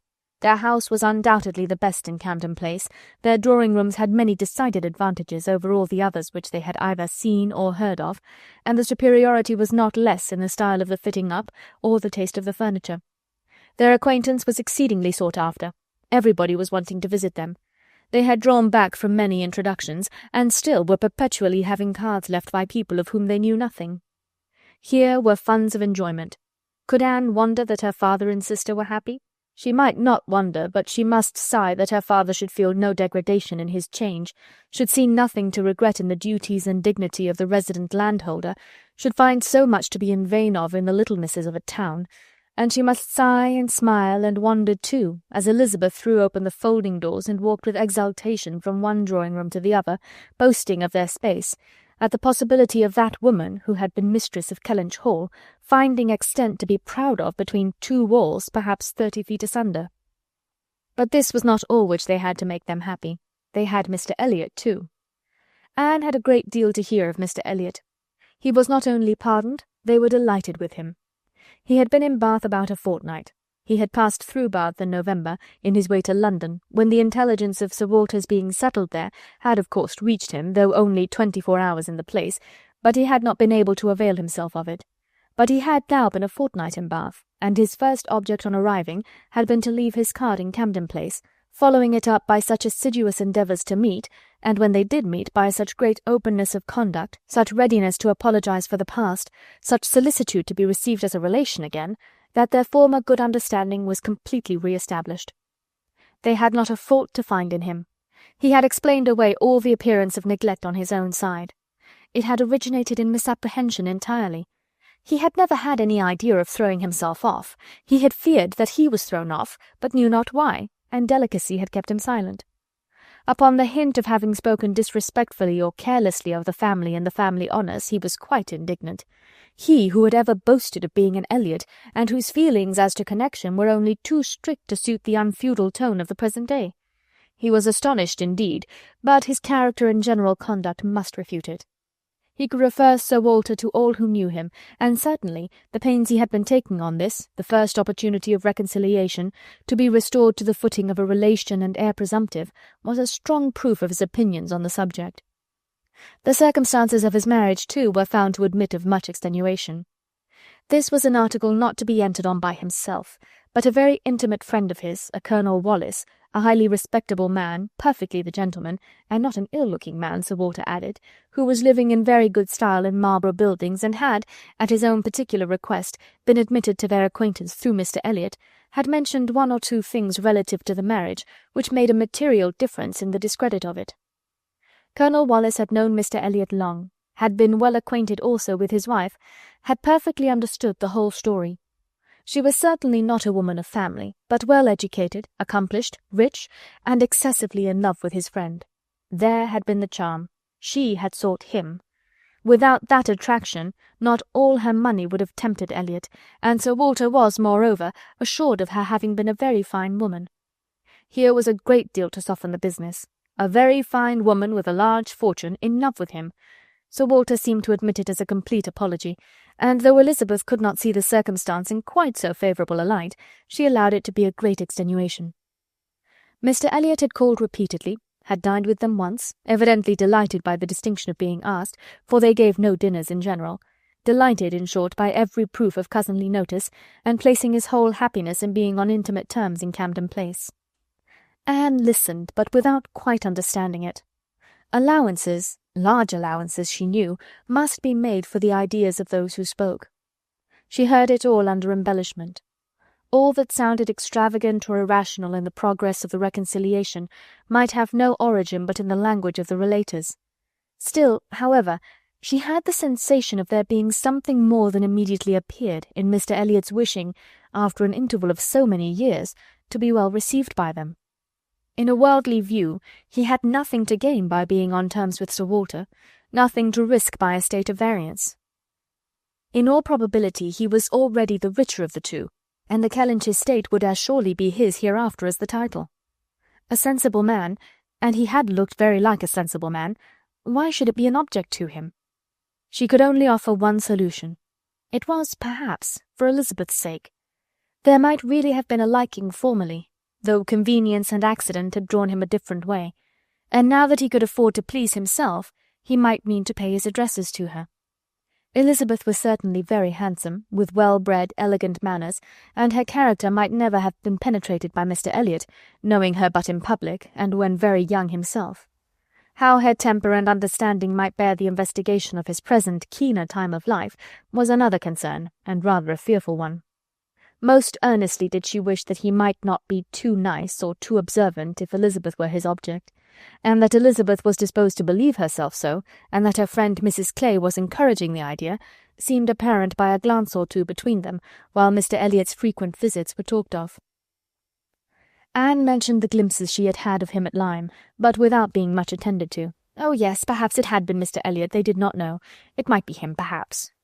They could not listen to her description of him, they were describing him themselves, Sir Walter especially. He did justice to his very gentlemanlike appearance, his air of elegance and fashion, his good-shaped face, his sensible eye, but at the same time must lament his being very much underhung, a defect which time seemed to have increased, nor could he pretend to say that 10 years had not altered almost every feature for the worse. Mr. Elliot appeared to think that he, Sir Walter, was looking exactly as he had done when they last parted. But Sir Walter had not been able to return the compliment entirely, which had embarrassed him. He did not mean to complain, however. Mr. Elliot was better to look at than most men, and he had no objection of being seen with him anywhere. Mr. Elliot and his friends in Marlborough Buildings were talked of the whole evening. Colonel Wallis had been so impatient to be introduced to them, and Mr. Elliot so anxious that he should, and there was a Mrs. Wallis, at present known only to them by description, as she was in daily expectation of her confinement. But Mr. Elliot spoke of her as a most charming woman, quite worthy of being known in Camden Place, and as soon as she recovered they were to be acquainted. Sir Walter thought much of Mrs. Wallis. She was said to be an excessively pretty woman, beautiful. He longed to see her.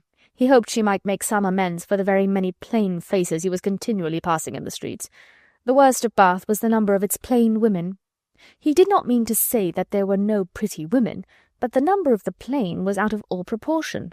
He had frequently observed, as he walked, that one handsome face would be followed by 30 or 35 frights, and once, as he had stood in a shop on Bond Street, he had counted 87 women go by, one after another, without there being a tolerable face among them.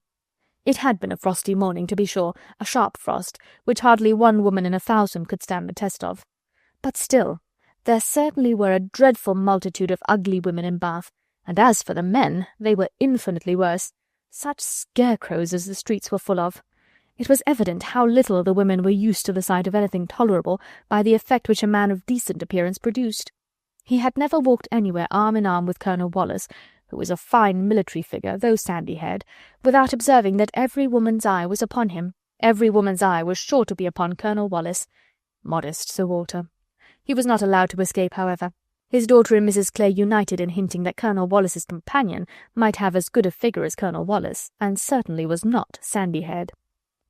"How is Mary looking?" said Sir Walter, in the height of his good humour. "The last time I saw her she had a red nose, but I hope that may not happen every day." "Oh, no, that must have been quite accidental. In general she has been in very good health and very good looks since Michaelmas. If I thought it would not tempt her to go out in sharp winds and grow coarse, I would send her a new hat and pelisse." Anne was considering whether she should venture to suggest that a gown or a cap would not be liable to any such misuse, when a knock at the door suspended everything. A knock at the door, and so late! It was 10 o'clock. Could it be Mr. Elliot? They knew he was to dine in Lansdowne Crescent. It was possible that he might stop in his way home to ask them how they did. They could think of no one else. Mrs. Clay decidedly thought it Mr. Elliot's knock. Mrs. Clay was right. With all the state which a butler and footboy could give, Mr. Elliot was ushered into the room. It was the very same man, with no difference but of dress. Anne drew a little back while the others received his compliments, and her sister his apologies for calling at so unusual an hour. But he could not be so near without wishing to know that neither she nor her friend had taken cold the day before, etc., etc., which was all as politely done and as politely taken as possible, but her part must follow then. Sir Walter talked of his youngest daughter. Mr. Elliot must give him leave to present his youngest daughter. There was no occasion for remembering Mary, and Anne, smiling and blushing, very becomingly showed to Mr. Elliot the pretty features which he had by no means forgotten, and instantly saw, with amusement at his little start of surprise, that he had not been at all aware of who she was. He looked completely astonished, but not more astonished than pleased. His eyes brightened, and with the most perfect alacrity he welcomed the relationship, alluded to the past, and entreated to be received as an acquaintance already. He was quite as good-looking as he had appeared at Lyme, his countenance improved by speaking, and his manners were so exactly what they ought to be, so polished, so easy, so particularly agreeable, that she could compare them in excellence to only one person's manners. They were not the same, but they were perhaps equally good. He sat down with them, and improved their conversation very much. There could be no doubt of his being a sensible man. 10 minutes were enough to clarify that. His tone, his expressions, his choice of subject, his knowing where to stop, it was all the operation of a sensible, discerning mind. As soon as he could, he began to talk to her of Lyme, wanting to compare opinions respecting the place, but especially wanting to speak of the circumstance of their happening to be guests in the same inn at the same time, to give his own route, understanding something of hers, and regret that he should have lost such an opportunity of paying his respects to her. She gave him a short account of her party and business at Lyme. His regret increased as he listened. He had spent his whole solitary evening in the room adjoining theirs, had heard voices, mirth continually, thought they must be a most delightful set of people, longed to be with them, but certainly without the smallest suspicion of his possessing the shadow of a right to introduce himself. If he had but asked who the party were, the name of Musgrove would have told him enough. Well, it would serve to cure him of an absurd practice of never asking a question at an inn, which he had adopted when quite a young man, on the principle of its being very ungenteel to be curious. The notions of a young man of 1 or 22, said he, as to what is necessary in manners to make him quite the thing, are more absurd, I believe, than those of any other set of beings in the world. The folly of the means they often employ is only to be equalled by the folly of what they have in view. But he must not be addressing his reflections to Anne alone. He knew it. He was soon diffused again among the others, and it was only at intervals that he could return to Lyme. His enquiries, however, produced at length an account of the scene she had been engaged in there, soon after his leaving the place. Having alluded to an accident, he must hear the whole. When he questioned, Sir Walter and Elizabeth began to question also, but the difference in their manner of doing it could not be unfelt.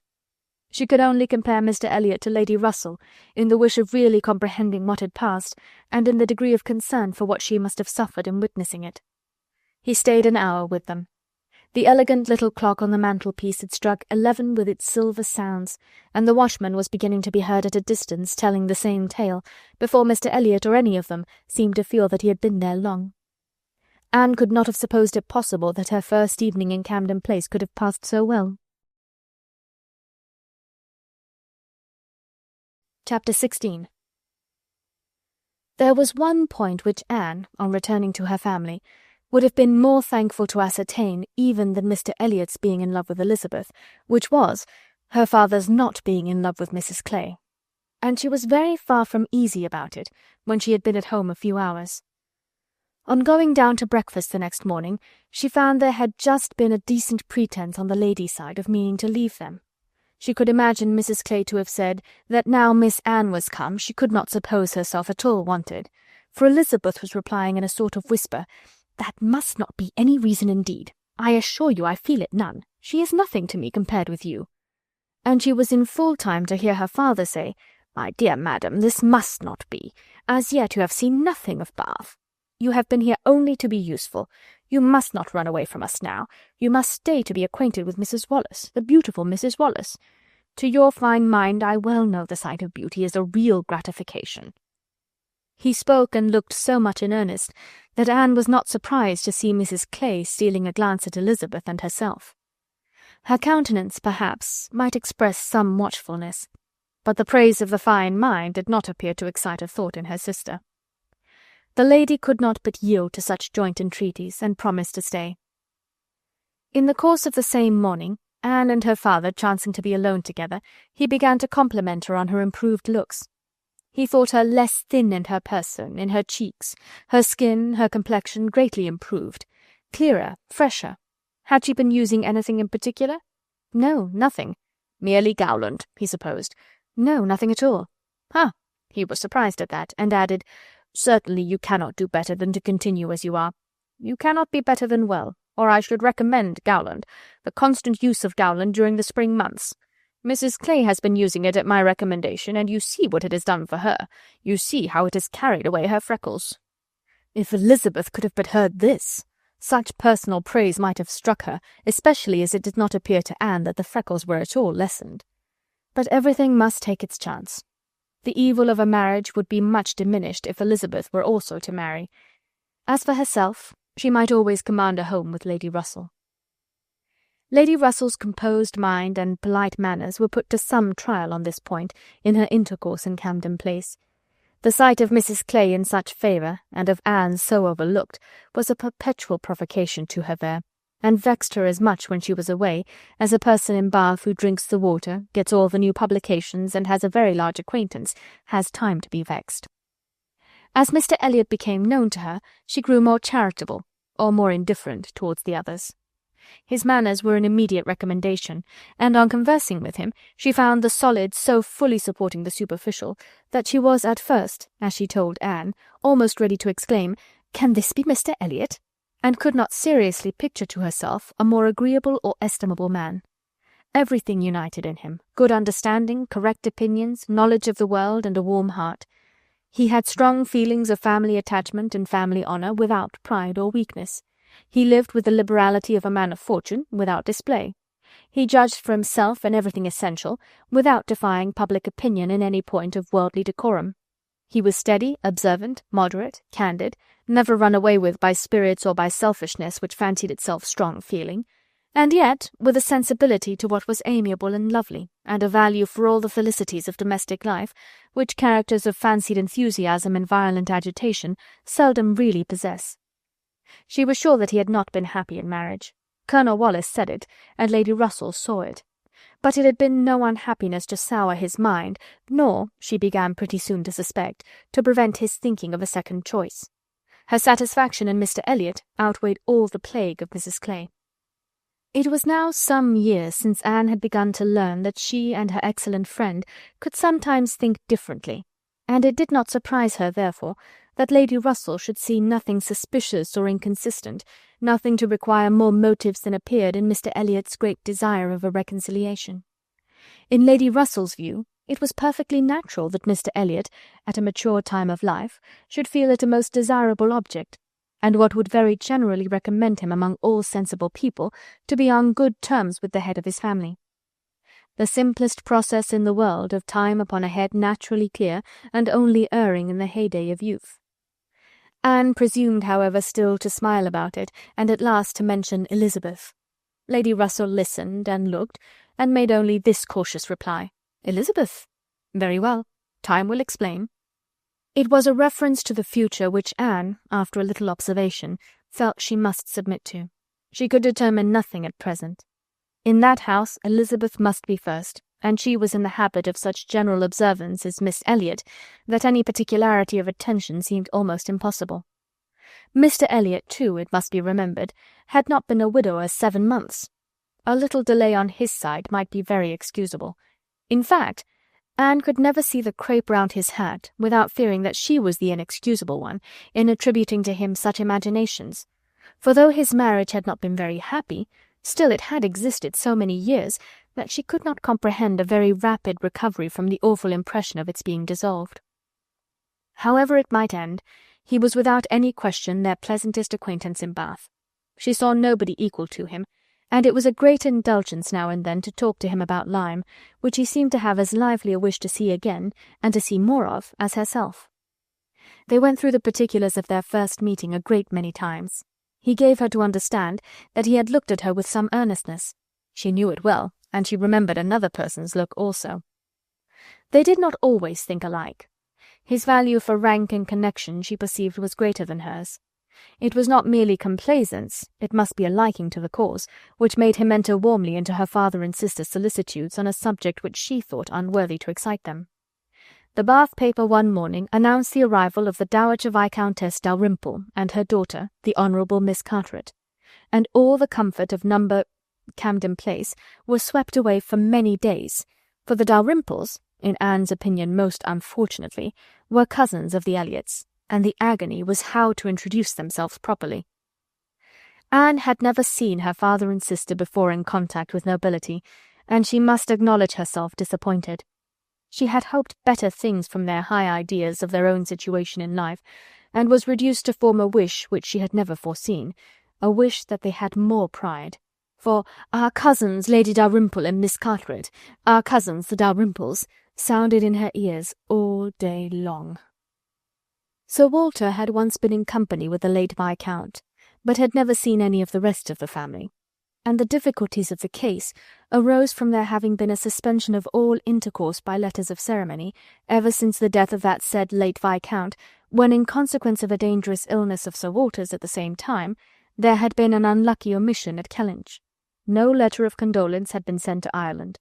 The neglect had been visited on the head of the sinner, for when poor Lady Elliot died herself, no letter of condolence was received at Kellynch, and consequently there was but too much reason to apprehend that the Dalrymples considered the relationship as closed. How to have this anxious business set to rights, and be admitted as cousins again, was the question. And it was a question which, in a more rational manner, neither Lady Russell nor Mr. Elliot thought unimportant.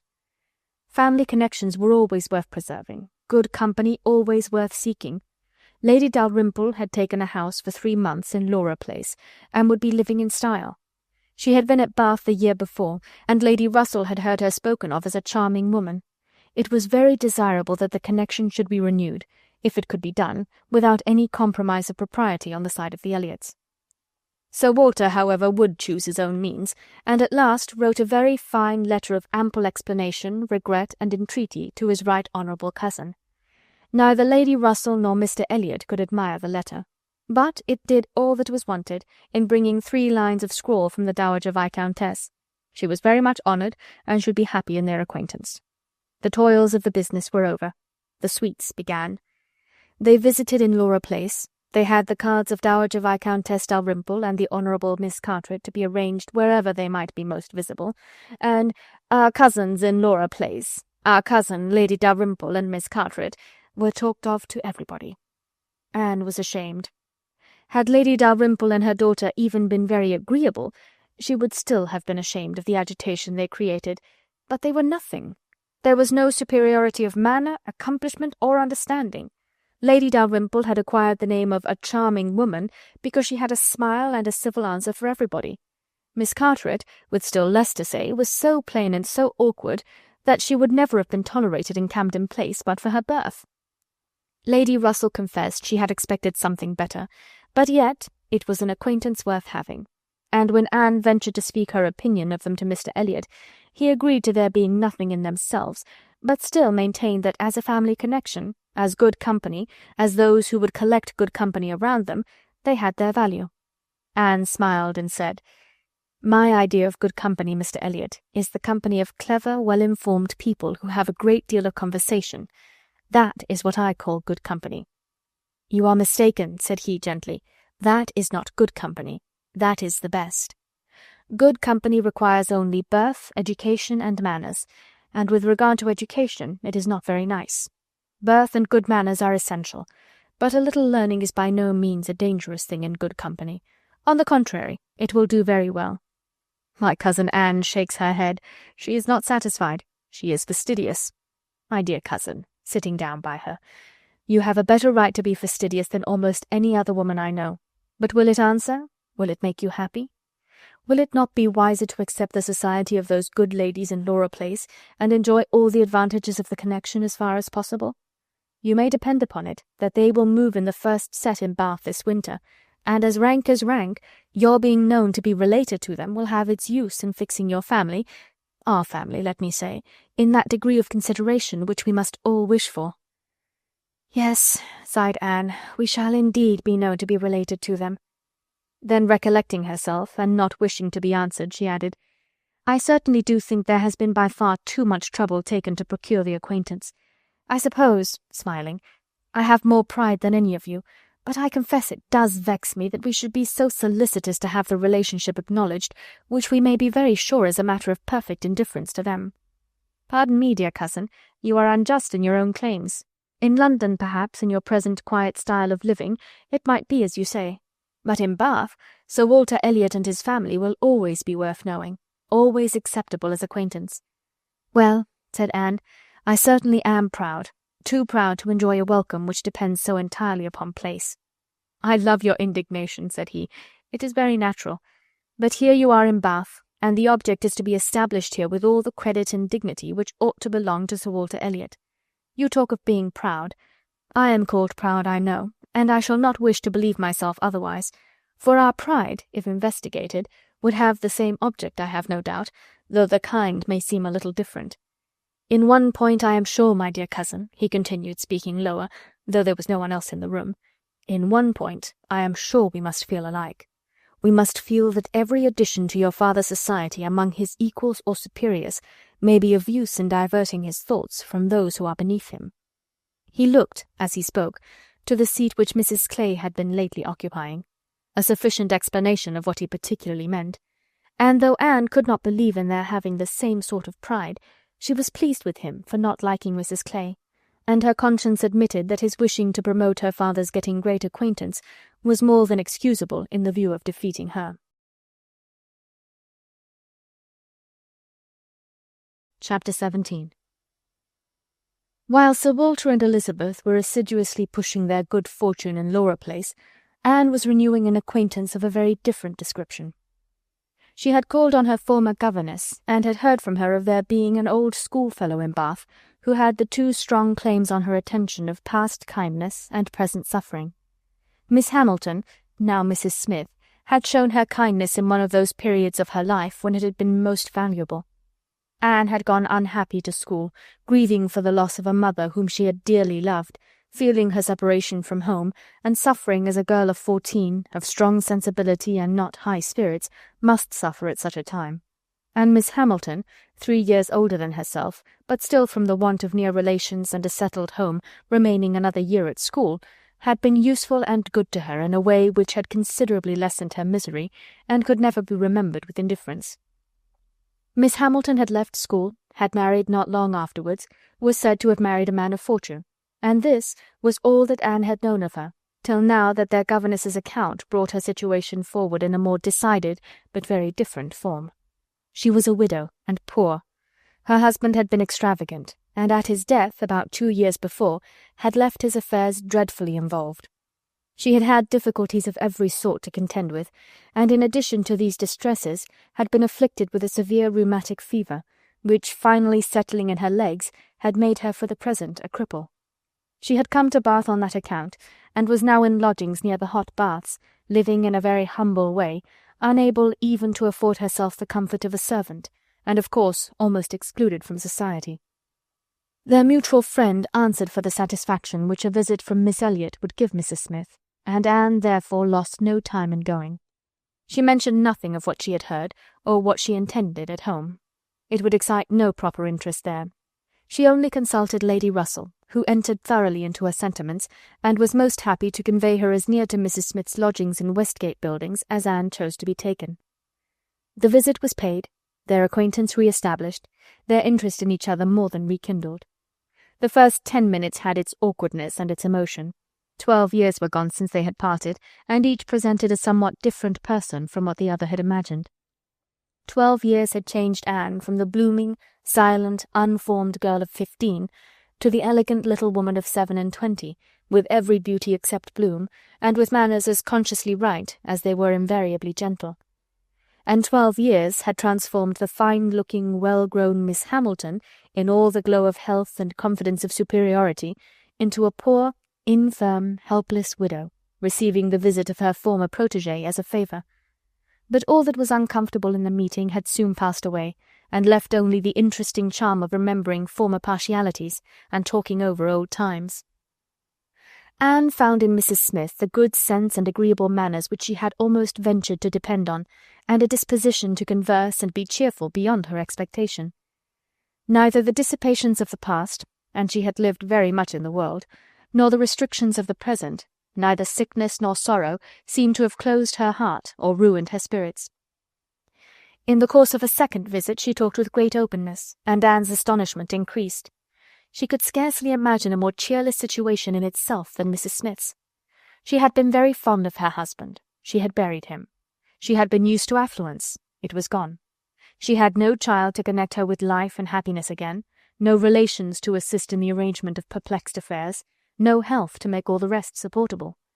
Her accommodations were limited to a noisy parlour and a dark bedroom behind, with no possibility of moving from one to the other without assistance, which there was only one servant in the house to afford, and she never quitted the house but to be conveyed into the warm bath.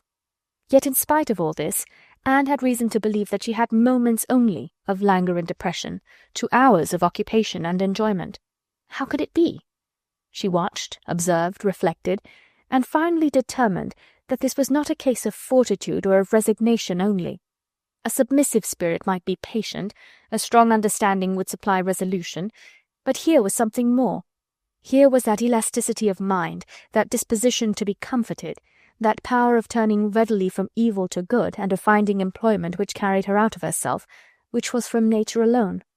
It was the choicest gift of heaven, and Anne viewed her friend as one of those instances in which, by a merciful appointment, it seems designed to counterbalance almost every other want. There had been a time, Mrs. Smith told her, when her spirits had nearly failed. She could not call herself an invalid now, compared with her state on first reaching Bath. Then she had, indeed, been a pitiable object, for she had caught cold on the journey, and had hardly taken possession of her lodgings before she was again confined to her bed and suffering under severe and constant pain. And all this among strangers, with the absolute necessity of having a regular nurse, and finances at that moment particularly unfit to meet any extraordinary expense. She had weathered it, however, and could truly say that it had done her good. It had increased her comforts by making her feel herself to be in good hands. She had seen too much of the world to expect sudden or disinterested attachment anywhere, but her illness had proved to her that her landlady had a character to preserve, and would not use her ill. And she had been particularly fortunate in her nurse, as a sister of her landlady, a nurse by profession, and who had always a home in that house when unemployed, chanced to be at liberty just in time to attend her. And she, said Mrs. Smith, besides nursing me most admirably, has really proved an invaluable acquaintance. As soon as I could use my hands, she taught me to knit, which has been a great amusement, and she put me in the way of making these little thread cases, pin cushions, and card racks, which you always find me so busy about, and which supply me with the means of doing a little good to one or two very poor families in this neighbourhood. She had a large acquaintance, of course, professionally, among those who can afford to buy, and she disposes of fine merchandise. She always takes the right time for applying. Everybody's heart is open, you know, when they have recently escaped from severe pain or are recovering the blessing of good health, and Nurse Rooke thoroughly understands when to speak. She is a shrewd, intelligent, sensible woman. Hers is a line for seeing human nature, and she has a fund of good sense and observation which, as a companion, make her infinitely superior to thousands of those who, having only received the best education in the world, know nothing worth attending to. Call it gossip if you will, but when Nurse Rooke has half an hour's leisure to bestow on me, she is sure to have something to relate that is entertaining and profitable, something that makes one know one's species better. One likes to hear what is going on, to be au fait as to the newest modes of being trifling and silly. To me, who live so much alone, her conversation, I assure you, is a treat. Anne, far from wishing to cavil at the pleasure, replied, "I can easily believe it. Women of that class have great opportunities, and if they are intelligent, may be well worth listening to. Such varieties of human nature as they are in the habit of witnessing, and it is not merely in its follies that they are well read, for they see it occasionally under every circumstance that can be most interesting or affecting.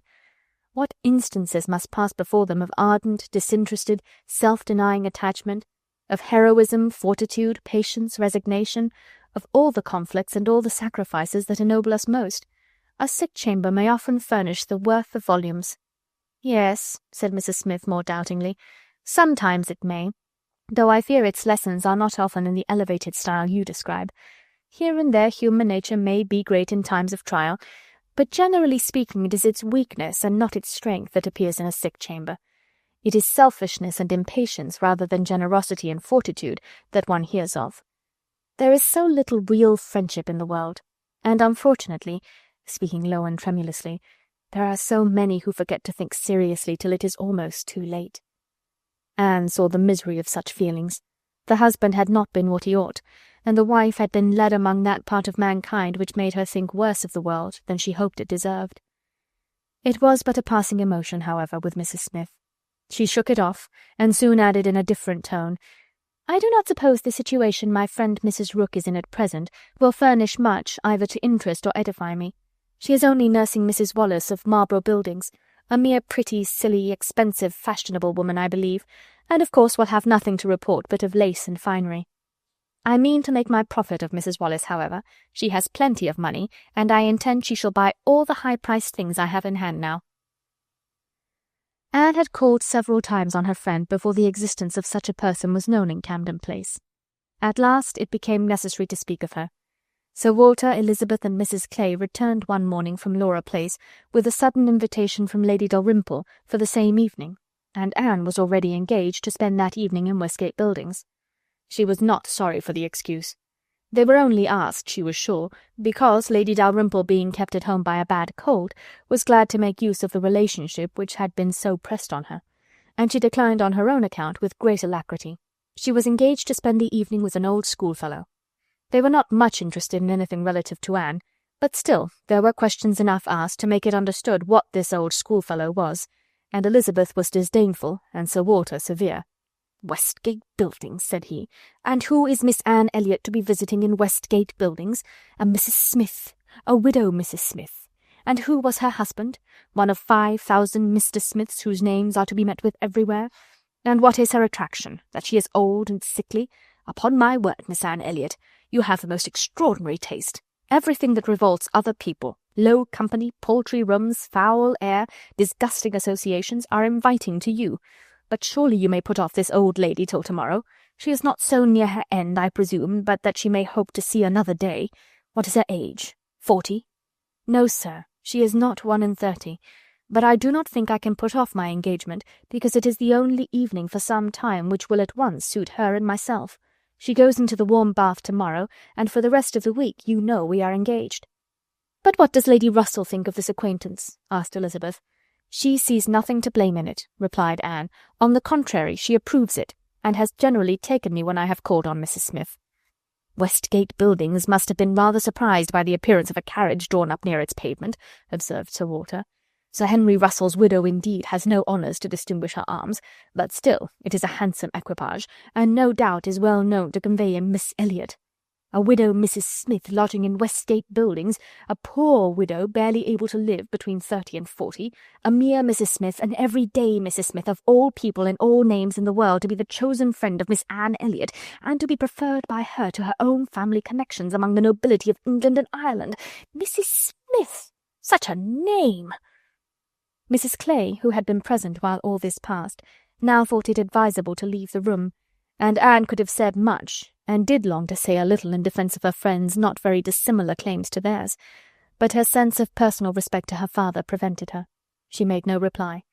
She left it to himself to recollect that Mrs. Smith was not the only widow in Bath between 30 and 40 with little to live on and no surname of dignity. Anne kept her appointment, the others kept theirs, and of course she heard the next morning that they had had a delightful evening. She had been the only one of the set absent, for Sir Walter and Elizabeth had not only been quite at their ladyship's service themselves, but had actually been happy to be employed by her in collecting others, and had been at the trouble of inviting both Lady Russell and Mr. Elliot. And Mr. Elliot had made a point of leaving Colonel Wallis early, and Lady Russell had fresh arranged all her evening engagements in order to wait on her. Anne had the whole history of all that such an evening could supply from Lady Russell.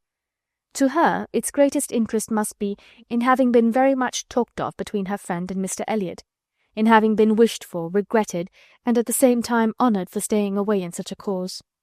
Her kind, compassionate visits to this old schoolfellow, sick and reduced, seemed to have quite delighted Mr. Elliot. He thought her a most extraordinary young woman, in her temper, manners, mind, a model of female excellence. He could meet even Lady Russell in a discussion of her merits, and Anne could not be given to understand so much by her friend, could not know herself to be so highly rated by a sensible man, without many of those agreeable sensations which her friend meant to create. Lady Russell was now perfectly decided in her opinion of Mr. Elliot. She was as much convinced of his meaning to gain Anne in time as of his deserving her, and was beginning to calculate the number of weeks which would free him from all the remaining restraints of widowhood, and leave him at liberty to exert his most open powers of pleasing. She would not speak to Anne with half the certainty she felt on the subject. She would venture on little more than hints of what might be hereafter, of a possible attachment on his side, of the desirableness of the alliance, supposing such attachment to be real and returned. Anne heard her, and made no violent exclamations. She only smiled, blushed, and gently shook her head. "I am no matchmaker, as you well know," said Lady Russell, "being much too well aware of the uncertainty of all human events and calculations. I only mean that if Mr. Elliot should some time hence pay his addresses to you, and if you should be disposed to accept him, I think there would be every possibility of you being happy together. A most suitable connection, everybody must consider it, but I think it might be a very happy one. Mr. Elliot is an exceedingly agreeable man, and in many respects I think highly of him, said Anne, but we should not suit. Lady Russell let this pass, and only said in rejoinder, I own that to be able to regard you as the future mistress of Kellynch, the future Lady Elliot, to look forward and see you occupying your dear mother's place, succeeding to all her rights and all her popularity, as well as to all her virtues, would be the highest possible gratification to me. You are your mother's self in countenance and disposition, and if I might be allowed to fancy you such as she was, in situation and name and home, presiding and blessing in the same spot, and only superior to her in being more highly valued, my dearest Anne, it would give me more delight than is often felt at my time of life. Anne was obliged to turn away, to rise, to walk to a distant table, and leaning there in pretended employment, tried to subdue the feelings this picture excited. For a few moments her imagination and her heart were bewitched. The idea of becoming what her mother had been, of having the precious name of Lady Elliot first revived in herself, of being restored to Kellynch, calling it her home again, her home forever, was a charm which she could not immediately resist. Lady Russell said not another word, willing to leave the matter to its own operation, and believing that, could Mr. Elliot at that moment with propriety have spoken for himself, she believed, in short, what Anne did not believe. The same image of Mr. Elliot speaking for himself brought Anne to composure again. The charm of Kellynch and of Lady Elliot all faded away. She never could accept him, and it was not only that her feelings were still adverse to any man save one. Her judgment, on a serious consideration of the possibilities of such a case, was against Mr. Elliot. Though they had now been acquainted a month, she could not be satisfied that she really knew his character.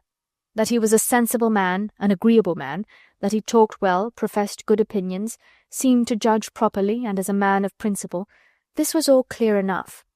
He certainly knew what was right, nor could she fix on any one article of moral duty evidently transgressed, but yet she would have been afraid to answer for his conduct. She distrusted the past, if not the present. The names which occasionally dropped of former associates, the allusions to former practices and pursuits, suggested suspicions not favourable of what he had been. She saw that there had been bad habits, that Sunday travelling had been a common thing, that there had been a period of his life, and probably not a short one, when he had been, at least, careless in all serious matters.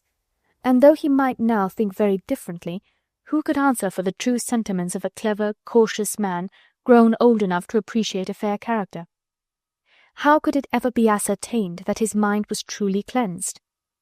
Mr. Elliot was rational, discreet, polished, but he was not open. There was never any burst of feeling, any warmth of indignation or delight at the evil or good of others. This, to Anne, was a decided imperfection. Her early impressions were incurable. She prized the frank, the open-hearted, the eager character beyond all others. Warmth and enthusiasm did captivate her still. She felt that she could so much more depend upon the sincerity of those who sometimes looked or said a careless or hasty thing, than of those whose presence of mind never varied, whose tongue never slipped. Mr. Elliot was too generally agreeable. Various as were the tempers in her father's house, he pleased them all. He endured too well, stood too well with everybody. He had spoken to her with some degree of openness of Mrs. Clay, had appeared completely to see what Mrs. Clay was about and to hold her in contempt, and yet Mrs. Clay found him as agreeable as anybody. Lady Russell saw either less or more than her young friend, for she saw nothing to excite distrust. She could not imagine a man more exactly what he ought to be than Mr. Elliot, nor did she ever enjoy a sweeter feeling than the hope of seeing him receive the hand of her beloved Anne in Kellynch Church in the course of the following autumn.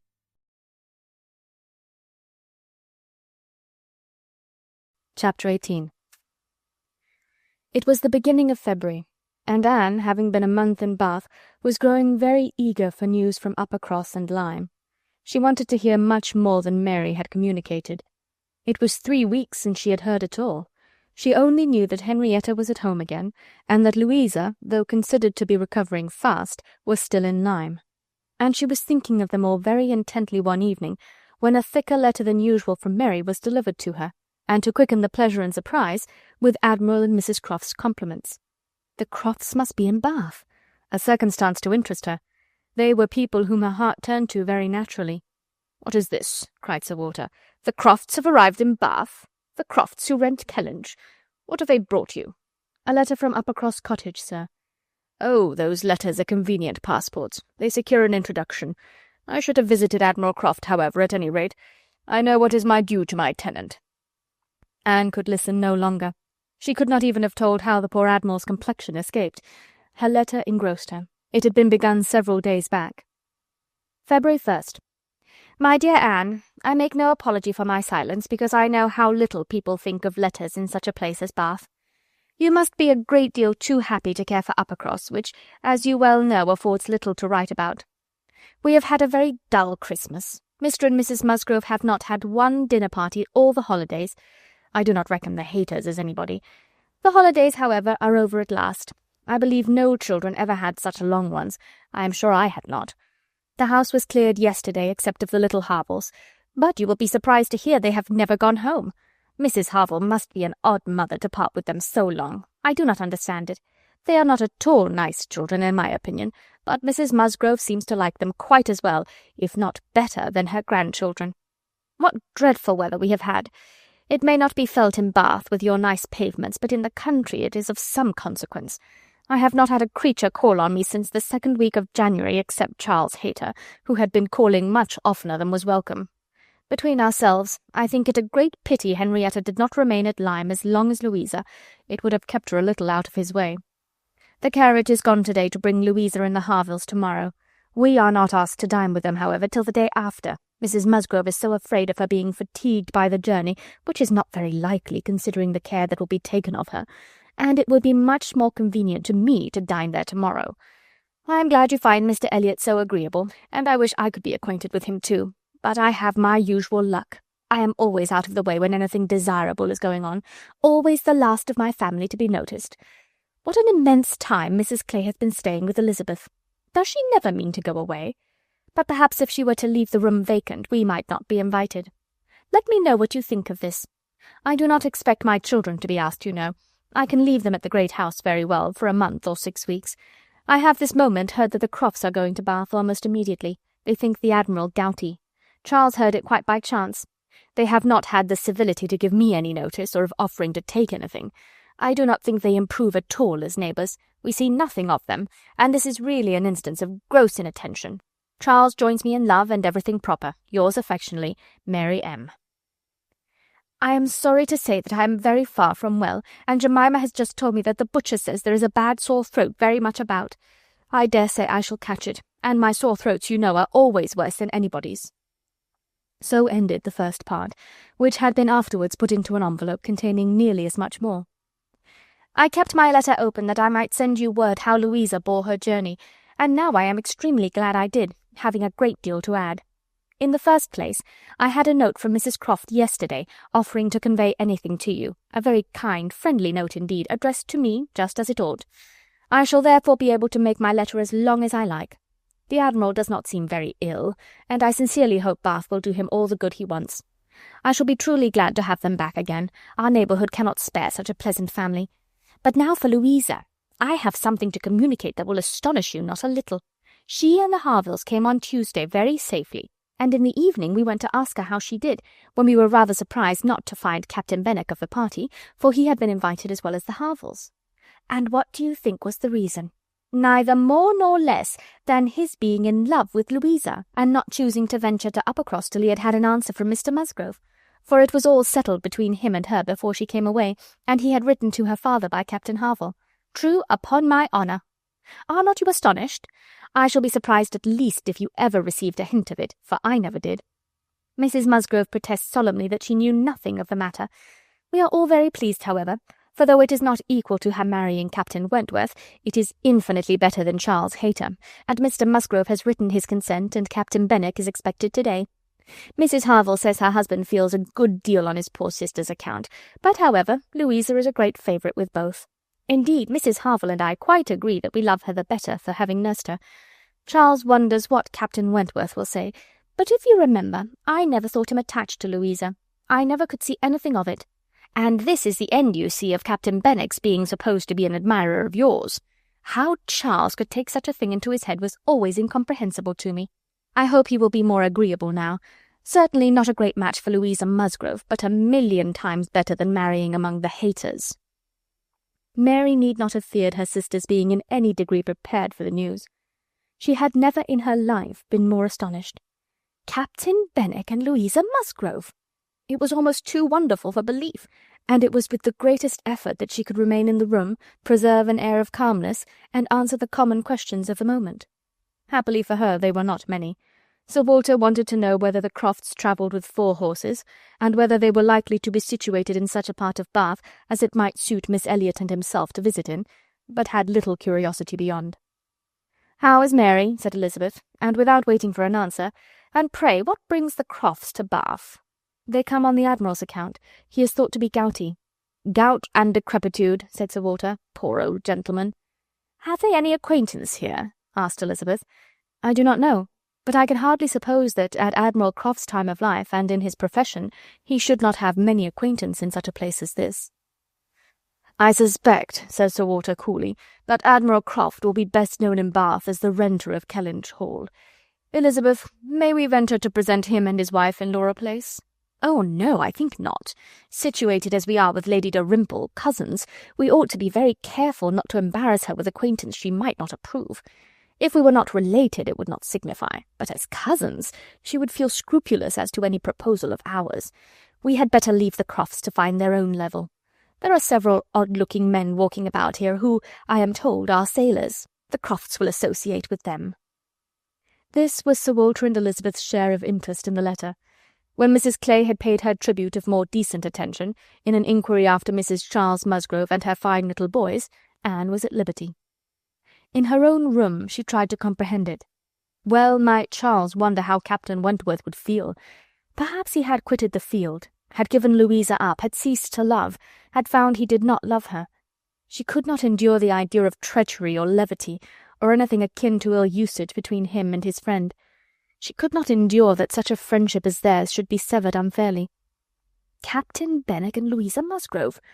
The high-spirited, joyous-talking Louisa Musgrove, and the dejected, thinking, feeling, reading Captain Benwick seemed each of them everything that would not suit the other. Their minds most dissimilar. Where could have been the attraction? The answer soon presented itself. It had been in situation. They had been thrown together several weeks. They had been living in the same small family party. Since Henrietta's coming away, they must have been depending almost entirely on each other, and Louisa, just recovering from illness, had been in an interesting state, and Captain Benwick was not inconsolable.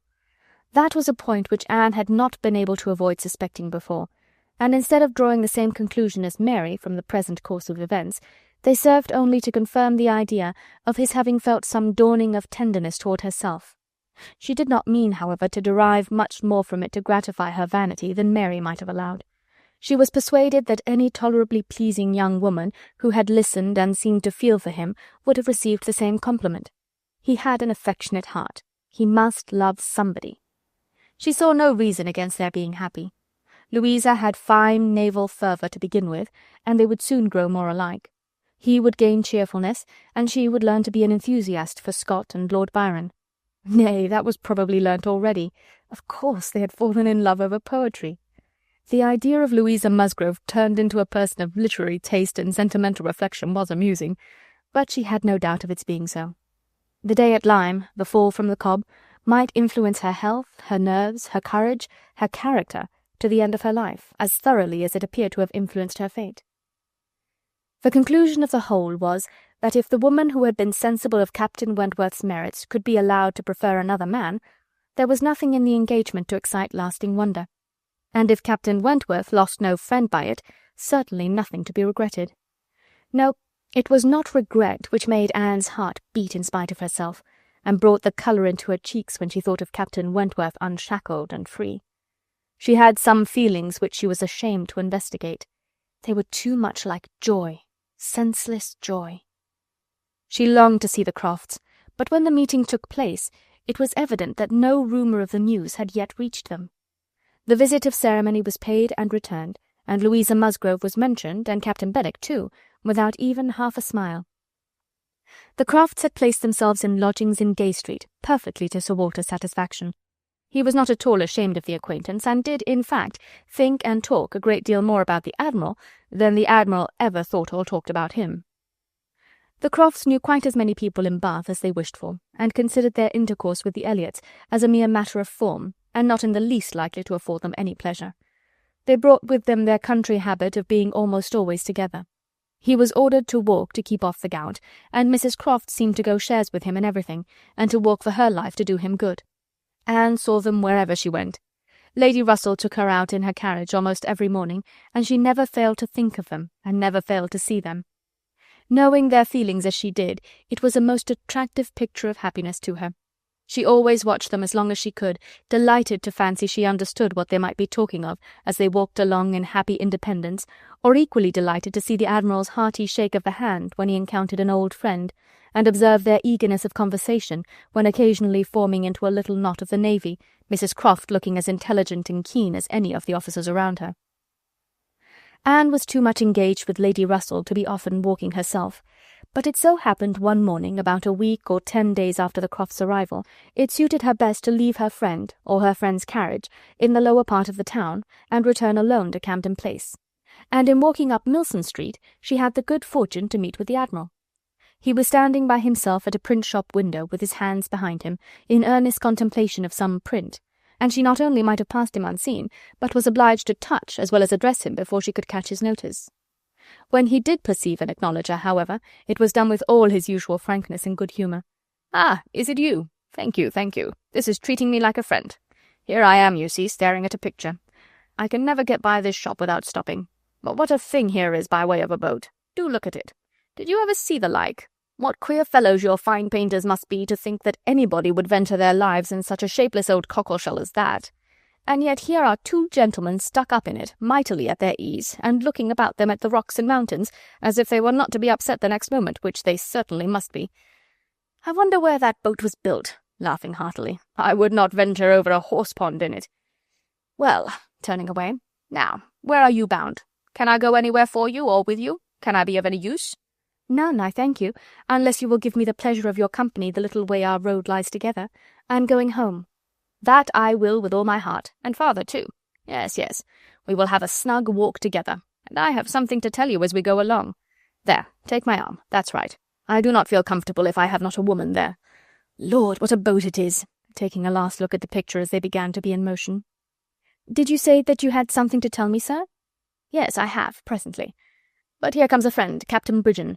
I shall only say how do you do as we pass, however. I shall not stop. How do you do?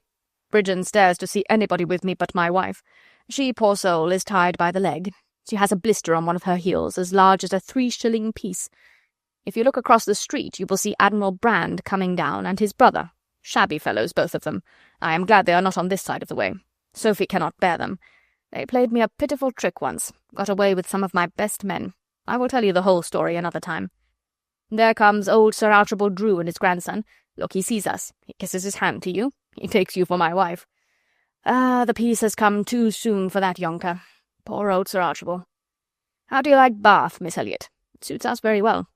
We're always meeting with some old friend or other. The street's full of them every morning. Sure to have plenty of chat. And then we get away from them all, and shut ourselves in our lodgings, and draw in our chairs, and are snug as if we were at Kellynch. Aye, or as we used to be even at North Yarmouth and Deal. We do not like our lodgings here the worse, I can tell you, for putting us in mind of those we first had at North Yarmouth. The wind blows through one of the cupboards just in the same way." When they were gone a little farther, Anne ventured to press again for what he had to communicate. She hoped, when clear of Milsom Street, to have her curiosity gratified, but she was still obliged to wait, for the Admiral had made up his mind not to begin till they had gained the greater space and quiet of Belmont, and as she was not really Mrs. Croft, she must let him have his own way. As soon as they were fairly ascending Belmont, he began.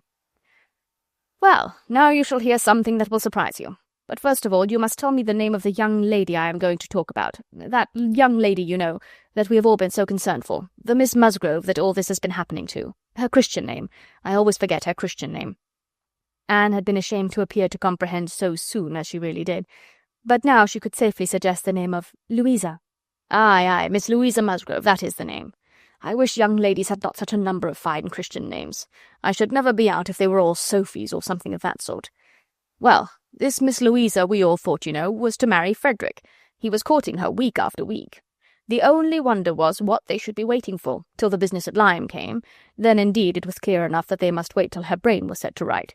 But even then there was something odd in their way of going on. Instead of staying at Lyme, he went off to Plymouth, and then he went off to see Edward. When we came back from Minehead, he was gone down to Edward's, and there he has been ever since. We have seen nothing of him since November. Even Sophie could not understand it. But now the matter has taken the strangest turn of all, for this young lady, this same Miss Musgrove, instead of being to marry Frederick, is to marry James Benwick. You know James Benwick. I am a little acquainted with Captain Benwick. Well, she is to marry him. Nay, most likely they are married already, for I do not know what they should wait for. I thought Captain Benwick a very pleasing young man, said Anne, and I understand that he bears an excellent character. Oh, yes, there is not a word to be said against James Benwick. He is only a commander, it is true, made last summer, and these are bad times for getting on, but he has not another fault that I know of. An excellent, good-hearted fellow, I assure you. A very active, zealous officer, too, which is more than you would think for, perhaps, for that soft sort of manner does not do him justice. Indeed, you are mistaken there, sir. I should never augur want of spirit from Captain Benwick's manners.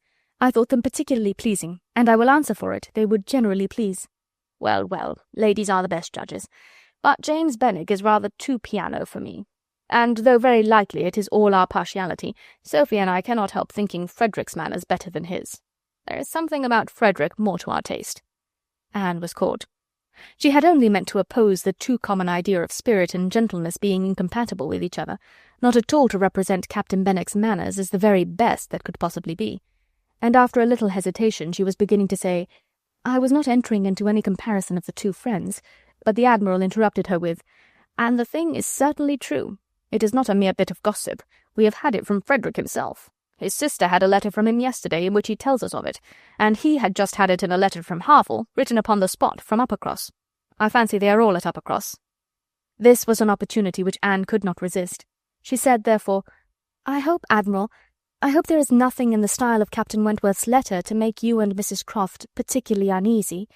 It did seem, last autumn, as if there were an attachment between him and Louisa Musgrove, but I hope it may be understood to have worn out on each side equally and without violence.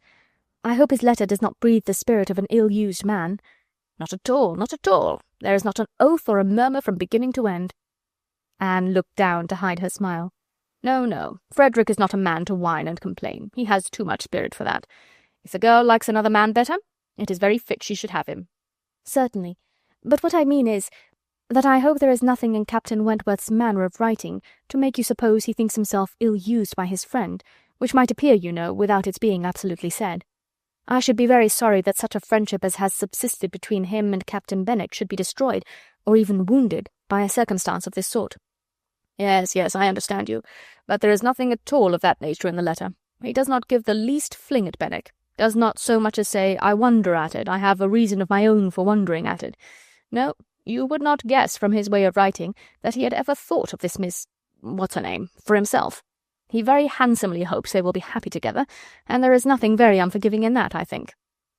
Anne did not receive the perfect conviction which the Admiral meant to convey, but it would have been useless to press the inquiry further. She therefore satisfied herself with commonplace remarks or quiet attention, and the Admiral had it all his own way. Poor Frederick, said he at last. Now he must begin all over again with somebody else.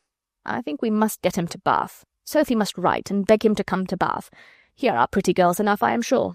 It would be of no use to go to Uppercross again, for that other Miss Musgrove, I find, is bespoke by her cousin, the young parson.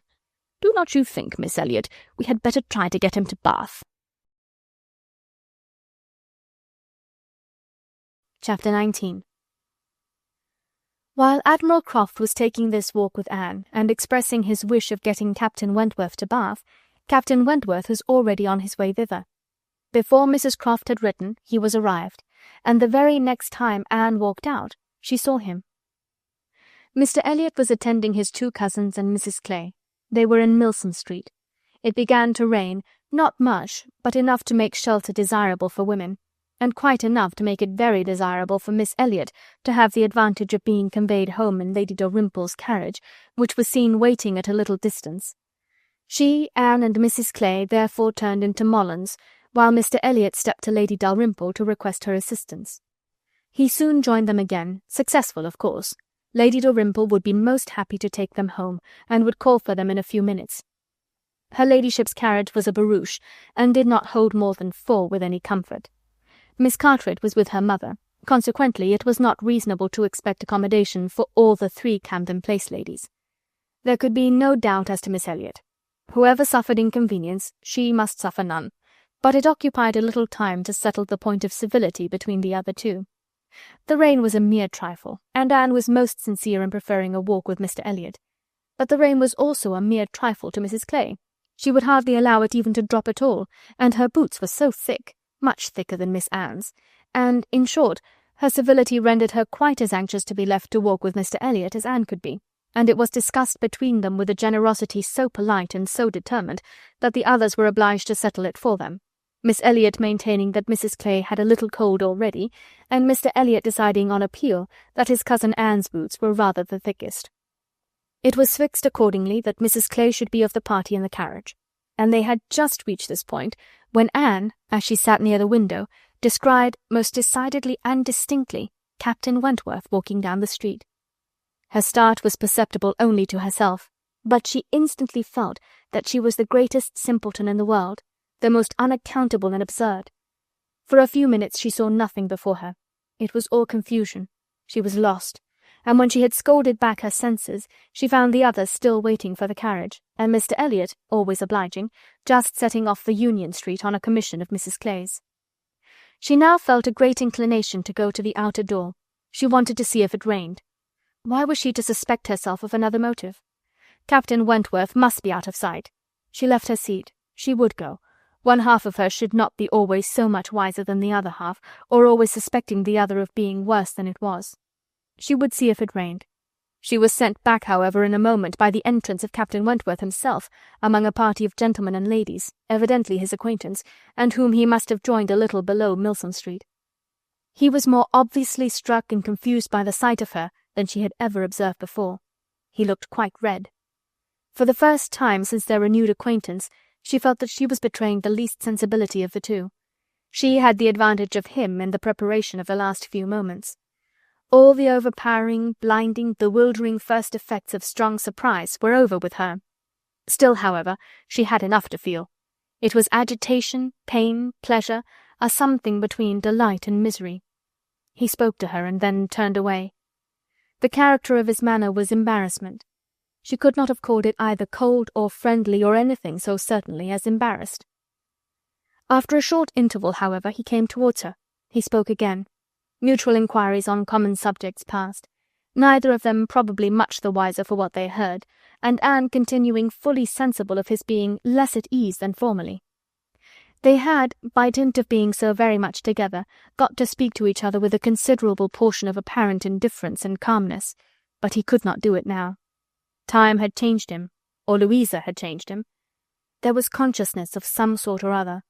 He looked very well, not as if he had been suffering in healthful spirits, and he talked of Uppercross, of the Musgroves, nay, even of Louisa, and had even a momentary look of his own arch significance as he named her.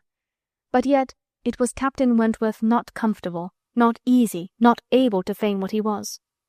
It did not surprise, but it grieved Anne to observe that Elizabeth would not know him. She saw that he saw Elizabeth, that Elizabeth saw him, that there was complete internal recognition on each side. She was convinced that he was ready to be acknowledged as an acquaintance, expecting it, and she had the pain of seeing her sister turn away with unalterable coldness. Lady Dalrymple's carriage, for which Miss Elliot was growing very impatient, now drew up. The servant came in to announce it. It was beginning to rain again, and altogether there was a delay and a bustle and a talking which must make all the little crowd in the shop understand that Lady Dalrymple was calling to convey Miss Elliot. At last Miss Elliot and her friend, unattended but by the servant, for there was no cousin returned, were walking off, and Captain Wentworth, watching them, turned again to Anne, and by manner rather than words was offering his services to her. "I am much obliged to you," was her answer, "but I am not going with them. The carriage would not accommodate so many. I walk. I prefer walking. But it rains." "Oh, very little. Nothing that I regard." After a moment's pause he said, "Though I came only yesterday, I have equipped myself properly for Bath already, you see. pointing to a new umbrella. "I wish you would make use of it, if you are determined to walk, though I think it would be more prudent to let me get you a chair." She was very much obliged to him, but declined it all, repeating her conviction that the rain would come to nothing at present. "I am only waiting for Mr. Elliot. He will be here in a moment, I am sure." She had hardly spoken the words when Mr. Elliot walked in. Captain Wentworth recollected him perfectly. There was no difference between him and the man who had stood on the steps at Lyme, admiring Anne as she passed, except in the air and look and manner of the privileged relation and friend. He came in with eagerness, appearing to see and think only of her, apologized for his stay, was grieved to have kept her waiting, and anxious to get her away without further loss of time and before the rain increased. And in another moment they walked off together, her arm under his, a gentle and embarrassed glance and a "good morning to you" being all that she had time for as she passed away. As soon as they were out of sight, the ladies of Captain Wentworth's party began talking of them. "Mr. Elliot does not dislike his cousin, I fancy." "Oh, no, that is clear enough. One can guess what will happen there. He is always with them, half lives in the family, I believe. What a very good-looking man." "Yes, and Miss Atkinson, who dined with him once at the Wallaces, says he is the most agreeable man she was ever in company with. She is pretty, I think, Anne Elliot, very pretty, when one comes to look at her. It is not the fashion to say so, but I confess I admire her more than her sister. Oh, so do I. And so do I, no comparison. But the men are all wild after Miss Elliot. Anne is too delicate for them." Anne would have been particularly obliged to her cousin if he would have walked by her side all the way to Camden Place without saying a word. She had never found it so difficult to listen to him, though nothing could exceed his solicitude and care, and though his subjects were principally such as were wont to be always interesting: praise, warm, just, and discriminating, of Lady Russell, and insinuations highly rational against Mrs. Clay. But just now she could think only of Captain Wentworth. She could not understand his present feelings, whether he were really suffering much from disappointment or not. Until that point was settled, she could not be quite herself. She hoped to be wise and reasonable in time, but alas, alas, she must confess to herself that she was not wise yet. Another circumstance very essential for her to know was how long he meant to be in Bath. He had not mentioned it, or she could not recollect it. He might be only passing through, but it was more probable that he should be come to stay. In that case, so liable as everybody was to meet everybody in Bath, Lady Russell would in all likelihood see him somewhere. Would she recollect him? How would it all be? She had already been obliged to tell Lady Russell that Louisa Musgrove was to marry Captain Benwick. It had cost her something to encounter Lady Russell's surprise, and now, if she were by any chance to be thrown into company with Captain Wentworth, her imperfect knowledge of the matter might add another shade of prejudice against him. The following morning Anne was out with her friend, and for the first hour in an incessant and fearful sort of watch for him in vain. But at last, in returning down Pulteney Street, she distinguished him on the right-hand pavement at such a distance as to have him in view the greater part of the street. There were many other men about him, many groups walking the same way, but there was no mistaking him. She looked instinctively at Lady Russell, but not from any mad idea of her recognizing him so soon as she did herself. No, it was not to be supposed that Lady Russell would perceive him till they were nearly opposite. She looked at her, however, from time to time, anxiously, and when the moment approached which must point him out, though not daring to look again, for her own countenance she knew was unfit to be seen, she was yet perfectly conscious of Lady Russell's eyes being turned exactly in the direction for him, of her being, in short, intently observing him. She could thoroughly comprehend the sort of fascination he must possess over Lady Russell's mind, the difficulty it must be for her to withdraw her eyes, the astonishment she must be feeling that 8 or 9 years should have passed over him, and in foreign climes and in active service too, without robbing him of one personal grace. At last Lady Russell drew back her head. Now, how would she speak of him? "You will wonder," said she, "what has been fixing my eye so long, but I was looking after some window curtains which Lady Alicia and Mrs. Franklin were telling me of last night. They described the drawing-room window curtains of one of the houses on this side of the way and this part of the street as being the handsomest and best hung of any in Bath, but could not recollect the exact number, and I have been trying to find out which it could be, but I confess I can see no curtains hereabout that answer their description."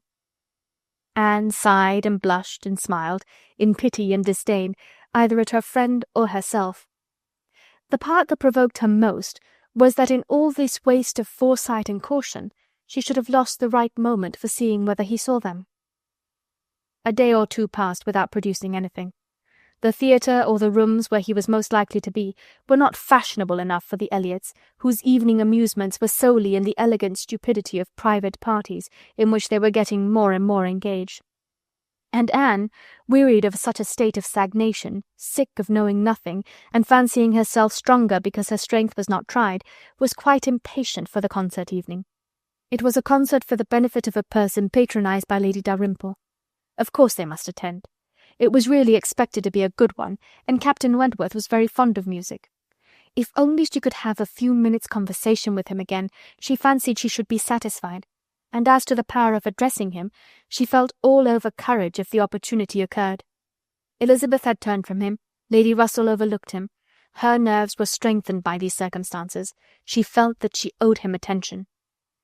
She had once partly promised Mrs. Smith to spend the evening with her, but in a short hurried call she excused herself and put it off, with the more decided promise of a longer visit on the morrow. Mrs. Smith gave a most good-humoured acquiescence. "By all means," said she, "only tell me all about it when you do come. Who is your party?" Anne named them all.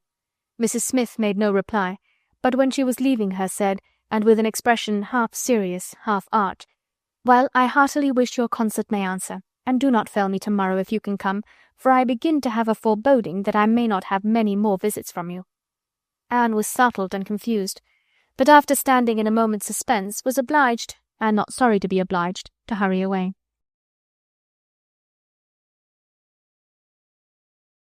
Chapter 20. Sir Walter, his 2 daughters, and Mrs. Clay were the earliest of all their party at the rooms in the evening, and as Lady Dalrymple must be waited for, they took their station by one of the fires in the octagon room. But hardly were they so settled when the door opened again, and Captain Wentworth walked in alone. Anne was the nearest to him, and making yet a little advance, she instantly spoke. He was preparing only to bow and pass on, but her gentle "How do you do?" brought him out of the straight line to stand near her, and make inquiries in return, in spite of the formidable father and sister in the background. Their being in the background was a support to Anne. She knew nothing of their looks, and felt equal to everything which she believed right to be done. While they were speaking, a whispering between her father and Elizabeth caught her ear. She could not distinguish, but she must guess the subject, and on Captain Wentworth's making a distant bow, she comprehended that her father had judged so well as to give him that simple acknowledgment of acquaintance, and she was just in time by a side-glance to see a slight curtsy from Elizabeth herself. This, though late and reluctant and ungracious, was yet better than nothing, and her spirits improved.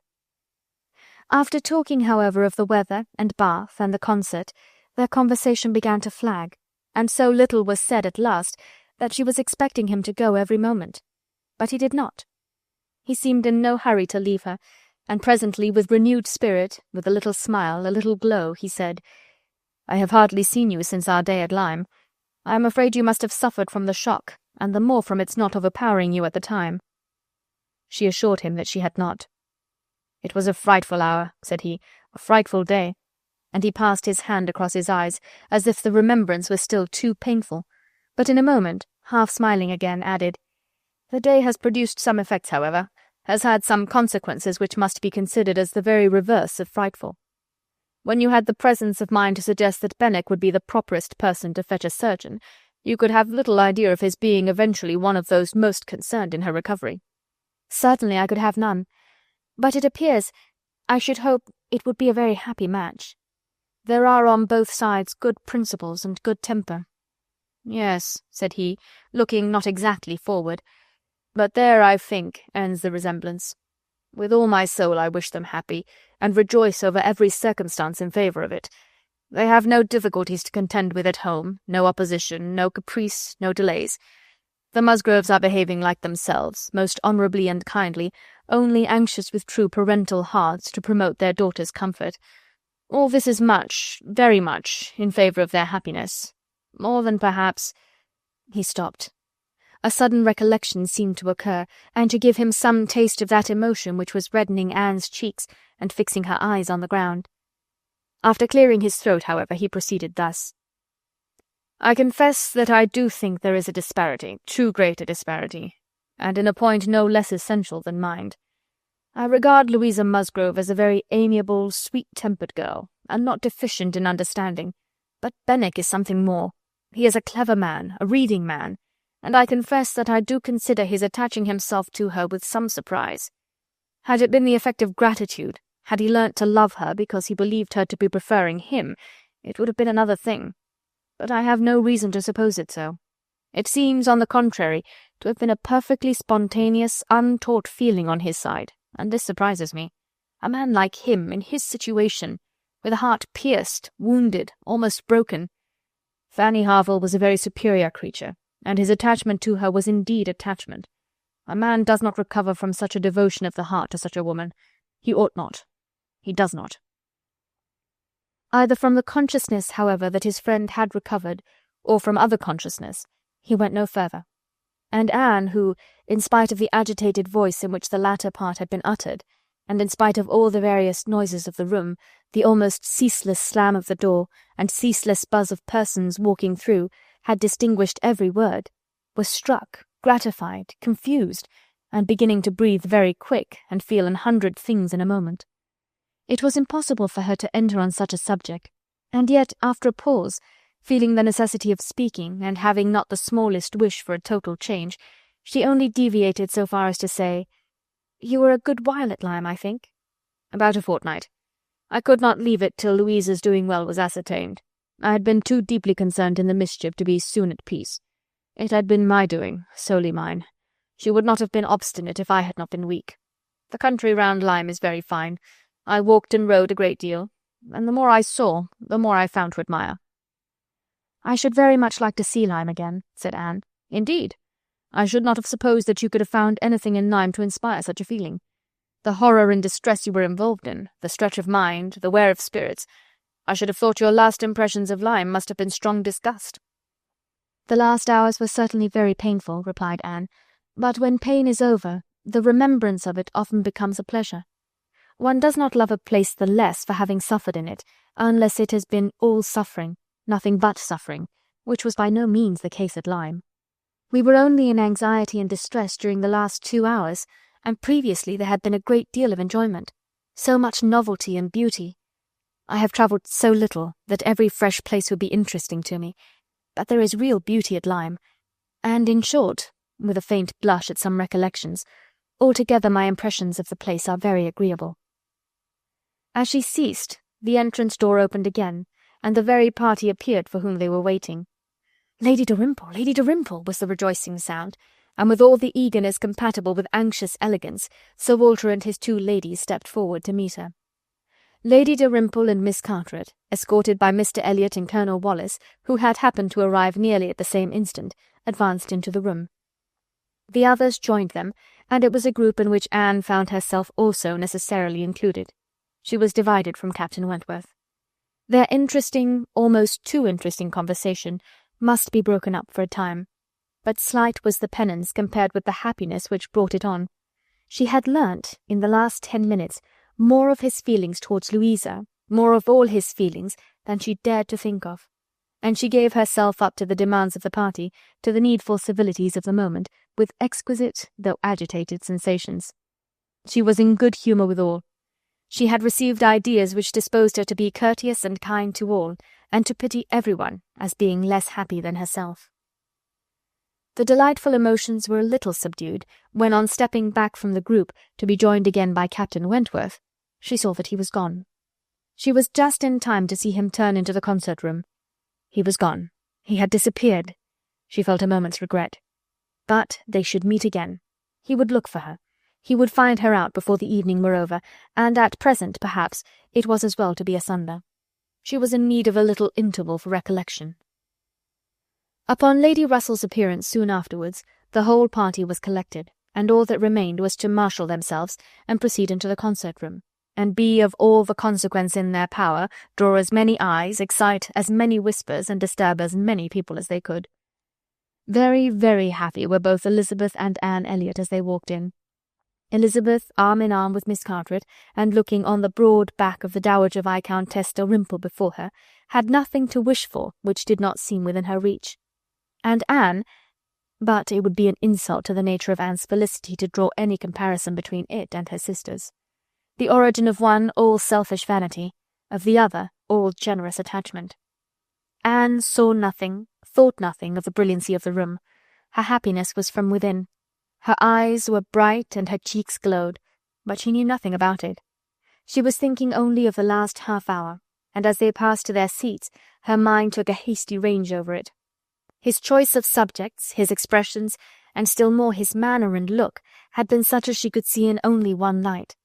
His opinion of Louisa Musgrove's inferiority, an opinion which he had seemed solicitous to give, his wonder at Captain Benwick, his feelings as to a first strong attachment, sentences begun which he could not finish, his half-averted eyes and more than half-expressive glance, all declared that he had a heart returning to her at least, that anger, resentment, avoidance were no more, and that they were succeeded not merely by friendship and regard, but by the tenderness of the past. Yes, some share of the tenderness of the past. She could not contemplate the change as implying less. He must love her. These were thoughts, with their attendant visions, which occupied and flurried her too much to leave her any power of observation, and she passed along the room without having a glimpse of him, without even trying to discern him. When their places were determined on, and they were all properly arranged, she looked round to see if he should happen to be in the same part of the room, but he was not. Her eye could not reach him, and the concert being just opening, she must consent for a time to be happy in a humbler way. The party was divided and disposed of on two contiguous benches. Anne was among those on the foremost, and Mr. Elliot had manoeuvred so well, with the assistance of his friend Colonel Wallis, as to have a seat by her. Miss Elliot, surrounded by her cousins, and the principal object of Colonel Wallis's gallantry, was quite contented. Anne's mind was in a most favourable state for the entertainment of the evening. It was just occupation enough. She had feelings for the tender, spirits for the gay, attention for the scientific, and patience for the wearisome, and had never liked a concert better, at least during the first act. Towards the close of it, in the interval succeeding an Italian song, she explained the words of the song to Mr. Elliot. They had a concert bill between them. "This," said she, "is nearly the sense, or rather the meaning of the words, for certainly the sense of an Italian love song must not be talked of, but it is as nearly the meaning as I can give, for I do not pretend to understand the language. I am a very poor Italian scholar." Yes, I see you are. I see you know nothing of the matter. You have only knowledge enough of the language to translate at sight these inverted, transposed, curtailed Italian lines into clear, comprehensible, elegant English. You need not say anything more of your ignorance. Here is complete proof. I will not oppose such kind politeness, but I should be sorry to be examined by a real proficient. I have not had the pleasure of visiting in Camden Place so long, replied he, without knowing something of Miss Anne Elliot, and I do regard her as one who is too modest for the world in general to be aware of half her accomplishments, and too highly accomplished for modesty to be natural in any other woman. For shame, this is too much flattery. I forget what we are to have next, turning to the bill. Perhaps, said Mr. Elliot, speaking low, I have had a longer acquaintance with your character than you are aware of. Indeed? How so? You can have been acquainted with it only since I came to Bath, excepting as you might hear me previously spoken of in my own family. I knew you by report long before you came to Bath. I had heard you described by those who knew you intimately. I have been acquainted with you by character many years. Your person, your disposition, accomplishments, manner, they were all present to me. Mr. Elliot was not disappointed in the interest he hoped to raise. No one can withstand the charm of such a mystery. To have been described long ago to a recent acquaintance by nameless people is irresistible, and Anne was all curiosity. She wondered and questioned him eagerly, but in vain. He delighted in being asked, but he would not tell. No. Some time or other perhaps, but not now. He would mention no names now, but such, he could assure her, had been the fact. He had many years ago received such a description of Miss Anne Elliot as had inspired him with the highest idea of her merit, and excited the warmest curiosity to know her. Anne could think of no one so likely to have spoken with partiality of her many years ago as the Mr. Wentworth of Monkford, Captain Wentworth's brother. He might have been in Mr. Elliot's company, but she had not courage to ask the question. "The name of Anne Elliot," said he, "has long had an interesting sound to me. Very long has it possessed a charm over my fancy, and if I dared, I would breathe my wishes that the name might never change." Such, she believed, were his words, but scarcely had she received their sound than her attention was caught by other sounds immediately behind her, which rendered everything else trivial. Her father and Lady Dalrymple were speaking. "A well-looking man," said Sir Walter, "a very well-looking man." "A very fine young man indeed," said Lady Dalrymple. "More air than one often sees in Bath. Irish, I dare say." "No, I just know his name, a bang acquaintance. Wentworth, Captain Wentworth of the Navy. His sister married my tenant in Somersetshire, the Croft who rents Kellynch." Before Sir Walter had reached this point, Anne's eyes had caught the right direction, and distinguished Captain Wentworth standing among a cluster of men at a little distance. As her eyes fell on him, his seemed to be withdrawn from her. It had that appearance. It seemed as if she had been one moment too late, and as long as she dared observe, he did not look again. But the performance was recommencing, and he was forced to seem to restore her attention to the orchestra and look straight forward. When she could give another glance, he had moved away. He could not have come nearer to her if he would. She was so surrounded and shut in, but she would rather have caught his eye. Mr. Elliot's speech, too, distressed her. She had no longer any inclination to talk to him. She wished him not so near her. The first act was over. Now she hoped for some beneficial change, and after a period of nothing saying amongst the party, some of them did decide on going in quest of tea.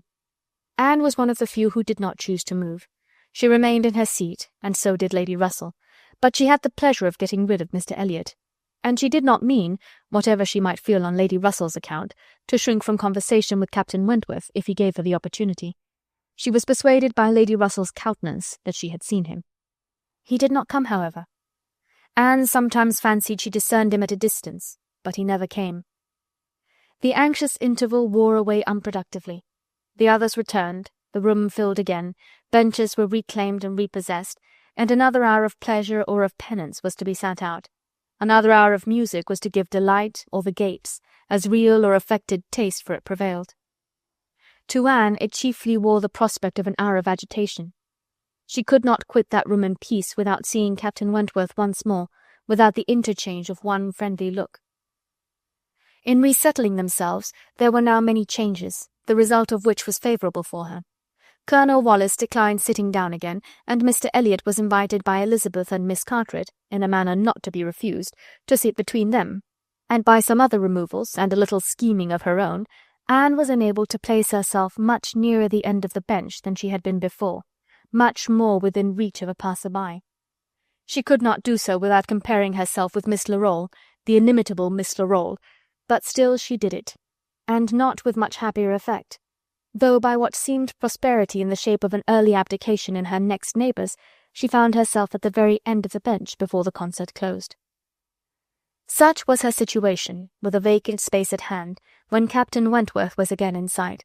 She saw him not far off. He saw her too, yet he looked grave, and seemed irresolute, and only by very slow degrees came at last near enough to speak to her. She felt that something must be the matter. The change was indubitable. The difference between his present air and what it had been in the octagon room was strikingly clear. Why was it? She thought of her father, of Lady Russell.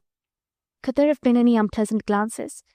He began by speaking of the concert gravely, more like the Captain Wentworth of Uppercross, owned himself disappointed, had expected singing, and in short must confess that he should not be sorry when it was over. Anne replied and spoke in defence of the performance so well, and yet in allowance for his feelings so pleasantly, that his countenance improved, and he replied again with almost a smile. They talked for a few minutes more. The improvement held. He even looked down towards the bench as if he saw a place on it well worth occupying, when at that moment a touch on her shoulder obliged Anne to turn around. It came from Mr. Elliot.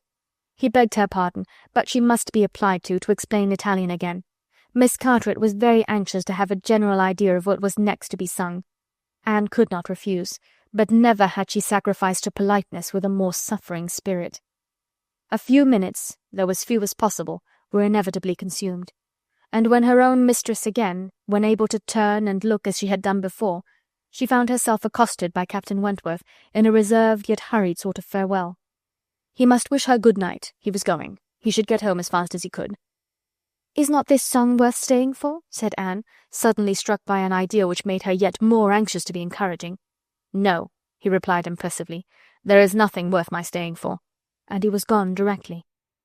Jealousy of Mr. Elliot. It was the only intelligible motive. Captain Wentworth jealous of her affection. Could she have believed it a week ago, 3 hours ago? For a moment the gratification was exquisite. But alas, there were very different thoughts to succeed. How was such jealousy to be quieted? How was the truth to reach him? How, in all the peculiar disadvantages of their respective situations, would he ever learn of her real sentiments? It was misery to think of Mr. Elliot's attentions. Their evil was incalculable.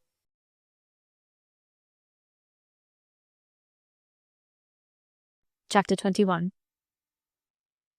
Anne recollected with pleasure the next morning her promise of going to Mrs. Smith, meaning that it should engage her from home at the time when Mr. Elliot would be most likely to call, for to avoid Mr. Elliot was almost a first object. She felt a great deal of goodwill towards him. In spite of the mischief of his attentions, she owed him gratitude and regard, perhaps compassion. She could not help thinking much of the extraordinary circumstances attending their acquaintance, of the right which he seemed to have to interest her by everything in situation, by his own sentiments, by his early prepossession. It was altogether very extraordinary, flattering but painful. There was much to regret. How she might have felt had there been no Captain Wentworth in the case was not worth inquiry, for there was a Captain Wentworth, and be the conclusion of the present suspense good or bad, her affection would be his forever.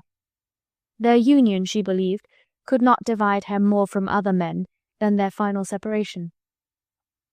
Prettier musings of high-wrought love and eternal constancy could never have passed along the streets of Bath than Anne was sporting with from Camden Place to Westgate Buildings. It was almost enough to spread purification and perfume all the way. She was sure of a pleasant reception, and her friend seemed this morning particularly obliged to have her coming, seemed hardly to have expected her, though it had been an appointment. An account of the concert was immediately claimed, and Anne's recollections of the concert were quite happy enough to animate her features and make her rejoice to talk of it. All that she could tell she told most gladly, but the all was little for one who had been there, and unsatisfactory for such an inquirer as Mrs. Smith, who had already heard, through the short-cut of a laundress and a waiter, rather more of the general success and produce of the evening than Anne could relate, and who now asked in vain for several particulars of the company.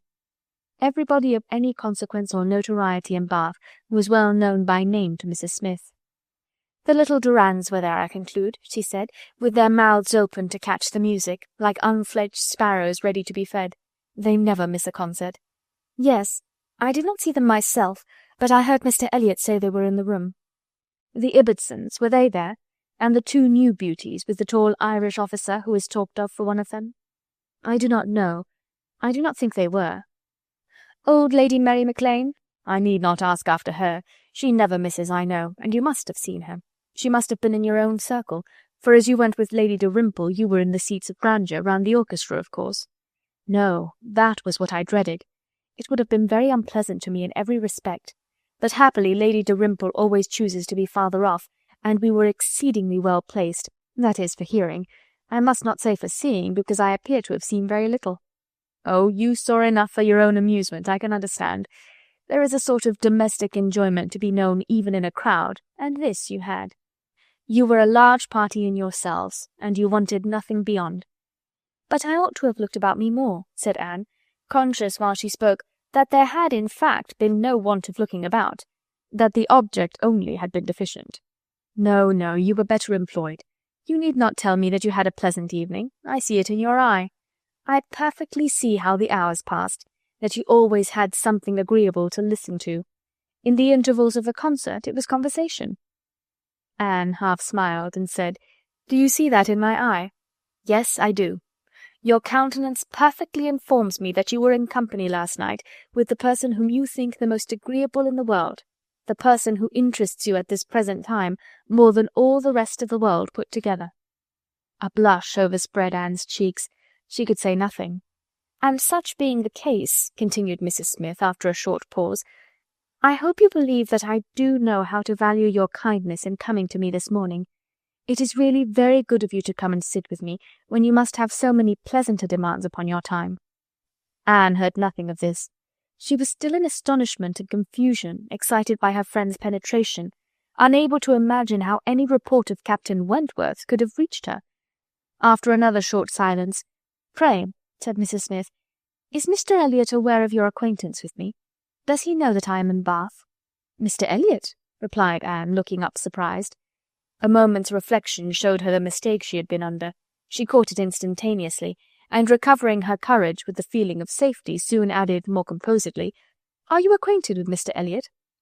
"I have been a good deal acquainted with him," replied Mrs. Smith gravely, "but it seems worn out now. It is a great while since we met." "I was not at all aware of this. You never mentioned it before." "Had I known it, I would have had the pleasure of talking to him about you." "To confess the truth," said Mrs. Smith, assuming her usual air of cheerfulness, "that is exactly the pleasure I want you to have. I want you to talk about me to Mr. Elliot. I want your interest with him. He can be of essential service to me, and if you would have the goodness, my dear Miss Elliot, to make it an object to yourself, of course it is done." "I should be extremely happy. I hope you cannot doubt my willingness to be of even the slightest use to you," replied Anne. "But I suspect that you are considering me as having a higher claim on Mr. Elliot, a greater right to influence him, than is really the case.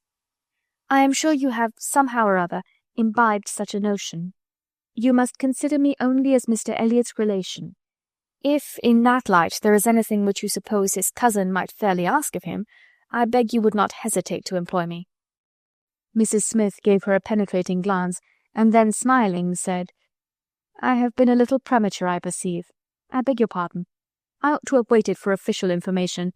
But now, my dear Miss Elliot, as an old friend, do give me a hint as to when I may speak. Next week? To be sure, by next week I may be allowed to think it all settled, and build my own selfish schemes on Mr. Elliot's good fortune." "No," replied Anne, "nor next week, nor next, nor next. I assure you that nothing of the sort you are thinking of will be settled any week. I am not going to marry Mr. Elliot. I should like to know why you imagine I am." Mrs. Smith looked at her again, looked earnestly, smiled, shook her head, and exclaimed, "Now how I do wish I understood you! How I do wish I knew what you were at! I have a great idea that you do not design to be cruel when the right moment occurs. Till it does come, you know, we women never mean to have anybody. It is a thing of course among us that every man is refused till he offers. But why should you be cruel? Let me plead for my present friend, I cannot call him, but for my former friend. Where can you look for a more suitable match? Where could you expect a more gentlemanlike, agreeable man? Let me recommend Mr. Elliot.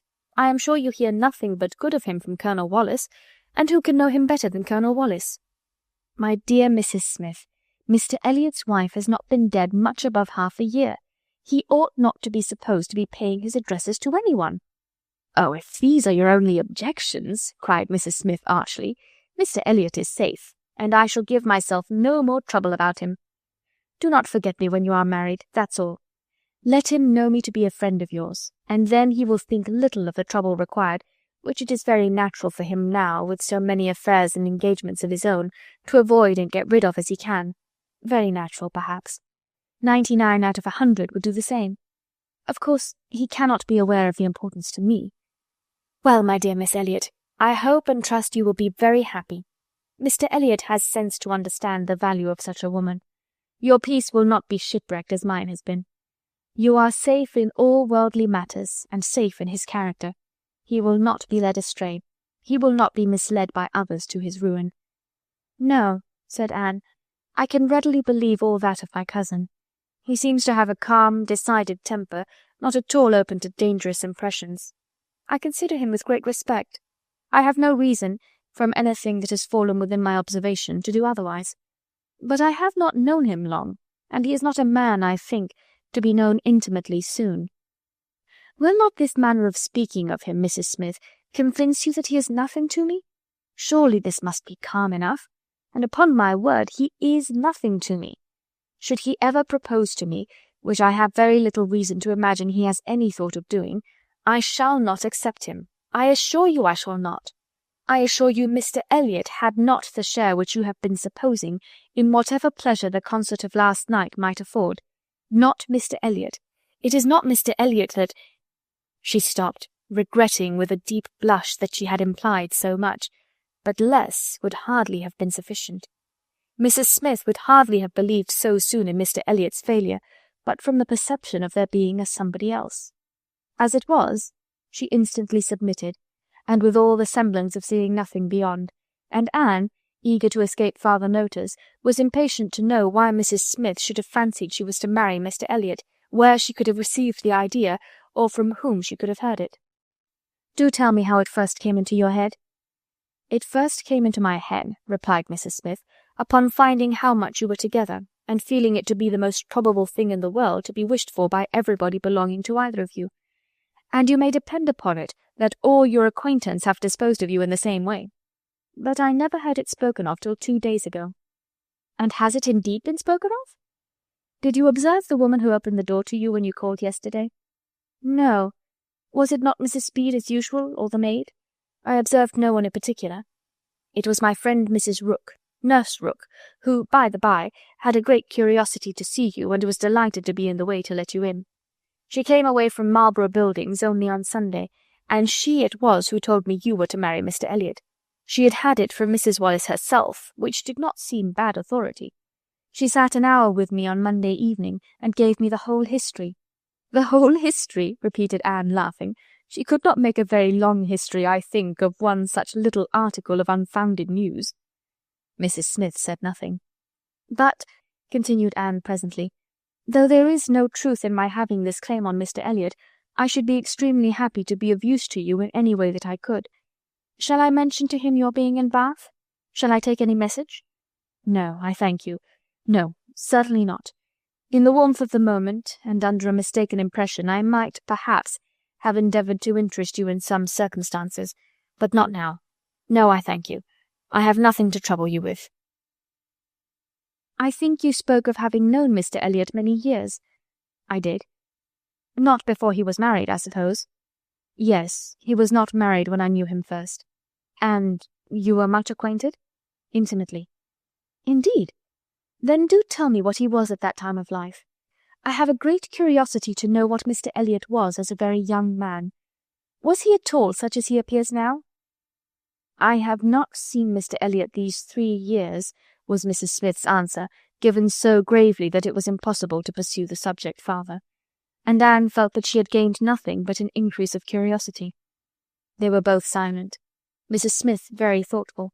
At last, "I beg your pardon, my dear Miss Elliot," she cried in her natural tone of cordiality.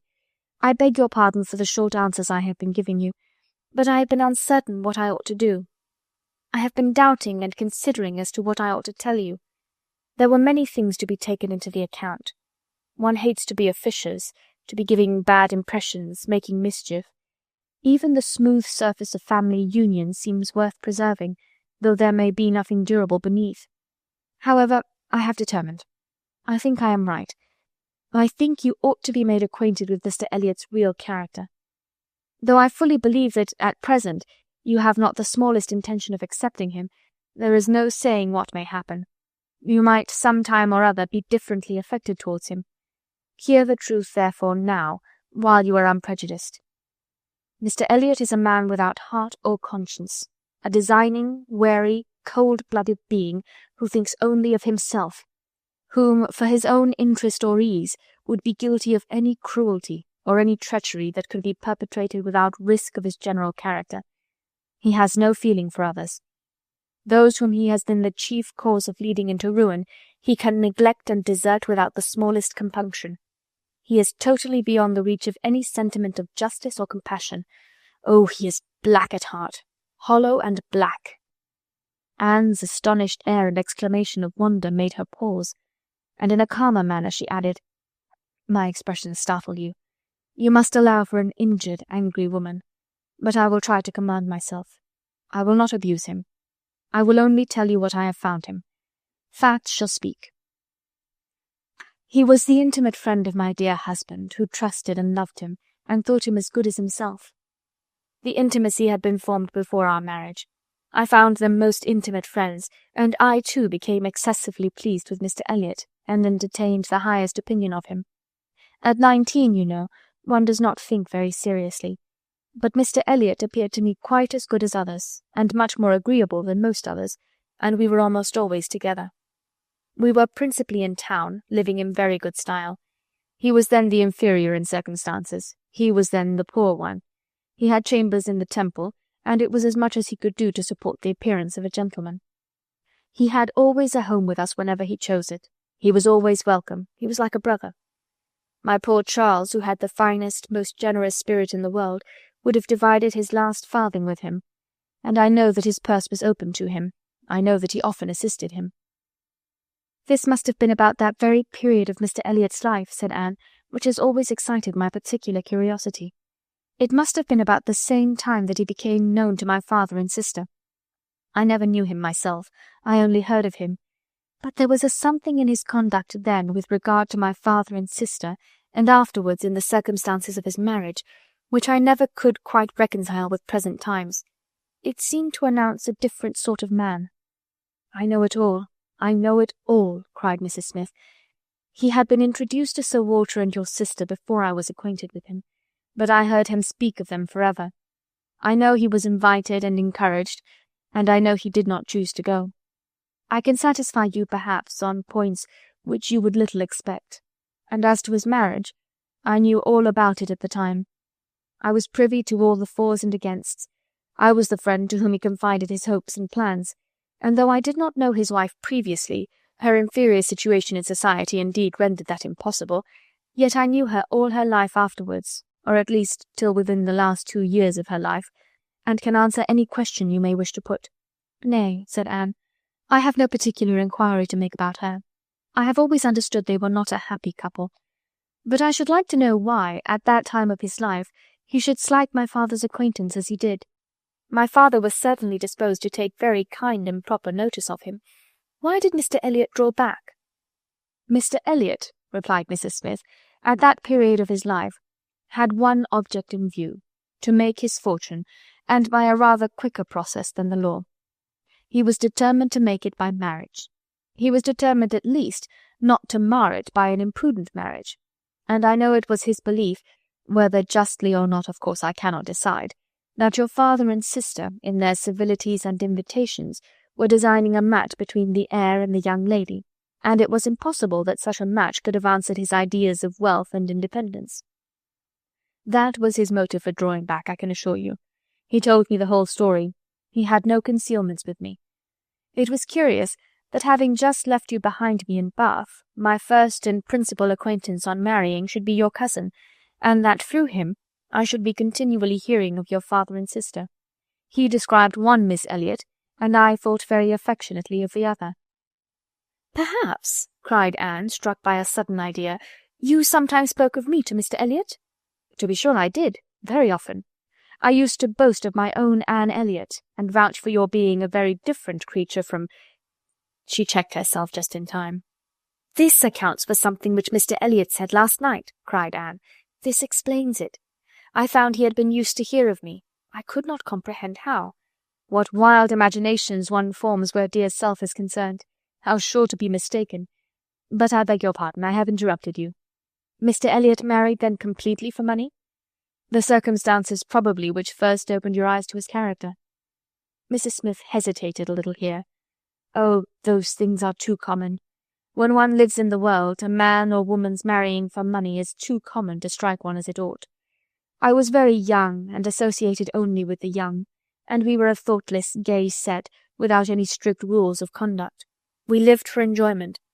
I think differently now. Time and sickness and sorrow have given me other notions, but at that period I must own I saw nothing reprehensible in what Mr. Elliot was doing. To do the best for himself passed as a duty. But was she not a very low woman? Yes, which I objected to, but he would not regard. Money was all he wanted. Her father was a grazier, her grandfather had been a butcher, but that was all nothing. She was a fine woman, had had a decent education, was brought forward by some cousins, thrown by chance into Mr. Elliot's company, and fell in love with him. and not a difficulty or a scruple was there on his side with respect to her birth. All his caution was spent in being secured of the real amount of her fortune before he committed himself. Depend upon it, whatever esteem Mr. Elliot may have for his own situation in life now, as a young man he had not the smallest value for it. His chance for the Kellynch estate was something, but all the honour of the family he held as cheap as dirt. I have often heard him declare that if baronetcies were saleable, anybody should have his for £50, arms and motto, name and livery included. But I will not pretend to repeat half that I used to hear him say on that subject. It would not be fair. And yet you ought to have proof, for what is all this but assertion? And you shall have proof. Indeed, my dear Mrs. Smith, I want none, cried Anne. You have asserted nothing contradictory to what Mr. Elliot appeared to be some years ago. This is all confirmation, rather, of what we used to hear and believe. I am more curious to know why he should be so different now. But, for my satisfaction, if you will have the goodness to ring for Mary, stay, I am sure you will have the still greater goodness of going yourself into my bedroom, and bringing me the small inlaid box which you will find on the upper shelf of the closet. Anne, seeing her friend to be earnestly bent on it, did as she was desired. The box was brought and placed before her, and Mrs. Smith, sighing over it as she unlocked it, said, "This is full of papers belonging to him, to my husband. A small portion only of what I had to look over when I lost him. The letter I am looking for was written by Mr. Elliot to him before our marriage, and happened to be saved, why one can hardly imagine. But he was careless and immethodical, like other men about those things, and when I came to examine his papers, I found it with others still more trivial, from different people scattered here and there, while many letters and memorandums of real importance had been destroyed. Here it is. I would not burn it, because being even then very little satisfied with Mr. Elliot, I was determined to preserve every document of former intimacy. I have now another motive for being glad that I can produce it." This was the letter, directed to Charles Smith, Esquire, Tunbridge Wells, and dated from London as far back as July 1803. "Dear Smith, I have received yours. Your kindness almost overpowers me.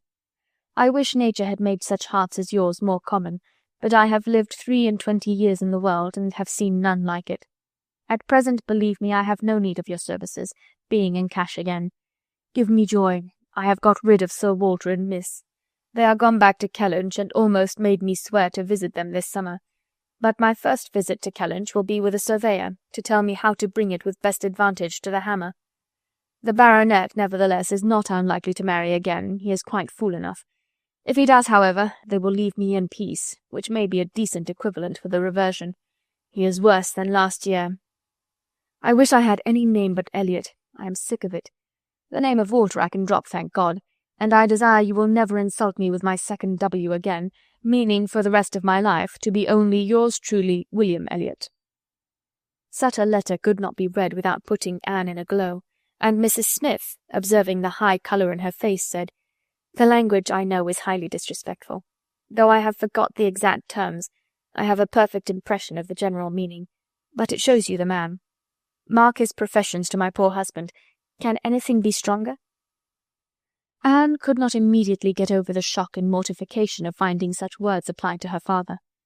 She was obliged to recollect that her seeing the letter was a violation of the laws of honour, that no one ought to be judged or to be known by such testimonies, that no private correspondence could bear the eye of others, before she could recover calmness enough to return the letter which she had been meditating over, and say, "Thank you. This is full proof, undoubtedly, proof of everything you were saying. But why be acquainted with us now?" "I can explain this too," cried Mrs. Smith, smiling. "Can you really?" "Yes. I have shown you Mr. Elliot as he was a dozen years ago, and I will show you him as he is now. I cannot produce written proof again, but I can give as authentic oral testimony as you can desire of what he is now wanting and what he is now doing. He is no hypocrite now. He truly wants to marry you. His present attentions to your family are very sincere, quite from the heart. I will give you my authority. His friend Colonel Wallis." "Colonel Wallis? You were acquainted with him?" "No. It does not come to me in quite so direct a line as that. It takes a bend or two, but nothing of consequence. The stream is as good as at first. The little rubbish it collects in the turnings is easily moved away." "Mr. Elliot talks unreservedly to Colonel Wallis of his views on you, which said Colonel Wallis I imagined to be in himself a sensible, careful, discerning sort of character. But Colonel Wallis has a very pretty, silly wife, to whom he tells things which he had better not, and he repeats it all to her. She, in the overflowing spirits of her recovery, repeats it all to her nurse, and the nurse, knowing my acquaintance with you, very naturally brings it all to me. On Monday evening my good friend Mrs. Rooke let me thus much into the secrets of Marlborough Buildings. When I talked of a whole history, therefore, you see I was not romancing so much as you supposed. My dear Mrs. Smith, your authority is deficient. This will not do. Mr. Elliot's having any views on me will not in the least account for the efforts he made towards a reconciliation with my father. That was all prior to my coming to Bath. I found them on the most friendly terms when I arrived. I know you did.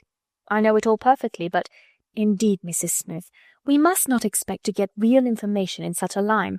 Facts or opinions which are to pass through the hands of so many, to be misconceived by folly in one and ignorance in another, can hardly have much truth left.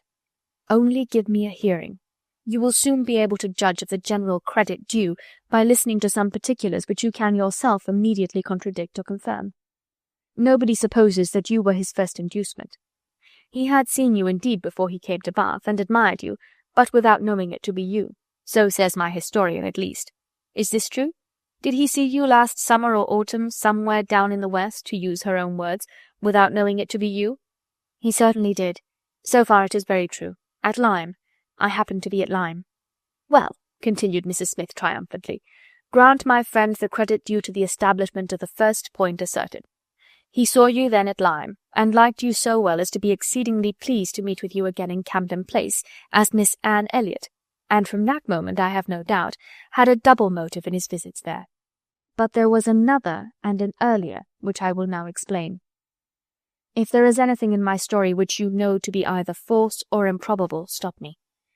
My account states that your sister's friend, the lady now staying with you, whom I have heard you mention, came to Bath with Miss Elliot and Sir Walter as long ago as September, in short, when they first came themselves, and has been staying there ever since, that she is a clever, insinuating, handsome woman, poor and plausible, and altogether such in situation and manner as to give a general idea among Sir Walter's acquaintance of her meaning to be Lady Elliot, and as a general surprise that Miss Elliot should be apparently blind to the danger.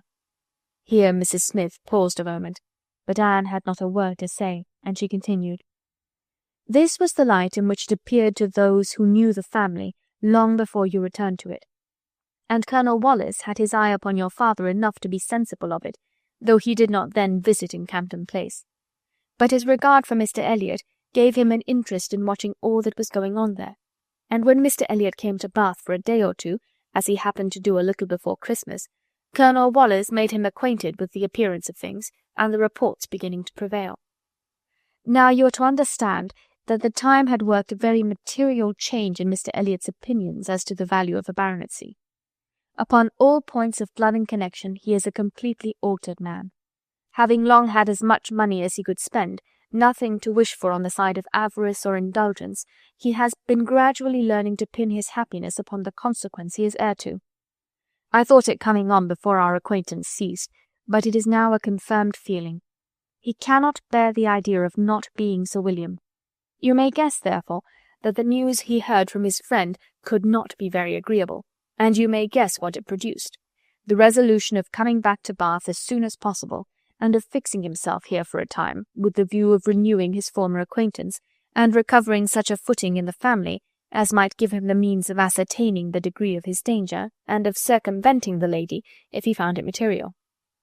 This was agreed upon between the two friends as the only thing to be done, and Colonel Wallis was to assist in every way that he could. He was to be introduced, and Mrs. Wallis was to be introduced, and everybody was to be introduced. Mr. Elliot came back accordingly, and on application was forgiven, as you know, and readmitted into the family. And there it was his constant object, and his only object, till your arrival added another motive, to watch Sir Walter and Mrs. Clay. He omitted no opportunity of being with them, threw himself in their way, called at all hours, but I need not be particular on this subject. You can imagine what an artful man would do, and with this guide, perhaps, may recollect what you have seen him do. Yes, said Anne, You tell me nothing which does not accord with what I have known, or could imagine. There is always something offensive in the details of cunning.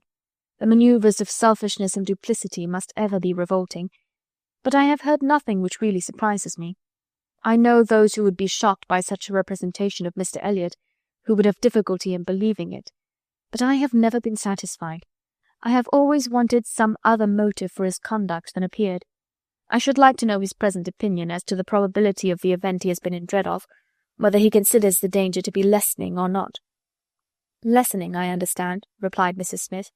He thinks Mrs. Clay afraid of him, aware that he sees through her, and not daring to proceed as she might do in his absence.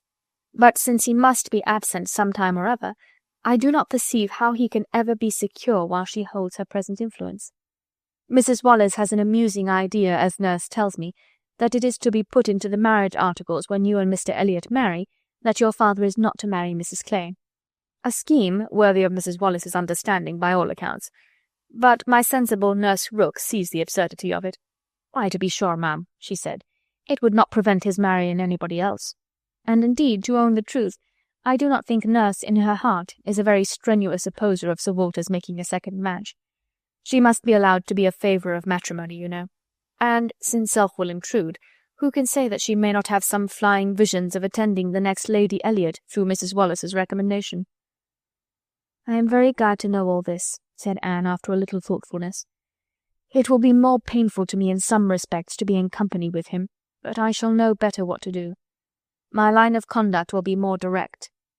Mr. Elliot is evidently a disingenuous, artificial, worldly man, who has never had any better principle to guide him than selfishness. But Mr. Elliot was not done with. Mrs. Smith had been carried away from her first direction, and Anne had forgotten, in the interest of her own family concerns, how much had been originally implied against him. But her attention was now called to the explanation of those first hints, and she listened to a recital which, if it did not perfectly justify the unqualified bitterness of Mrs. Smith, proved him to have been very unfeeling in his conduct towards her, very deficient both in justice and compassion. She learned that, the intimacy between them continuing unimpaired by Mr. Elliot's marriage, they had been as before always together, and Mr. Elliot had led his friend into expenses much beyond his fortune. Mrs. Smith did not want to take blame to herself, and was most tender of throwing any on her husband, but Anne could collect that their income had never been equal to their style of living, and that from the first there had been a great deal of general and joint extravagance. From his wife's account of him, she could discern Mr. Smith to have been a man of warm feelings, easy temper, careless habits, and not strong understanding, much more amiable than his friend, and very unlike him, led by him, and probably despised by him. Mr. Elliot, raised by his marriage to great affluence, and disposed to every gratification of pleasure and vanity which could be commanded without involving himself, for with all his self-indulgence he had become a prudent man, and beginning to be rich just as his friend ought to have found himself to be poor, seemed to have had no concern at all for that friend's probable finances, but on the contrary had been prompting and encouraging expenses which could only end in ruin, and the Smiths accordingly had been ruined. The husband had died just in time to be spared the full knowledge of it. They had previously known embarrassments enough to try the friendship of their friends, and to prove that Mr. Elliot's had better not be tried. But it was not till his death that the wretched state of his affairs was fully known. With the confidence in Mr. Elliot's regard, more creditable to his feelings than his judgment, Mr. Smith had appointed him the executor of his will. But Mr. Elliot would not act, and the difficulties and distress which this refusal had heaped on her, in addition to the inevitable sufferings of her situation, had been such as could not be related without anguish of spirit, or listened to without corresponding indignation. Anne was shown some letters of his on the occasion, answers to urgent applications from Mrs. Smith, which all breathed the same stern resolution of not engaging in a fruitless trouble, and under a cold civility the same hard-hearted indifference to any of the evils it might bring on her.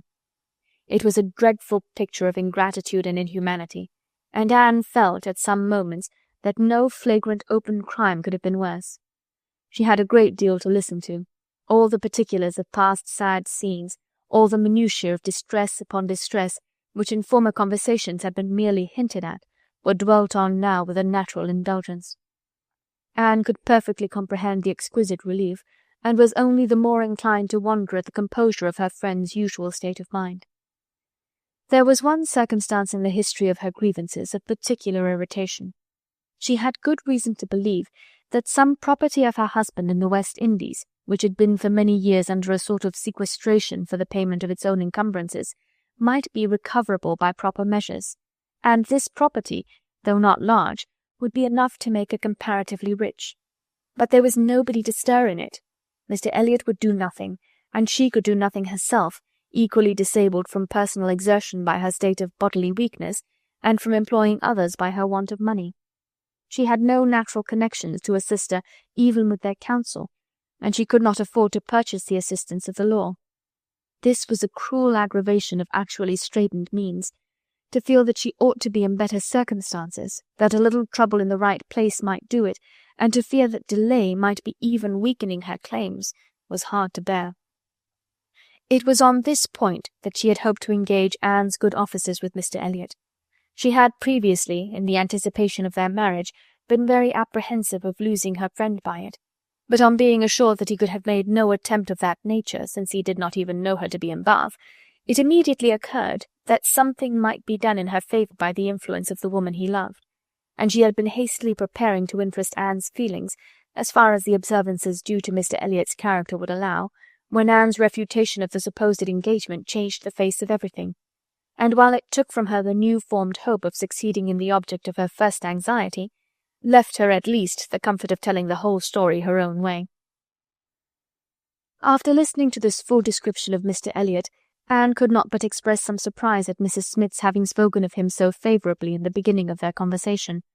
She had seemed to recommend and praise him. "My dear," was Mrs. Smith's reply, "there was nothing else to be done. I considered your marrying him as certain, though he might not yet have made the offer, and I could no more speak the truth of him than if he had been your husband. My heart bled for you as I talked of happiness. And yet he is sensible, he is agreeable, and with such a woman as you, it was not absolutely hopeless. He was very unkind to his first wife. They were wretched together, but she was too ignorant and giddy for respect, and he had never loved her. I was willing to hope that you must fare better." Anne could just acknowledge within herself such a possibility of having been induced to marry him as made her shudder at the idea of the misery which must have followed. It was just possible that she might have been persuaded by Lady Russell, and under such a supposition, which would have been most miserable when time had disclosed all too late? It was very desirable that Lady Russell should be no longer deceived, and one of the concluding arrangements of this important conference, which carried them through the greater part of the morning, was, that Anne had full liberty to communicate to her friend everything relative to Mrs. Smith in which his conduct was involved.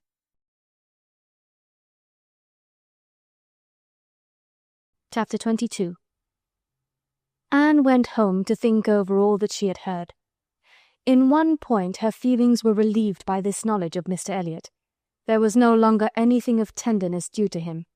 He stood as opposed to Captain Wentworth in all his own unwelcome obtrusiveness, and the evil of his attentions last night, the irremediable mischief he might have done, was considered with sensations unqualified, unperplexed. Pity for him was all over. But this was the only point of relief. In every other respect, in looking around her or penetrating forward, she saw more to distrust than to apprehend. She was concerned for the disappointment and pain Lady Russell would be feeling, for the mortifications which must be hanging over her father and sister, and had all the distress of foreseeing many evils without knowing how to avert any one of them. She was most thankful for her own knowledge of him. She had never considered herself as entitled to reward for not slighting an old friend like Mrs. Smith, but here was a reward indeed springing from it. Mrs. Smith had been able to tell her what no one else could have done. Could the knowledge have been extended through her family? But this was a vain idea. She must talk to Lady Russell, tell her, consult with her, and having done her best, wait the event with as much composure as possible. And after all, her greatest want of composure would be in that quarter of the mind which could not be open to Lady Russell, in that flow of anxieties and fears which must be all to herself. She found, on reaching home, that she had, as she intended, escaped seeing Mr. Elliot, that he had called and paid them a long morning visit, but hardly had she congratulated herself and felt safe, when she heard that he was coming again in the evening. "I had not the smallest intention of asking him," said Elizabeth with affected carelessness, "but he gave so many hints, so Mrs. Clay says at least." "Indeed I do say it. I never saw anybody in my life spell harder for an invitation. Poor man, I was really in pain for him, for your hard-hearted sister, Miss Anne, seems bent on cruelty." "Oh," cried Elizabeth, "I have been rather too much used to the game to be soon overcome by a gentleman's hints. However, when I found how excessively he was regretting that he should miss my father this morning, I gave way immediately, for I would never really omit an opportunity of bringing him and Sir Walter together. They appeared to so much advantage in company with each other, each behaving so pleasantly, Mr. Elliot looking up with so much respect." "Quite delightful," cried Mrs. Clay, not daring, however, to turn her eyes towards Anne. "Exactly like father and son. Dear Miss Elliot, may I not say father and son?" "Oh, I lay no embargo on anybody's words, if you will have such ideas, but upon my word I am scarcely sensible of his attentions being beyond those of other men." "My dear Miss Elliot," exclaimed Mrs. Clay, lifting her hands and eyes, and sinking all the rest of her astonishment in a convenient silence. "Well, my dear Penelope, you need not be so alarmed about him. I did invite him, you know. I sent him away with smiles. When I found he was really going to his friends at Thornbury Park for the whole day tomorrow, I had compassion on him." Anne admired the good acting of the friend in being able to show such pleasure as she did, in the expectation and in the actual arrival of the very person whose presence must really be interfering with her prime object. It was impossible but that Mrs. Clay must hate the sight of Mr. Elliot, and yet she could assume a most obliging, placid look, and appear quite satisfied with the curtailed license of devoting herself only half as much to Sir Walter as she would have done otherwise. To Anne herself, it was most distressing to see Mr. Elliot enter the room, and quite painful to have him approach and speak to her. She had been used before to feel that he could not be always quite sincere, but now she saw insincerity in everything. His attentive deference to her father contrasted with his former language was odious, and when she thought of his cruel conduct towards Mrs. Smith, she could hardly bear the sight of his present smiles and mildness, or the sound of his artificial good sentiments. She meant to avoid any such alteration of manners as might provoke a remonstrance on his side. It was a great object to her to escape all inquiry or eclat, but it was her intention to be as decidedly cool to him as might be compatible with their relationship, and to retrace, as quietly as she could, the few steps of unnecessary intimacy she had been gradually led along. She was accordingly more guarded and more cool than she had been the night before. He wanted to animate her curiosity again as to how and where he could have heard her formerly praised, wanted very much to be gratified by more solicitation, but the charm was broken. He found that the heat and animation of a public room was necessary to kindle his modest cousin's vanity. He found, at least, that it was not to be done now by any of those attempts which he could hazard among the too commanding claims of the others. He little surmised that it was a subject acting now exactly against his interest, bringing immediately to her thoughts all those parts of his conduct which were least excusable. She had some satisfaction in finding that he was really going out of Bath the next morning, going early, and that he would be gone the greater part of 2 days. He was invited again to Camden Place the very evening of his return, but from Thursday to Saturday evening his absence was certain.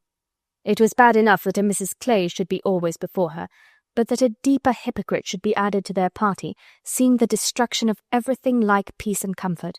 It was so humiliating to reflect on the constant deception practised on her father and Elizabeth, to consider the various sources of mortification preparing for them. Mrs. Clay's selfishness was not so complicate nor so revolting as his, and Anne would have compounded for the marriage at once with all its evils, to be clear of Mr. Elliot's subtleties in endeavouring to prevent it. On Friday morning she meant to go very early to Lady Russell and accomplish the necessary communication, and she would have gone directly after breakfast, but that Mrs. Clay was also going out on some obliging purpose of saving her sister trouble, which determined her to wait till she might be safe from such a companion. She saw Mrs. Clay fairly off, therefore, before she began to talk of spending the morning in Rivers Street. "Very well," said Elizabeth, "I have nothing to send but my love. Oh, you may as well take back that tiresome book she would lend me and pretend I have read it through. I really cannot be plaguing myself forever with all the new poems and states of the nation that come out. Lady Russell quite bores one with her new publications. You need not tell her so, but I thought her dress hideous the other night. I used to think she had some taste in dress, but I was ashamed of her at the concert. Something so formal and arranged in her air, and she sits so upright. My best love, of course." "And mine," added Sir Walter. "Kindest regards. And you may say that I mean to call upon her soon. Make a civil message, but I shall only leave my card. Morning visits are never fair by women at her time of life, who make themselves up so little. If she would only wear rouge, she would not be afraid of being seen. But last time I called, I observed the blinds were let down immediately." While her father spoke, there was a knock at the door. Who could it be? Anne, remembering the preconcerted visits at all hours of Mr. Elliot, would have expected him, but for his known engagement 7 miles off. After the usual period of suspense, the usual sounds of approach were heard, and Mr. and Mrs. Charles Musgrove were ushered into the room.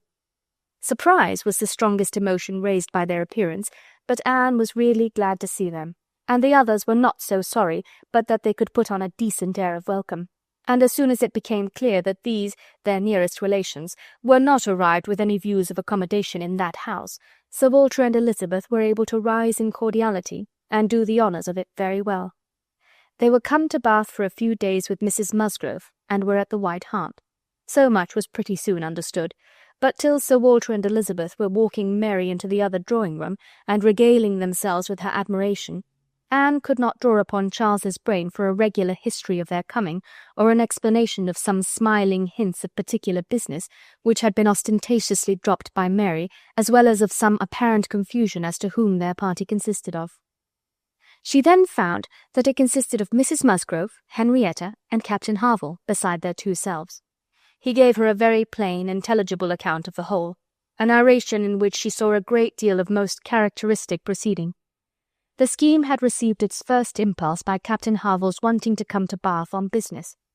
He had begun to talk of it a week ago, and by way of doing something, as shooting was over, Charles had proposed coming with him, and Mrs. Harville had seemed to like the idea of it very much, as an advantage to her husband. But Mary could not bear to be left, and had made herself so unhappy about it that for a day or 2 everything seemed to be in suspense, or at an end. But then it had been taken up by his father and mother. His mother had some old friends in Bath whom she wanted to see. It was thought a good opportunity for Henrietta to come and buy wedding clothes for herself and her sister, and in short it ended in being his mother's party, that everything might be comfortable and easy to Captain Harville, and he and Mary were included in it by way of general convenience. They had arrived late the night before. Mrs. Harville, her children, and Captain Benwick remained with Mr. Musgrove and Louisa at Uppercross. Anne's only surprise was that affairs should be in forwardness enough for Henrietta's wedding clothes to be talked of. She had imagined such difficulties of fortune to exist there as must prevent the marriage from being near at hand.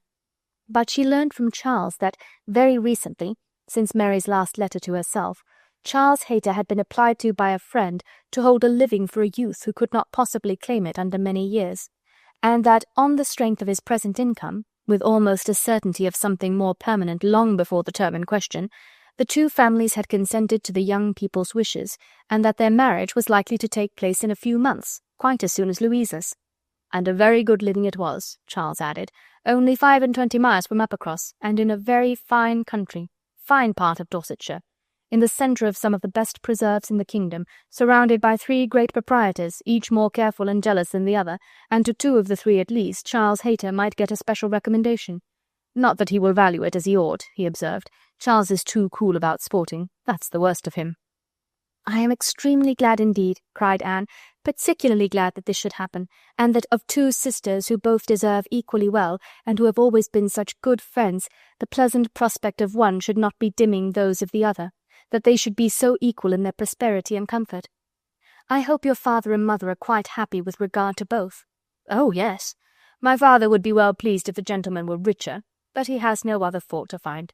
Money, you know, coming down with money, 2 daughters at once, it cannot be a very agreeable operation, and it straightens him as to many things. However, I do not mean to say that they have not a right to it. It is very fit they should have daughters' shares, and I am sure he has always been a very kind, liberal father to me. Mary does not above half like Henrietta's match. She never did, you know.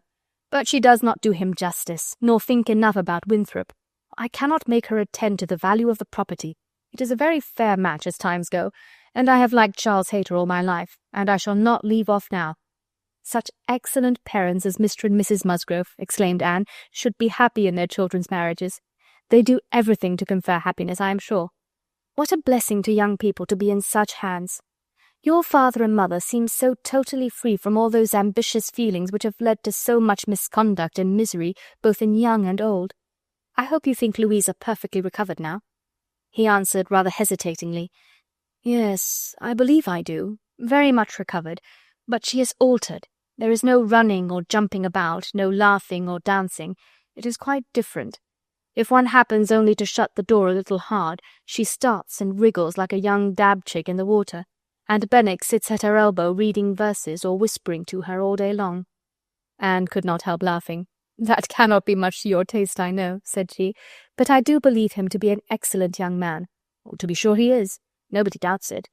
And I hope you do not think I am so illiberal as to want every man to have the same objects and pleasures as myself. I have a great value for Benwick, and when one can but get him to talk, he has plenty to say. His reading has done him no harm, for he has fought as well as read. He is a brave fellow.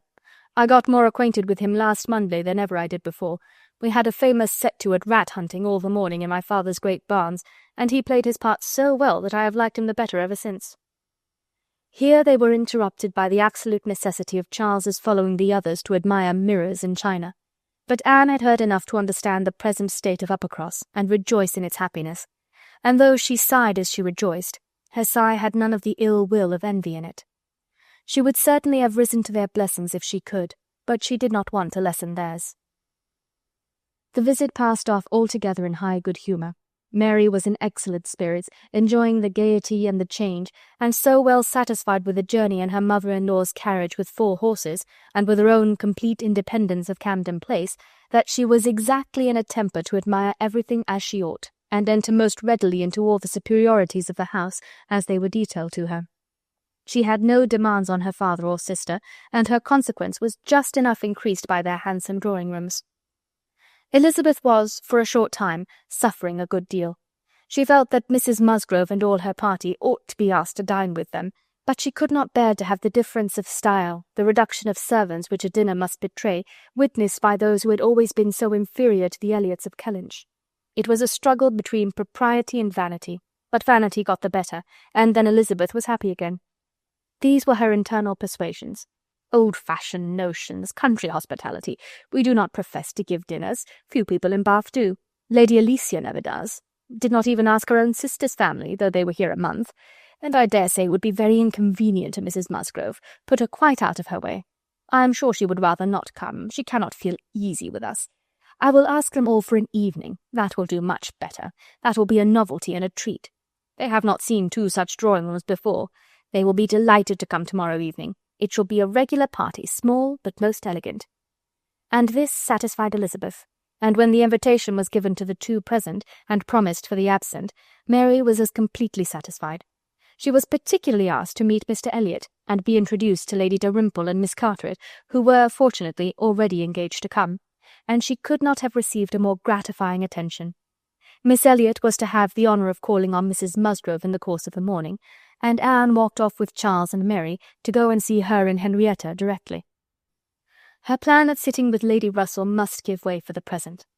They all 3 called in River Street for a couple of minutes, but Anne convinced herself that a day's delay of the intended communication could be of no consequence, and hastened forward to the White Hart to see again the friends and companions of the last autumn with an eagerness of goodwill which many associations contributed to form. They found Mrs. Musgrove and her daughter within and by themselves, and Anne had the kindest welcome from each. Henrietta was exactly in that state of recently improved views, of fresh-formed happiness, which made her full of regard and interest for everybody she had ever liked before at all, and Mrs. Musgrove's real affection had been won by her usefulness when they were in distress. It was a heartiness and a warmth and a sincerity which Anne delighted in the more from the sad want of such blessings at home. She was entreated to give them as much of her time as possible, invited for every day and all day long, or rather claimed as part of the family, and in return she naturally fell into all her wonted ways of attention and assistance, and on Charles's leaving them together, was listening to Mrs. Musgrove's history of Louisa and to Henrietta's of herself, giving opinions on business and recommendations to shops, with intervals of every help which Mary required, from altering her ribbon to settling her accounts, from finding her keys and assorting her trinkets, to trying to convince her that she was not ill-used by anybody, which Mary, well amused as she generally was, in her station at a window overlooking the entrance to the pump-room, could not but have her moments of imagining. A morning of thorough confusion was to be expected. A large party in an hotel ensured a quick, changing, unsettled scene. 5 minutes brought a note, the next a parcel, and Anne had not been there half an hour when their dining-room, spacious as it was, seemed more than half filled. A party of steady old friends were seated around Mrs. Musgrove, and Charles came back with Captains Harville and Wentworth. The appearance of the latter could not be more than the surprise of the moment. It was impossible for her to have forgotten to feel that this arrival of their common friends must be soon bringing them together again. Their last meeting had been most important in opening his feelings. She had derived from it a delightful conviction, but she feared from his looks that the same unfortunate persuasion which had hastened him away from the concert-room still governed. He did not seem to want to be near enough for conversation. She tried to be calm and leave things to take their course, and tried to dwell much on this argument of rational dependence. Surely, if there be constant attachment on each side, our hearts must understand each other ere long. We are not boy and girl to be captiously irritable, misled by every moment's inadvertence, and wantonly playing with our own happiness. And yet, a few minutes afterwards, she felt as if their being in company with each other, under the present circumstances, could only be exposing them to inadvertencies and misconstructions of the most mischievous kind. "Anne," cried Mary, still at her window, "there is Mrs. Clay, I am sure, standing under the colonnade, and a gentleman with her. I saw them turn the corner from Bath Street just now. They seem deep in talk. Who is it? Come and tell me. Good heavens, I recollect. It is Mr. Elliot himself." "No," cried Anne quickly. "It cannot be Mr. Elliot, I assure you. He was to leave Bath at 9 this morning, and does not come back till tomorrow." As she spoke, she felt that Captain Wentworth was looking at her, the consciousness of which vexed and embarrassed her, and made her regret that she had said so much, simple as it was. Mary, resenting that she should be supposed not to know her own cousin, began talking very warmly about the family features, and protesting still more positively that it was Mr. Elliot, calling again upon Anne to come and look for herself. But Anne did not mean to stir, and tried to be cool and unconcerned. Her distress returned, however, on perceiving smiles and intelligent glances pass between 2 or 3 of the lady visitors, as if they believed themselves quite in the secret. It was evident that the report concerning her had spread, and a short pause succeeded, which seemed to ensure that it would now spread farther. "Do come, Anne," cried Mary. "Come and look yourself. You will be too late if you do not make haste. They are parting. They are shaking hands. He is turning away. Not know Mr. Elliot, indeed. You seem to have forgot all about Lyme." To pacify Mary, and perhaps screen her own embarrassment, Anne did move quietly to the window. She was just in time to ascertain that it really was Mr. Elliot, which she had never believed, before he disappeared on one side, as Mrs. Clay walked quickly off on the other. And checking the surprise which she could not but feel at such an appearance of friendly conference between 2 persons of totally opposite interest, she calmly said, "Yes, it is Mr. Elliot, certainly. He has changed his hour of going, I suppose, that is all, or I may be mistaken. I might not attend," and walked back to her chair, recomposed, and with the comfortable hope of having acquitted herself well. The visitors took their leave, and Charles, having civilly seen them off, and then made a face at them and abused them for coming, began with, "Well, mother, I have done something for you that you will like. I have been to the theatre, and secured a box for tomorrow night. Aren't I a good boy? I know you love a play, and there is room for us all. It holds 9. I have engaged Captain Wentworth. Anne will not be sorry to join us, I am sure. We all like a play. Have not I done well, mother?" Mrs. Musgrove was good-humouredly beginning to express her perfect readiness for the play, if Henrietta and all the others liked it, when Mary eagerly interrupted her by exclaiming, "Good heavens, Charles, how can you think of such a thing? Take a box for tomorrow night? Have you forgot that we are engaged to Camden Place tomorrow night, and that we are most particularly asked to meet Lady Dalrymple and her daughter, and Mr. Elliot and all the principal family connections on purpose to be introduced to them? How can you be so forgetful?" "Phoo, phoo," replied Charles. "What's an evening party? Never worth remembering. Your father might have asked us to dinner, I think, if he had wanted to see us. You may do as you like, but I shall go to the play." "Oh, Charles, I declare it will be too abominable if you do, when you promised to go." "No, I did not promise. I only smirked and bowed and said the word happy. There was no promise." "But you must go, Charles. It would be unpardonable to fail. We were asked on purpose to be introduced. There was always such a great connection between the Dalrymples and ourselves. Nothing ever happened on either side that was not announced immediately. We are quite near relations, you know, and Mr. Elliot too, whom you ought so particularly to be acquainted with. Every attention is due to Mr. Elliot. Consider, my father's heir, the future representative of the family." "Don't talk to me about heirs and representatives," cried Charles. "I am not one of those who neglect the reigning power to bow to the rising sun. If I would not go for the sake of your father, I should think it scandalous to go for the sake of his heir. What is Mr. Elliot to me?" The careless expression was life to Anne, who saw that Captain Wentworth was all attention, looking and listening with his whole soul, and that the last words brought his inquiring eyes from Charles to herself. Charles and Mary still talked on in the same style, he half serious and half jesting, maintaining the scheme for the play, and she, invariably serious, most warmly opposing it, and not omitting to make it known that, however determined to go to Camden Place herself, she should not think herself very well used if they went to the play without her. Mrs. Musgrove interposed. "We had better put it off. Charles, you had much better go back and change the box for Tuesday. It would be a pity to be divided, and we should be losing Miss Anne too if there is a party at her father's. And I am sure neither Henrietta nor I should care at all for the play if Miss Anne could not be with us." Anne felt truly obliged to her for such kindness, and quite as much so for the opportunity it gave her of decidedly saying, "If it depended only on my inclination, ma'am, the party at home, excepting on Mary's account, would not be the smallest impediment. I have no pleasure in the sort of meeting, and should be too happy to change it for a play and with you. But it had better not be attempted, perhaps." She had spoken it, but she trembled when it was done, conscious that her words were listened to, and daring not even to try to observe their effect.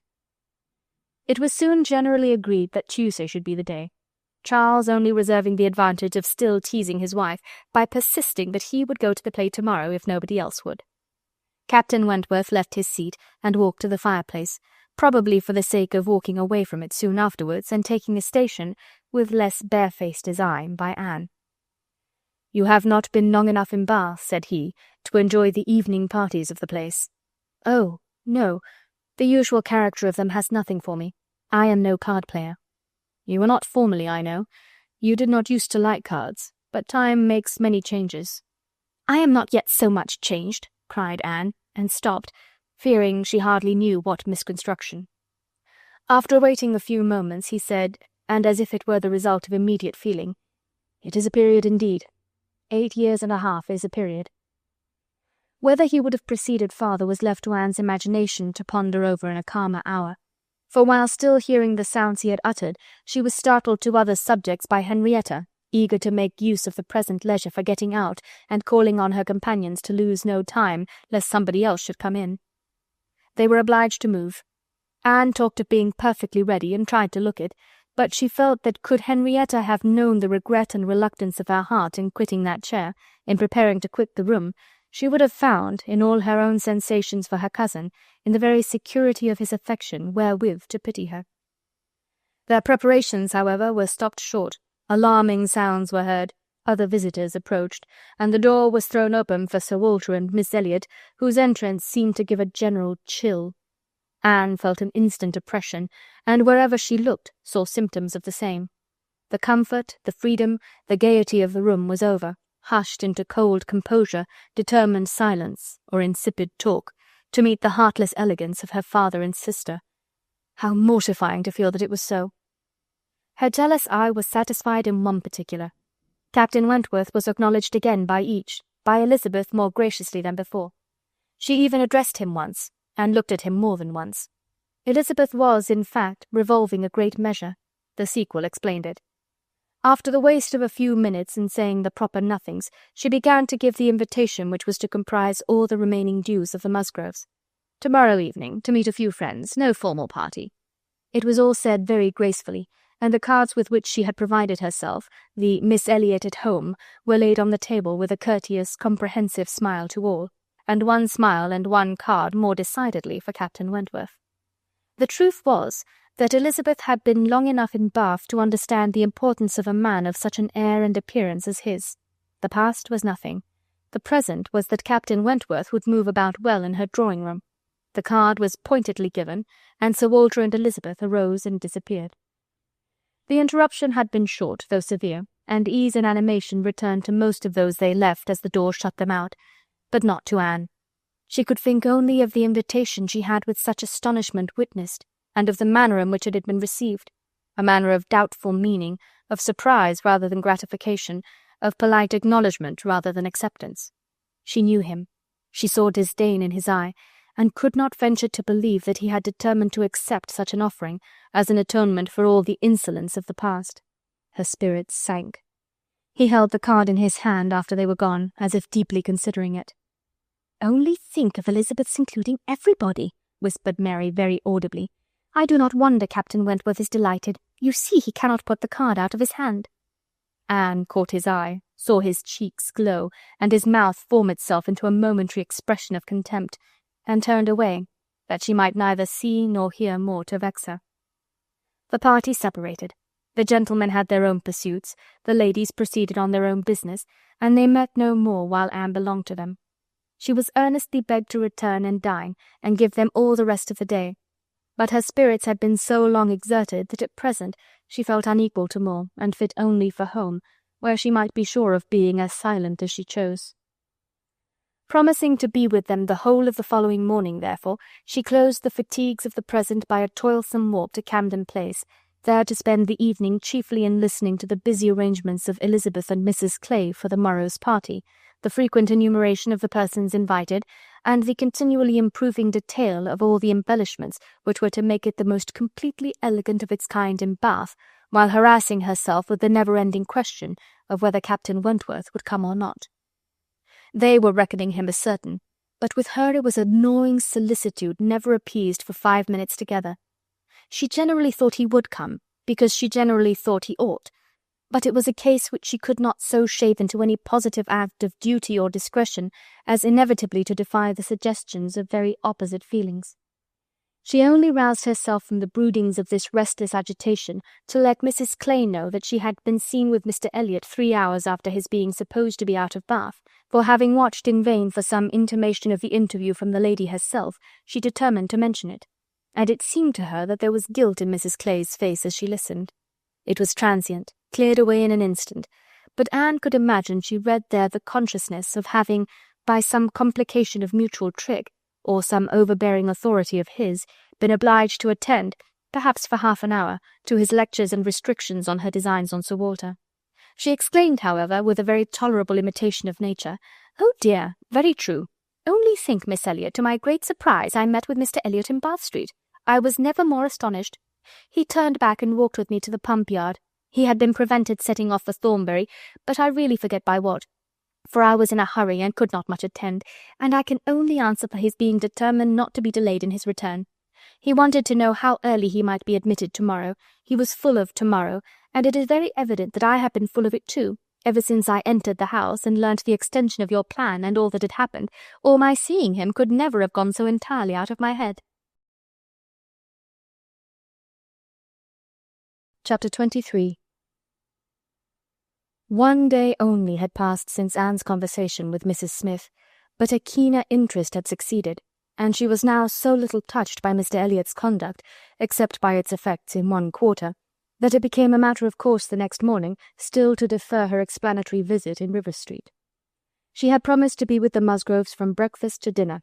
Her faith was plighted, and Mr. Elliot's character, like the Sultaness Schaherazade's head, must live another day.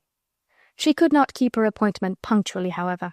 The weather was unfavourable, and she had grieved over the rain on her friend's account, and felt it very much on her own, before she was able to attempt the walk. When she reached the White Hart and made her way to the proper apartment, she found herself neither arriving quite in time, nor the first to arrive. The party before her were Mrs. Musgrove talking to Mrs. Croft, and Captain Harville to Captain Wentworth, and she immediately heard that Mary and Henrietta, too impatient to wait, had gone out the moment it had cleared, but would be back again soon, and that the strictest injunctions had been left with Mrs. Musgrove to keep her there till they returned. She had only to submit, sit down, be outwardly composed, and feel herself plunged at once in all the agitations which she had merely laid her account of tasting a little before the morning closed. There was no delay, no waste of time. She was deep in the happiness of such misery, or the misery of such happiness, instantly. 2 minutes after her entering the room, Captain Wentworth said, "We will write the letter we were talking of, Harville, now, if you will give me materials." Materials were at hand, on a separate table. He went to it, and nearly turning his back to them all, was engrossed by writing. Mrs. Musgrove was giving Mrs. Croft the history of her eldest daughter's engagement, and just in that inconvenient tone of voice which was perfectly audible while it pretended to be a whisper. Anne felt that she did not belong to the conversation, and yet, as Captain Harville seemed thoughtful and not disposed to talk, she could not avoid hearing many undesirable particulars, such as how Mr. Musgrove and my brother Hayter had met again and again to talk it over, what my brother Hayter had said one day, and what Mr. Musgrove had proposed the next, and what had occurred to my sister Hayter, and what the young people had wished, and what I said at first I never could consent to, but was afterwards persuaded to think might do very well, and a great deal in the same style of open-hearted communication. Minutiae, which, even with every advantage of taste and delicacy which good Mrs. Musgrove could not give, could be properly interesting only to the principals. Mrs. Croft was attending with great good humour, and whenever she spoke at all, it was very sensibly. Anne hoped the gentlemen might each be too much self-occupied to hear. "And so, ma'am, all these things considered," said Mrs. Musgrove in her powerful whisper, "though we could have wished it different, yet altogether we did not think it fair to stand out any longer, for Charles Hayter was quite wild about it, and Henrietta was pretty near as bad, and so we thought they had better marry at once, and make the best of it, as many others have done before them. At any rate, said I, it will be better than a long engagement." "That is precisely what I was going to observe," cried Mrs. Croft. "I would rather have young people settle on a small income at once and have to struggle with a few difficulties together than be involved in a long engagement. I always think that no mutual—" "Oh, dear Mrs. Croft," cried Mrs. Musgrove, unable to let her finish her speech, "there is nothing I so abominate for young people as a long engagement. It is what I always protested against for my children. It is all very well, I used to say, for young people to be engaged if there is a certainty of their being able to marry in 6 months, or even in 12, but a long engagement—" "Yes, dear ma'am," said Mrs. Croft, "or an uncertain engagement, an engagement which may be long. To begin without knowing that at such a time there will be the means of marrying, I hold to be very unsafe and unwise, and what I think all parents should prevent as far as they can." Anne found an unexpected interest here. She felt its application to herself, felt it in a nervous thrill all over her, and at the same moment that her eyes instinctively glanced towards the distant table, Captain Wentworth's pen ceased to move. His head was raised, pausing, listening, and he turned round the next instant to give a look, one quick, conscious look at her. The two ladies continued to talk, to re-urge the same admitted truths, and enforce them with such examples of the ill effect of a contrary practice as had fallen within their observation, but Anne heard nothing distinctly. It was only a buzz of words in her ear. Her mind was in confusion. Captain Harville, who had in truth been hearing none of it, now left his seat and moved to a window, and Anne, seeming to watch him, though it was from thorough absence of mind, became gradually sensible that he was inviting her to join him where he stood. He looked at her with a smile and a little motion of the head which expressed, "Come to me, I have something to say," and the unaffected, easy kindness of manner which denoted the feelings of an older acquaintance than he really was, strongly enforced the invitation. She roused herself and went to him. The window at which he stood was at the other end of the room from where the two ladies were sitting, and though nearer to Captain Wentworth's table, not very near. As she joined him, Captain Harville's countenance reassumed the serious, thoughtful expression which seemed its natural character. "Look here," said he, unfolding a parcel in his hand, and displaying a small miniature painting. "Do you know who that is?" "Certainly, Captain Benwick." "Yes, and you may guess who it is for, but," in a deep tone, "it was not done for her. Miss Elliot, do you remember our walking together at Lyme and grieving for him? I little thought then, but no matter. This was drawn at the Cape. He met with a clever young German artist at the Cape, and in compliance with a promise to my poor sister, sat to him, and was bringing it home for her. And I have now the charge of getting it properly set for another. It was a commission to me. But who else was there to employ? I hope I can allow for him. I am not sorry indeed to make it over to another. He undertakes it," looking towards Captain Wentworth. "He is writing about it now." And with a quivering lip he wound up the whole thing by adding, "Poor Fanny! She would not have forgotten him so soon." "No," replied Anne in a low, feeling voice. "That I can easily believe. It was not in her nature. She doted on him. It would not be the nature of any woman who truly loved." Captain Harville smiled as much as to say, "Do you claim that for your sex?" And she answered the question, smiling also. "Yes. We certainly do not forget you as soon as you forget us. It is perhaps our fate rather than our merit. We cannot help ourselves. We live at home, quiet, confined, and our feelings prey upon us.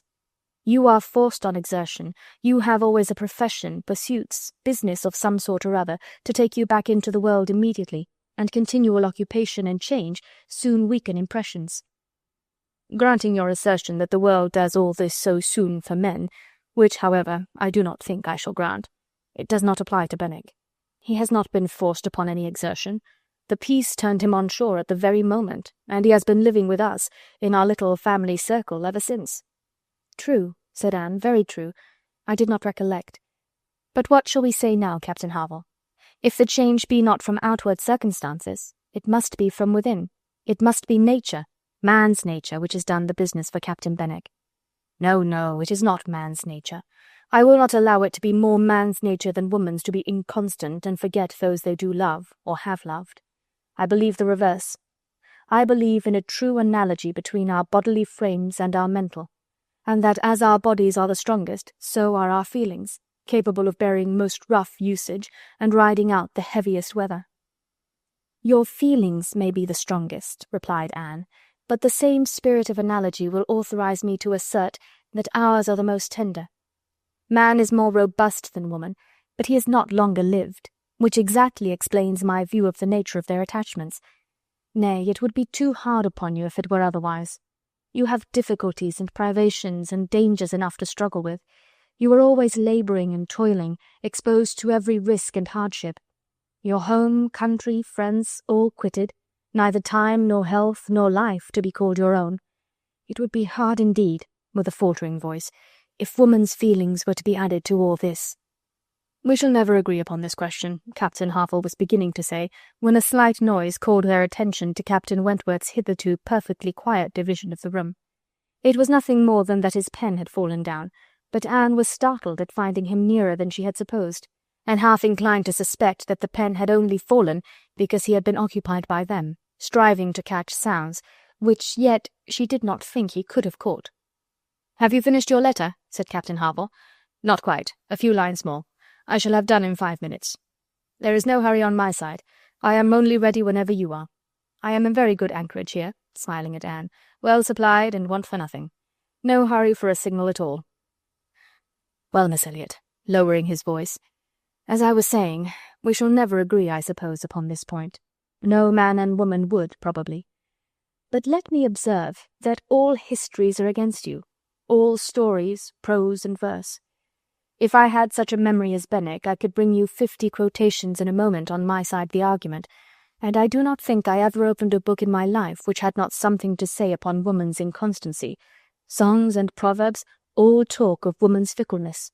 But perhaps you will say these were all written by men. Perhaps I shall. Yes, if you please, no reference to examples in books. Men have had every advantage of us in telling their own story. Education has been theirs in so much higher a degree. The pen has been in their hands. I will not allow books to prove anything. But how shall we prove anything? We never shall. We never can expect to prove anything upon such a point. It is a difference of opinion which does not admit of proof. We each begin, probably, with a little bias towards our own sex, and upon that bias build every circumstance in favour of it which has occurred within our own circle. Many of which circumstances, perhaps those very cases which strike us the most, may be precisely such as cannot be brought forward without betraying a confidence, or in some respects saying what should not be said. "Ah," cried Captain Harville in a tone of strong feeling, "if I could but make you comprehend what a man suffers when he takes a last look at his wife and children, and watches the boat that he has sent them off in, as long as it is in sight, and then turns away and says, God knows whether we ever meet again. And then, if I could convey to you the glow of his soul when he does see them again, when coming back after a 12-months absence perhaps, and obliged to put into another port, he calculates how soon it be possible to get them there, pretending to deceive himself and saying, they cannot be here till such a day, but all the while hoping for them 12 hours sooner, and seeing them arrive at last, as if heaven had given them wings, by many hours sooner still. If I could explain to you all this, and all that a man can bear and do, and glories to do, for the sake of these treasures of his existence. I speak, you know, only of such men as have hearts, pressing his own with emotion. Oh, cried Anne eagerly, I hope I do justice to all that is felt by you, and by those who resemble you. God forbid that I should undervalue the warm and faithful feelings of any of my fellow creatures. I should deserve utter contempt if I dared to suppose that true attachment and constancy were known only by woman. No, I believe you capable of everything great and good in your married lives. I believe you equal to every important exertion and to every domestic forbearance, so long as, if I may be allowed the expression, so long as you have an object. I mean, while the woman you love lives, and lives for you. All the privilege I claim for my own sex, it is not a very enviable one, you need not covet it, is that of loving longest when existence or when hope is gone. She could not immediately have uttered another sentence. Her heart was too full, her breath too much oppressed. You are a good soul, cried Captain Harville, putting his hand on her arm quite affectionately. There is no quarrelling with you. And when I think of Benwick, my tongue is tied. Their attention was called toward the others. Mrs. Croft was taking leave. Here, Frederick, you and I part company, I believe, said she. I am going home, and you have an engagement with your friend. Tonight we may have the pleasure of all meeting again at your party, turning to Anne. We had your sister's card yesterday, and I understood Frederick had a card too, though I did not see it. And you are disengaged, Frederick, are you not, as well as ourselves? Captain Wentworth was folding up a letter in great haste, and either could not or would not answer fully. Yes, said he, very true. Here we separate, but Harville and I shall soon be after you. That is, Harville, if you are ready, I am in half a minute. I know you will not be sorry to be off.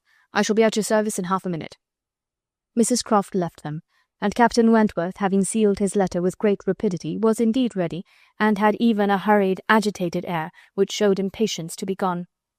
Anne knew not how to understand it. She had the kindest good morning, God bless you, from Captain Harville, but from him not a word nor a look. He had passed out of the room without a look. She had only time, however, to move closer to the table where he had been writing, when footsteps were heard returning. The door opened. It was himself. He begged their pardon, but he had forgotten his gloves, and instantly crossing the room to the writing-table, he drew out a letter from under the scattered paper, placed it before Anne with eyes of glowing entreaty fixed on her for a time, and hastily collecting his gloves, was again out of the room, almost before Mrs. Musgrove was aware of his being in it, the work of an instant. The revolution which one instant had made in Anne was almost beyond expression. The letter, with the direction hardly legible, to Miss A. E., was evidently the one which he had been folding so hastily. While supposed to be writing only to Captain Benwick, he had been also addressing her. On the contents of that letter depended all which this world could do for her. Anything was possible, anything might be defied rather than suspense.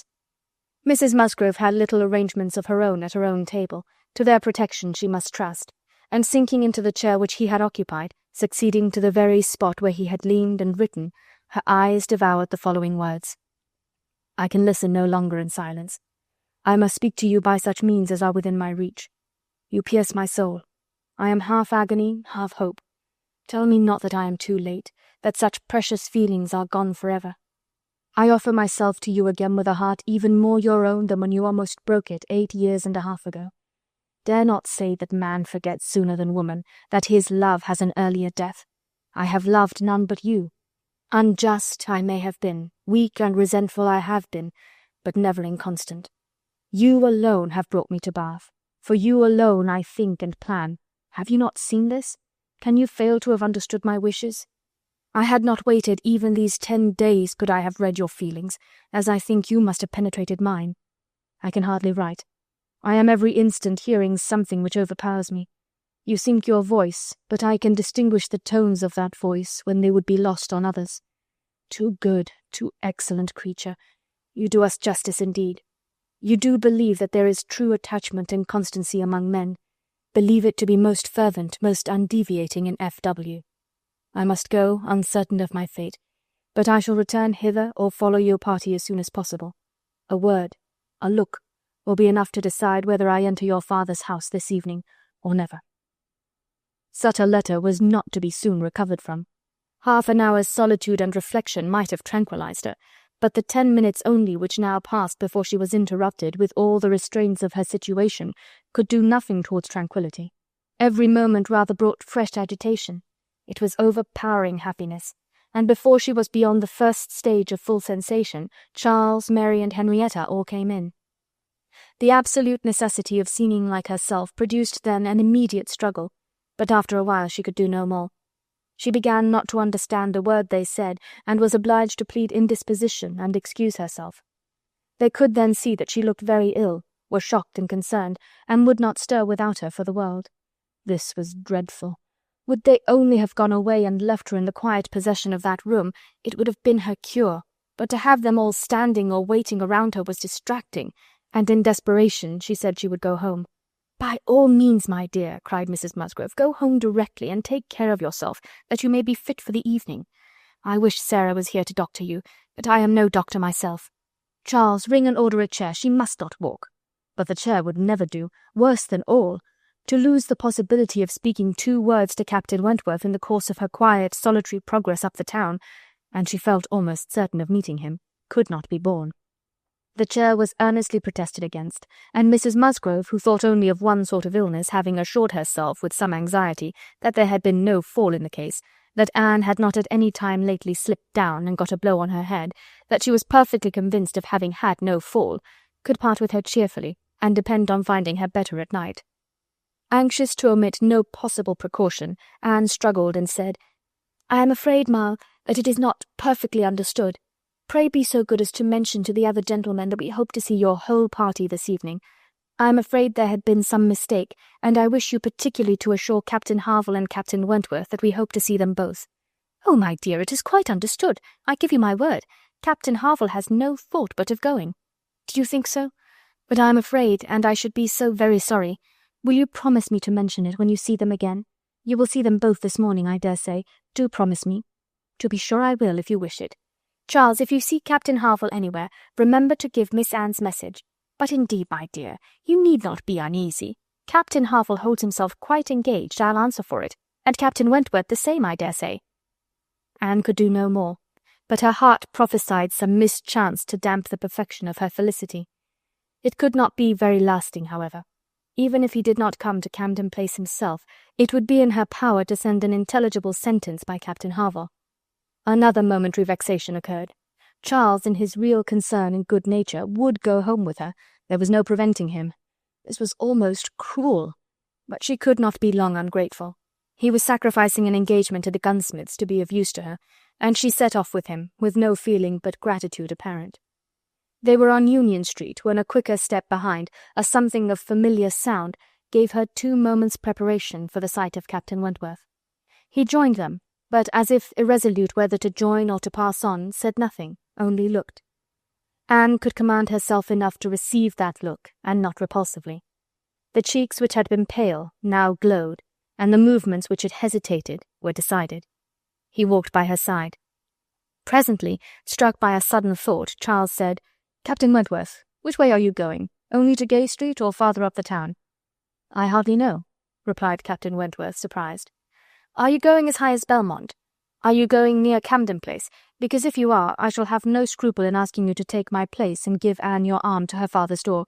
She is rather done for this morning, and must not go so far without help, and I ought to be at that fellow's in the market-place. He promised me the sight of a capital gun he is just going to send off, said he would keep it unpacked to the last possible moment that I might see it, and if I do not turn back now I have no chance. By his description, a good deal like the second-sized double barrel of mine which you shot with one day round Winthrop."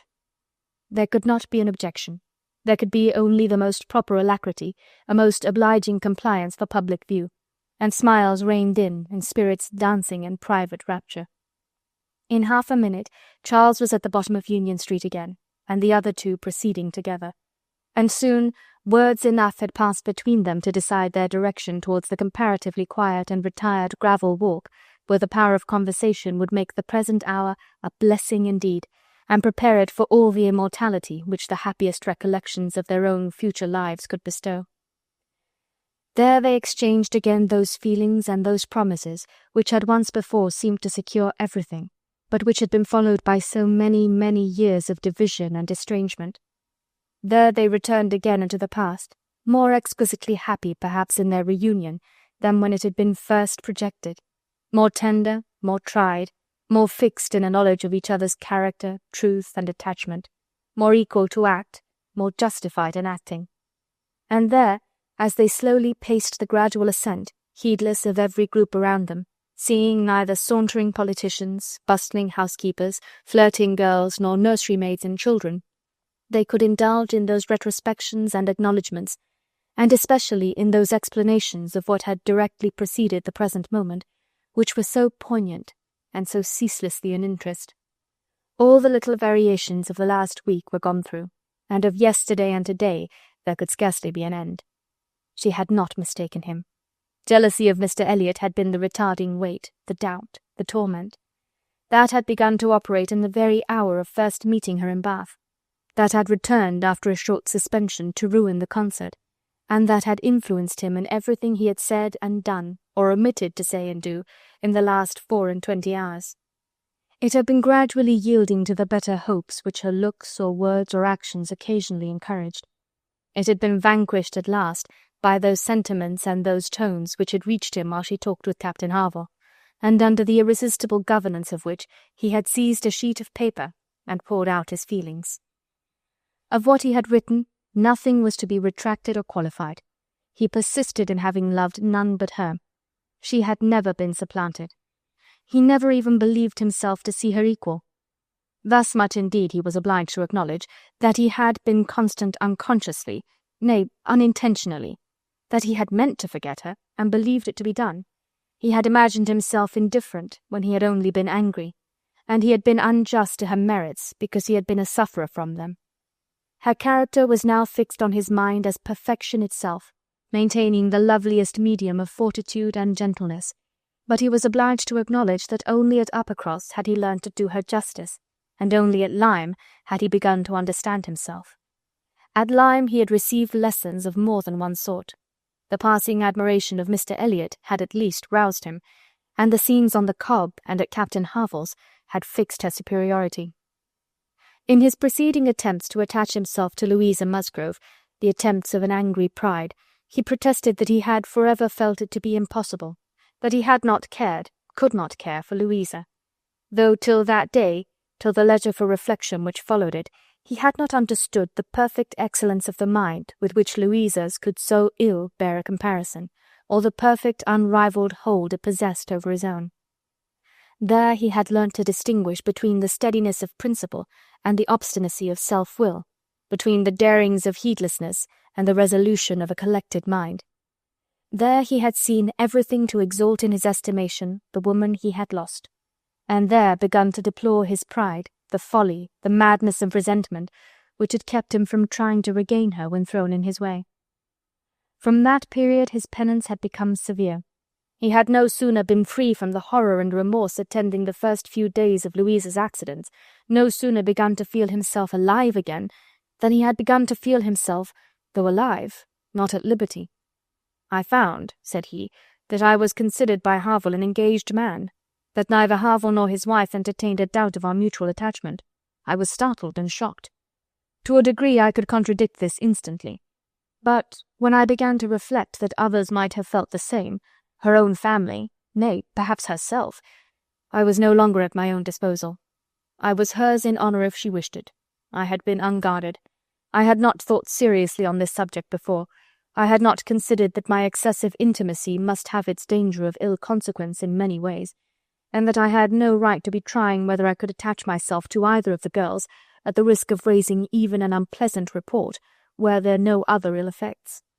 I had been grossly wrong, and must abide the consequences." He found too late, in short, that he had entangled himself, and that precisely as he became fully satisfied of his not caring for Louisa at all, He must regard himself as bound to her, if her sentiments for him were what the Harvilles supposed. It determined him to leave Lyme and await her complete recovery elsewhere. He would gladly weaken by any fair means whatever feelings or speculations concerning him might exist, and he went therefore to his brother's, meaning after a while to return to Kellynch and act as circumstances might require. "I was 6 weeks with Edward," said he, "and saw him happy. I could have no other pleasure. I deserved none.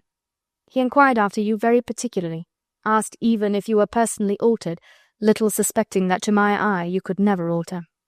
Anne smiled and let it pass. It was too pleasing a blunder for a reproach.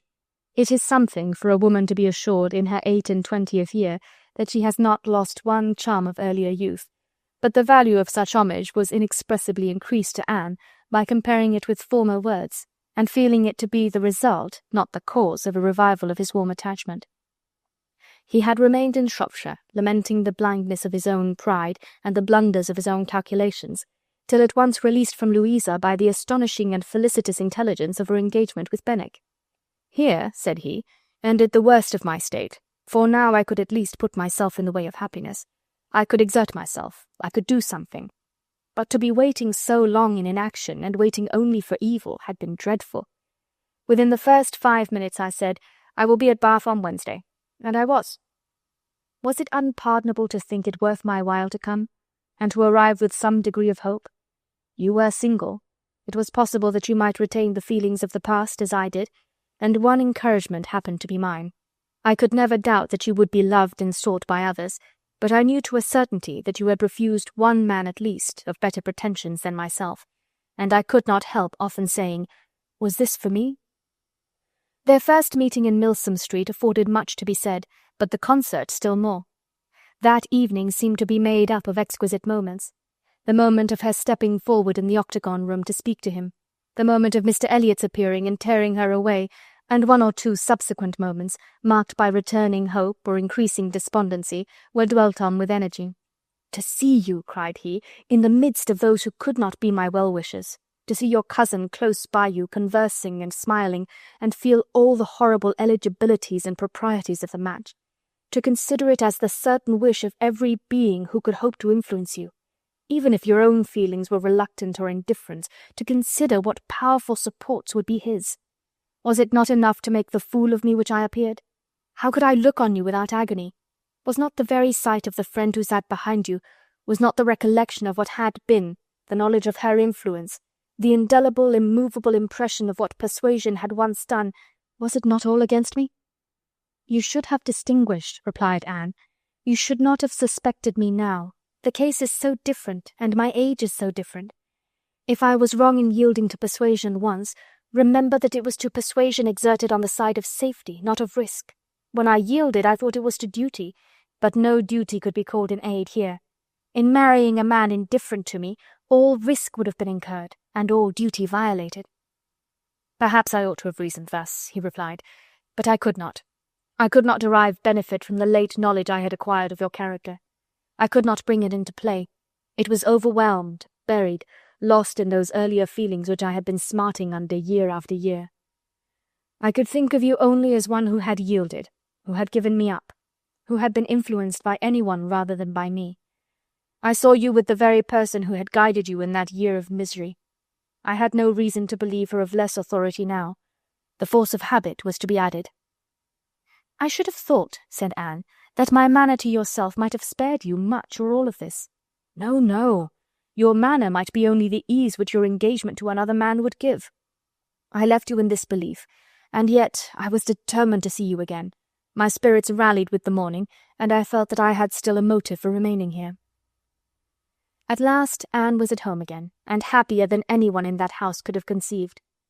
All the surprise and suspense, and every other painful part of the morning dissipated by this conversation, she re-entered the house so happy as to be obliged to find an alloy in some momentary apprehensions of its being impossible to last. An interval of meditation, serious and grateful, was the best corrective of everything dangerous in such high-wrought felicity, and she went to her room and grew steadfast and fearless in the thankfulness of her enjoyment. The evening came. The drawing-rooms were lighted up, the company assembled. It was but a card party. It was but a mixture of those who had never met before and those who met too often. A commonplace business, too numerous for intimacy, too small for variety. But Anne had never found an evening shorter. Glowing and lovely in sensibility and happiness, and more generally admired than she thought about or cared for, she had cheerful or forbearing feelings for every creature around her. Mr. Elliot was there. She avoided, but she could pity him. The Wallaces, she had amusement in understanding them. Lady Dalrymple and Miss Carteret, they would soon be innoxious cousins to her. She cared not for Mrs. Clay, and had nothing to blush for in the public manners of her father and sister. With the Musgroves there was the happy chat of perfect ease. With Captain Harville, the kind-hearted intercourse of brother and sister. With Lady Russell, attempts at conversation which a delicious consciousness cut short.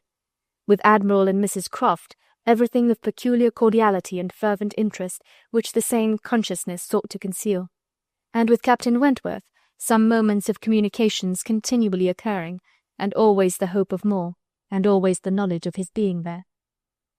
It was in one of these short meetings, each apparently occupied in admiring a fine display of greenhouse plants, that she said, "I have been thinking over the past, and trying impartially to judge of the right and wrong, I mean with regard to myself, and I must believe that I was right, much as I suffered from it, that I was perfectly right in being guided by the friend whom you will love better than you do now.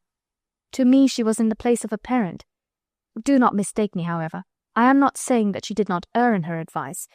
It was perhaps one of those cases in which advice is good or bad only as the event decides, and for myself, I certainly never should, in any circumstance of tolerable similarity, give such advice. But I mean that I was right in submitting to her, and that if I had done otherwise, I should have suffered more in continuing the engagement than I did even in giving it up, because I should have suffered in my conscience. I have now, as far as such a sentiment is allowable in human nature, nothing to reproach myself with, and if I mistake not, a strong sense of duty is no bad part of a woman's portion." He looked at her, looked at Lady Russell, and looking at her again, replied as if in cool deliberation, "Not yet, but there are hopes of her being forgiven in time. I trust to being in charity with her soon. But I too have been thinking over the past, and a question has suggested itself, whether there may not have been one person more my enemy even than that lady, my own self. Tell me if, when I returned to England in the year 8 with a few £1,000 and was posted into the Laconia, if I had then written to you, would you have answered my letter? Would you, in short, have renewed the engagement then?" "Would I?" was all her answer, but her accent was decisive enough. "Good God!" he cried, "you would.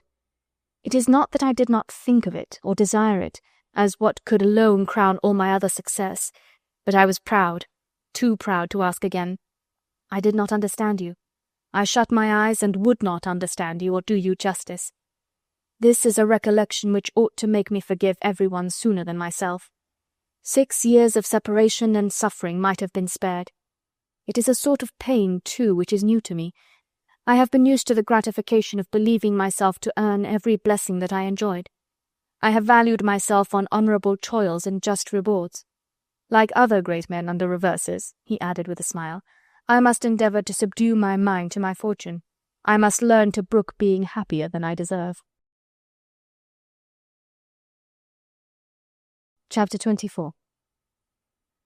Who can be in doubt of what followed? When any two young people take it into their heads to marry, they are pretty sure by perseverance to carry their point, be they ever so poor, or ever so imprudent, or ever so little likely to be necessary to each other's ultimate comfort. This may be bad morality to conclude with, but I believe it to be truth, and if such parties succeed, how could a Captain Wentworth and an Anne Elliot, with the advantage of maturity of mind, consciousness of right, and one independent fortune between them, fail of bearing down every opposition? They might, in fact, have borne down a great deal more than they met with, for there was little to distress them beyond the want of graciousness and warmth. Sir Walter made no objection, and Elizabeth did nothing worse than look cold and unconcerned. Captain Wentworth, with £25,000, and as high in his profession as merit and activity could place him, was no longer nobody. He was now esteemed quite worthy to address the daughter of a foolish, spendthrift baronet, who had not had principle or sense enough to maintain himself in the situation in which Providence had placed him, and who could give his daughter at present but a small part of the share of £10,000 which must be hers hereafter. Sir Walter, indeed, though he had no affection for Anne, and no vanity flattered to make him really happy on the occasion, was very far from thinking it a bad match for her. On the contrary, when he saw more of Captain Wentworth, saw him repeatedly by daylight, and eyed him well, he was very much struck by his personal claims, and felt that his superiority of appearance might be not fairly unbalanced against her superiority of rank. And all this, assisted by his well-sounding name, enabled Sir Walter at last to prepare his pen, with a very good grace, for the insertion of the marriage in the volume of honour. The only one among them whose opposition of feeling could excite any serious anxiety was Lady Russell. Anne knew that Lady Russell must be suffering some pain in understanding and relinquishing Mr. Elliot, and be making some struggles to become truly acquainted with and do justice to Captain Wentworth. This, however, was what Lady Russell had now to do. She must learn to feel that she had been mistaken with regard to both, that she had been unfairly influenced by appearances in each, that because Captain Wentworth's manners had not suited her own ideas, she had been too quick in suspecting them to indicate a character of dangerous impetuosity, and that because Mr. Elliot's manners had precisely pleased her in their propriety and correctness, their general politeness and suavity, she had been too quick in receiving them as the certain result of the most correct opinions and well-regulated mind. There was nothing less for Lady Russell to do than to admit that she had been pretty completely wrong, and to take up a new set of opinions and of hopes. There is a quickness of perception in some, a nicety in the discernment of character, a natural penetration, in short, which no experience in others can equal, and Lady Russell had been less gifted in this part of understanding than her young friend.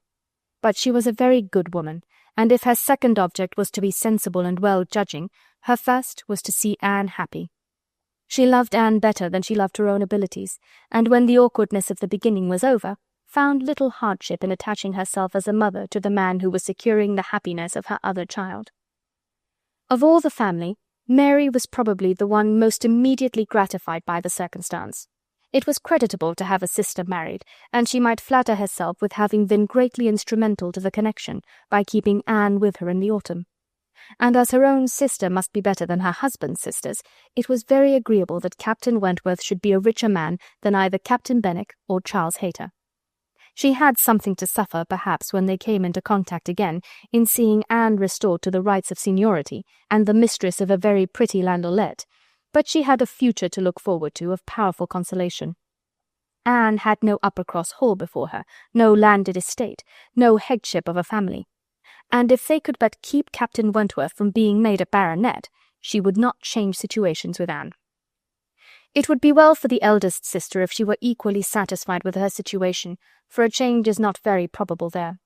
She had soon the mortification of seeing Mr. Elliot withdraw, and no one of proper condition has since presented himself to raise even the unfounded hopes which sunk with him. The news of his cousin Anne's engagement burst on Mr. Elliot most unexpectedly. It deranged his best plan of domestic happiness, his best hope of keeping Sir Walter single by the watchfulness which a son-in-law's rights would have given. But though discomfited and disappointed, he could still do something for his own interest and his own enjoyment. He soon quitted Bath, and on Mrs. Clay's quitting it soon afterwards, and being next heard of as established under his protection in London, it was evident how double a game he had been playing, and how determined he was to save himself from being cut out by one artful woman at least. Mrs. Clay's affections had overpowered her interest, and she had sacrificed, for the young man's sake, the possibility of scheming longer for Sir Walter. She has abilities, however, as well as affections, and it is now a doubtful point whether his cunning or hers may finally carry the day, whether, after preventing her from being the wife of Sir Walter, he may not be wheedled and caressed at last into making her the wife of Sir William. It cannot be doubted that Sir Walter and Elizabeth were shocked and mortified by the loss of their companion, and the discovery of their deception in her. They had their great cousins, to be sure, to resort to for comfort, but they must long feel that to flatter and follow others, without being flattered and followed in turn, is but a state of half-enjoyment. Anne, satisfied at a very early period of Lady Russell's meaning to love Captain Wentworth as she ought, had no other alloy to the happiness of her prospects than what arose from the consciousness of having no relations to bestow on him which a man of sense could value. There she felt her own inferiority very keenly. The disproportion in their fortune was nothing. It did not give her a moment's regret. But to have no family to receive and estimate him properly, nothing of respectability, of harmony, of goodwill to offer in return for all the worth and all the prompt welcome which met her in his brothers and sisters, was a source of as lively pain as her mind could well be sensible of under circumstances of otherwise strong felicity. She had but 2 friends in the world to add to his list, Lady Russell and Mrs. Smith. To those, however, he was very well disposed to attach himself. Lady Russell, in spite of all her former transgressions, he could now value from his heart. While he was not obliged to say that he believed her to have been right in originally dividing them, he was ready to say almost everything else in her favour. And as for Mrs. Smith, she had claims of various kinds to recommend her quickly and permanently. Her recent good offices by Anne had been enough in themselves, and their marriage, instead of depriving her of 1 friend, secured her 2. She was their earliest visitor in their settled life, and Captain Wentworth, by putting her in the way of recovering her husband's property in the West Indies, by writing for her, acting for her, and seeing her through all the pretty difficulties of the case with the activity and exertion of a fearless man and a determined friend, fully requited the services which she had rendered, or ever meant to render, to his wife. Mrs. Smith's enjoyments were not spoiled by this improvement of income, with some improvement of health and the acquisition of such friends to be often with, for her cheerfulness and mental alacrity did not fail her. And while these prime supplies of good remained, she might have bid defiance even to greater accessions of worldly prosperity. She might have been absolutely rich and perfectly healthy, and yet be happy. Her spring of felicity was in the glow of her spirits, as her friend Anne's was in the warmth of her heart. Anne was tenderness itself, and she had the full worth of it in Captain Wentworth's affection. His profession was all that could ever make her friends wish that tenderness less, the dread of a future war all that could dim her sunshine. She gloried in being a sailor's wife, but she must pay the tax of quick alarm for belonging to that profession which is, if possible, more distinguished in its domestic virtues than in its national importance. End of Persuasion by Jane Austen.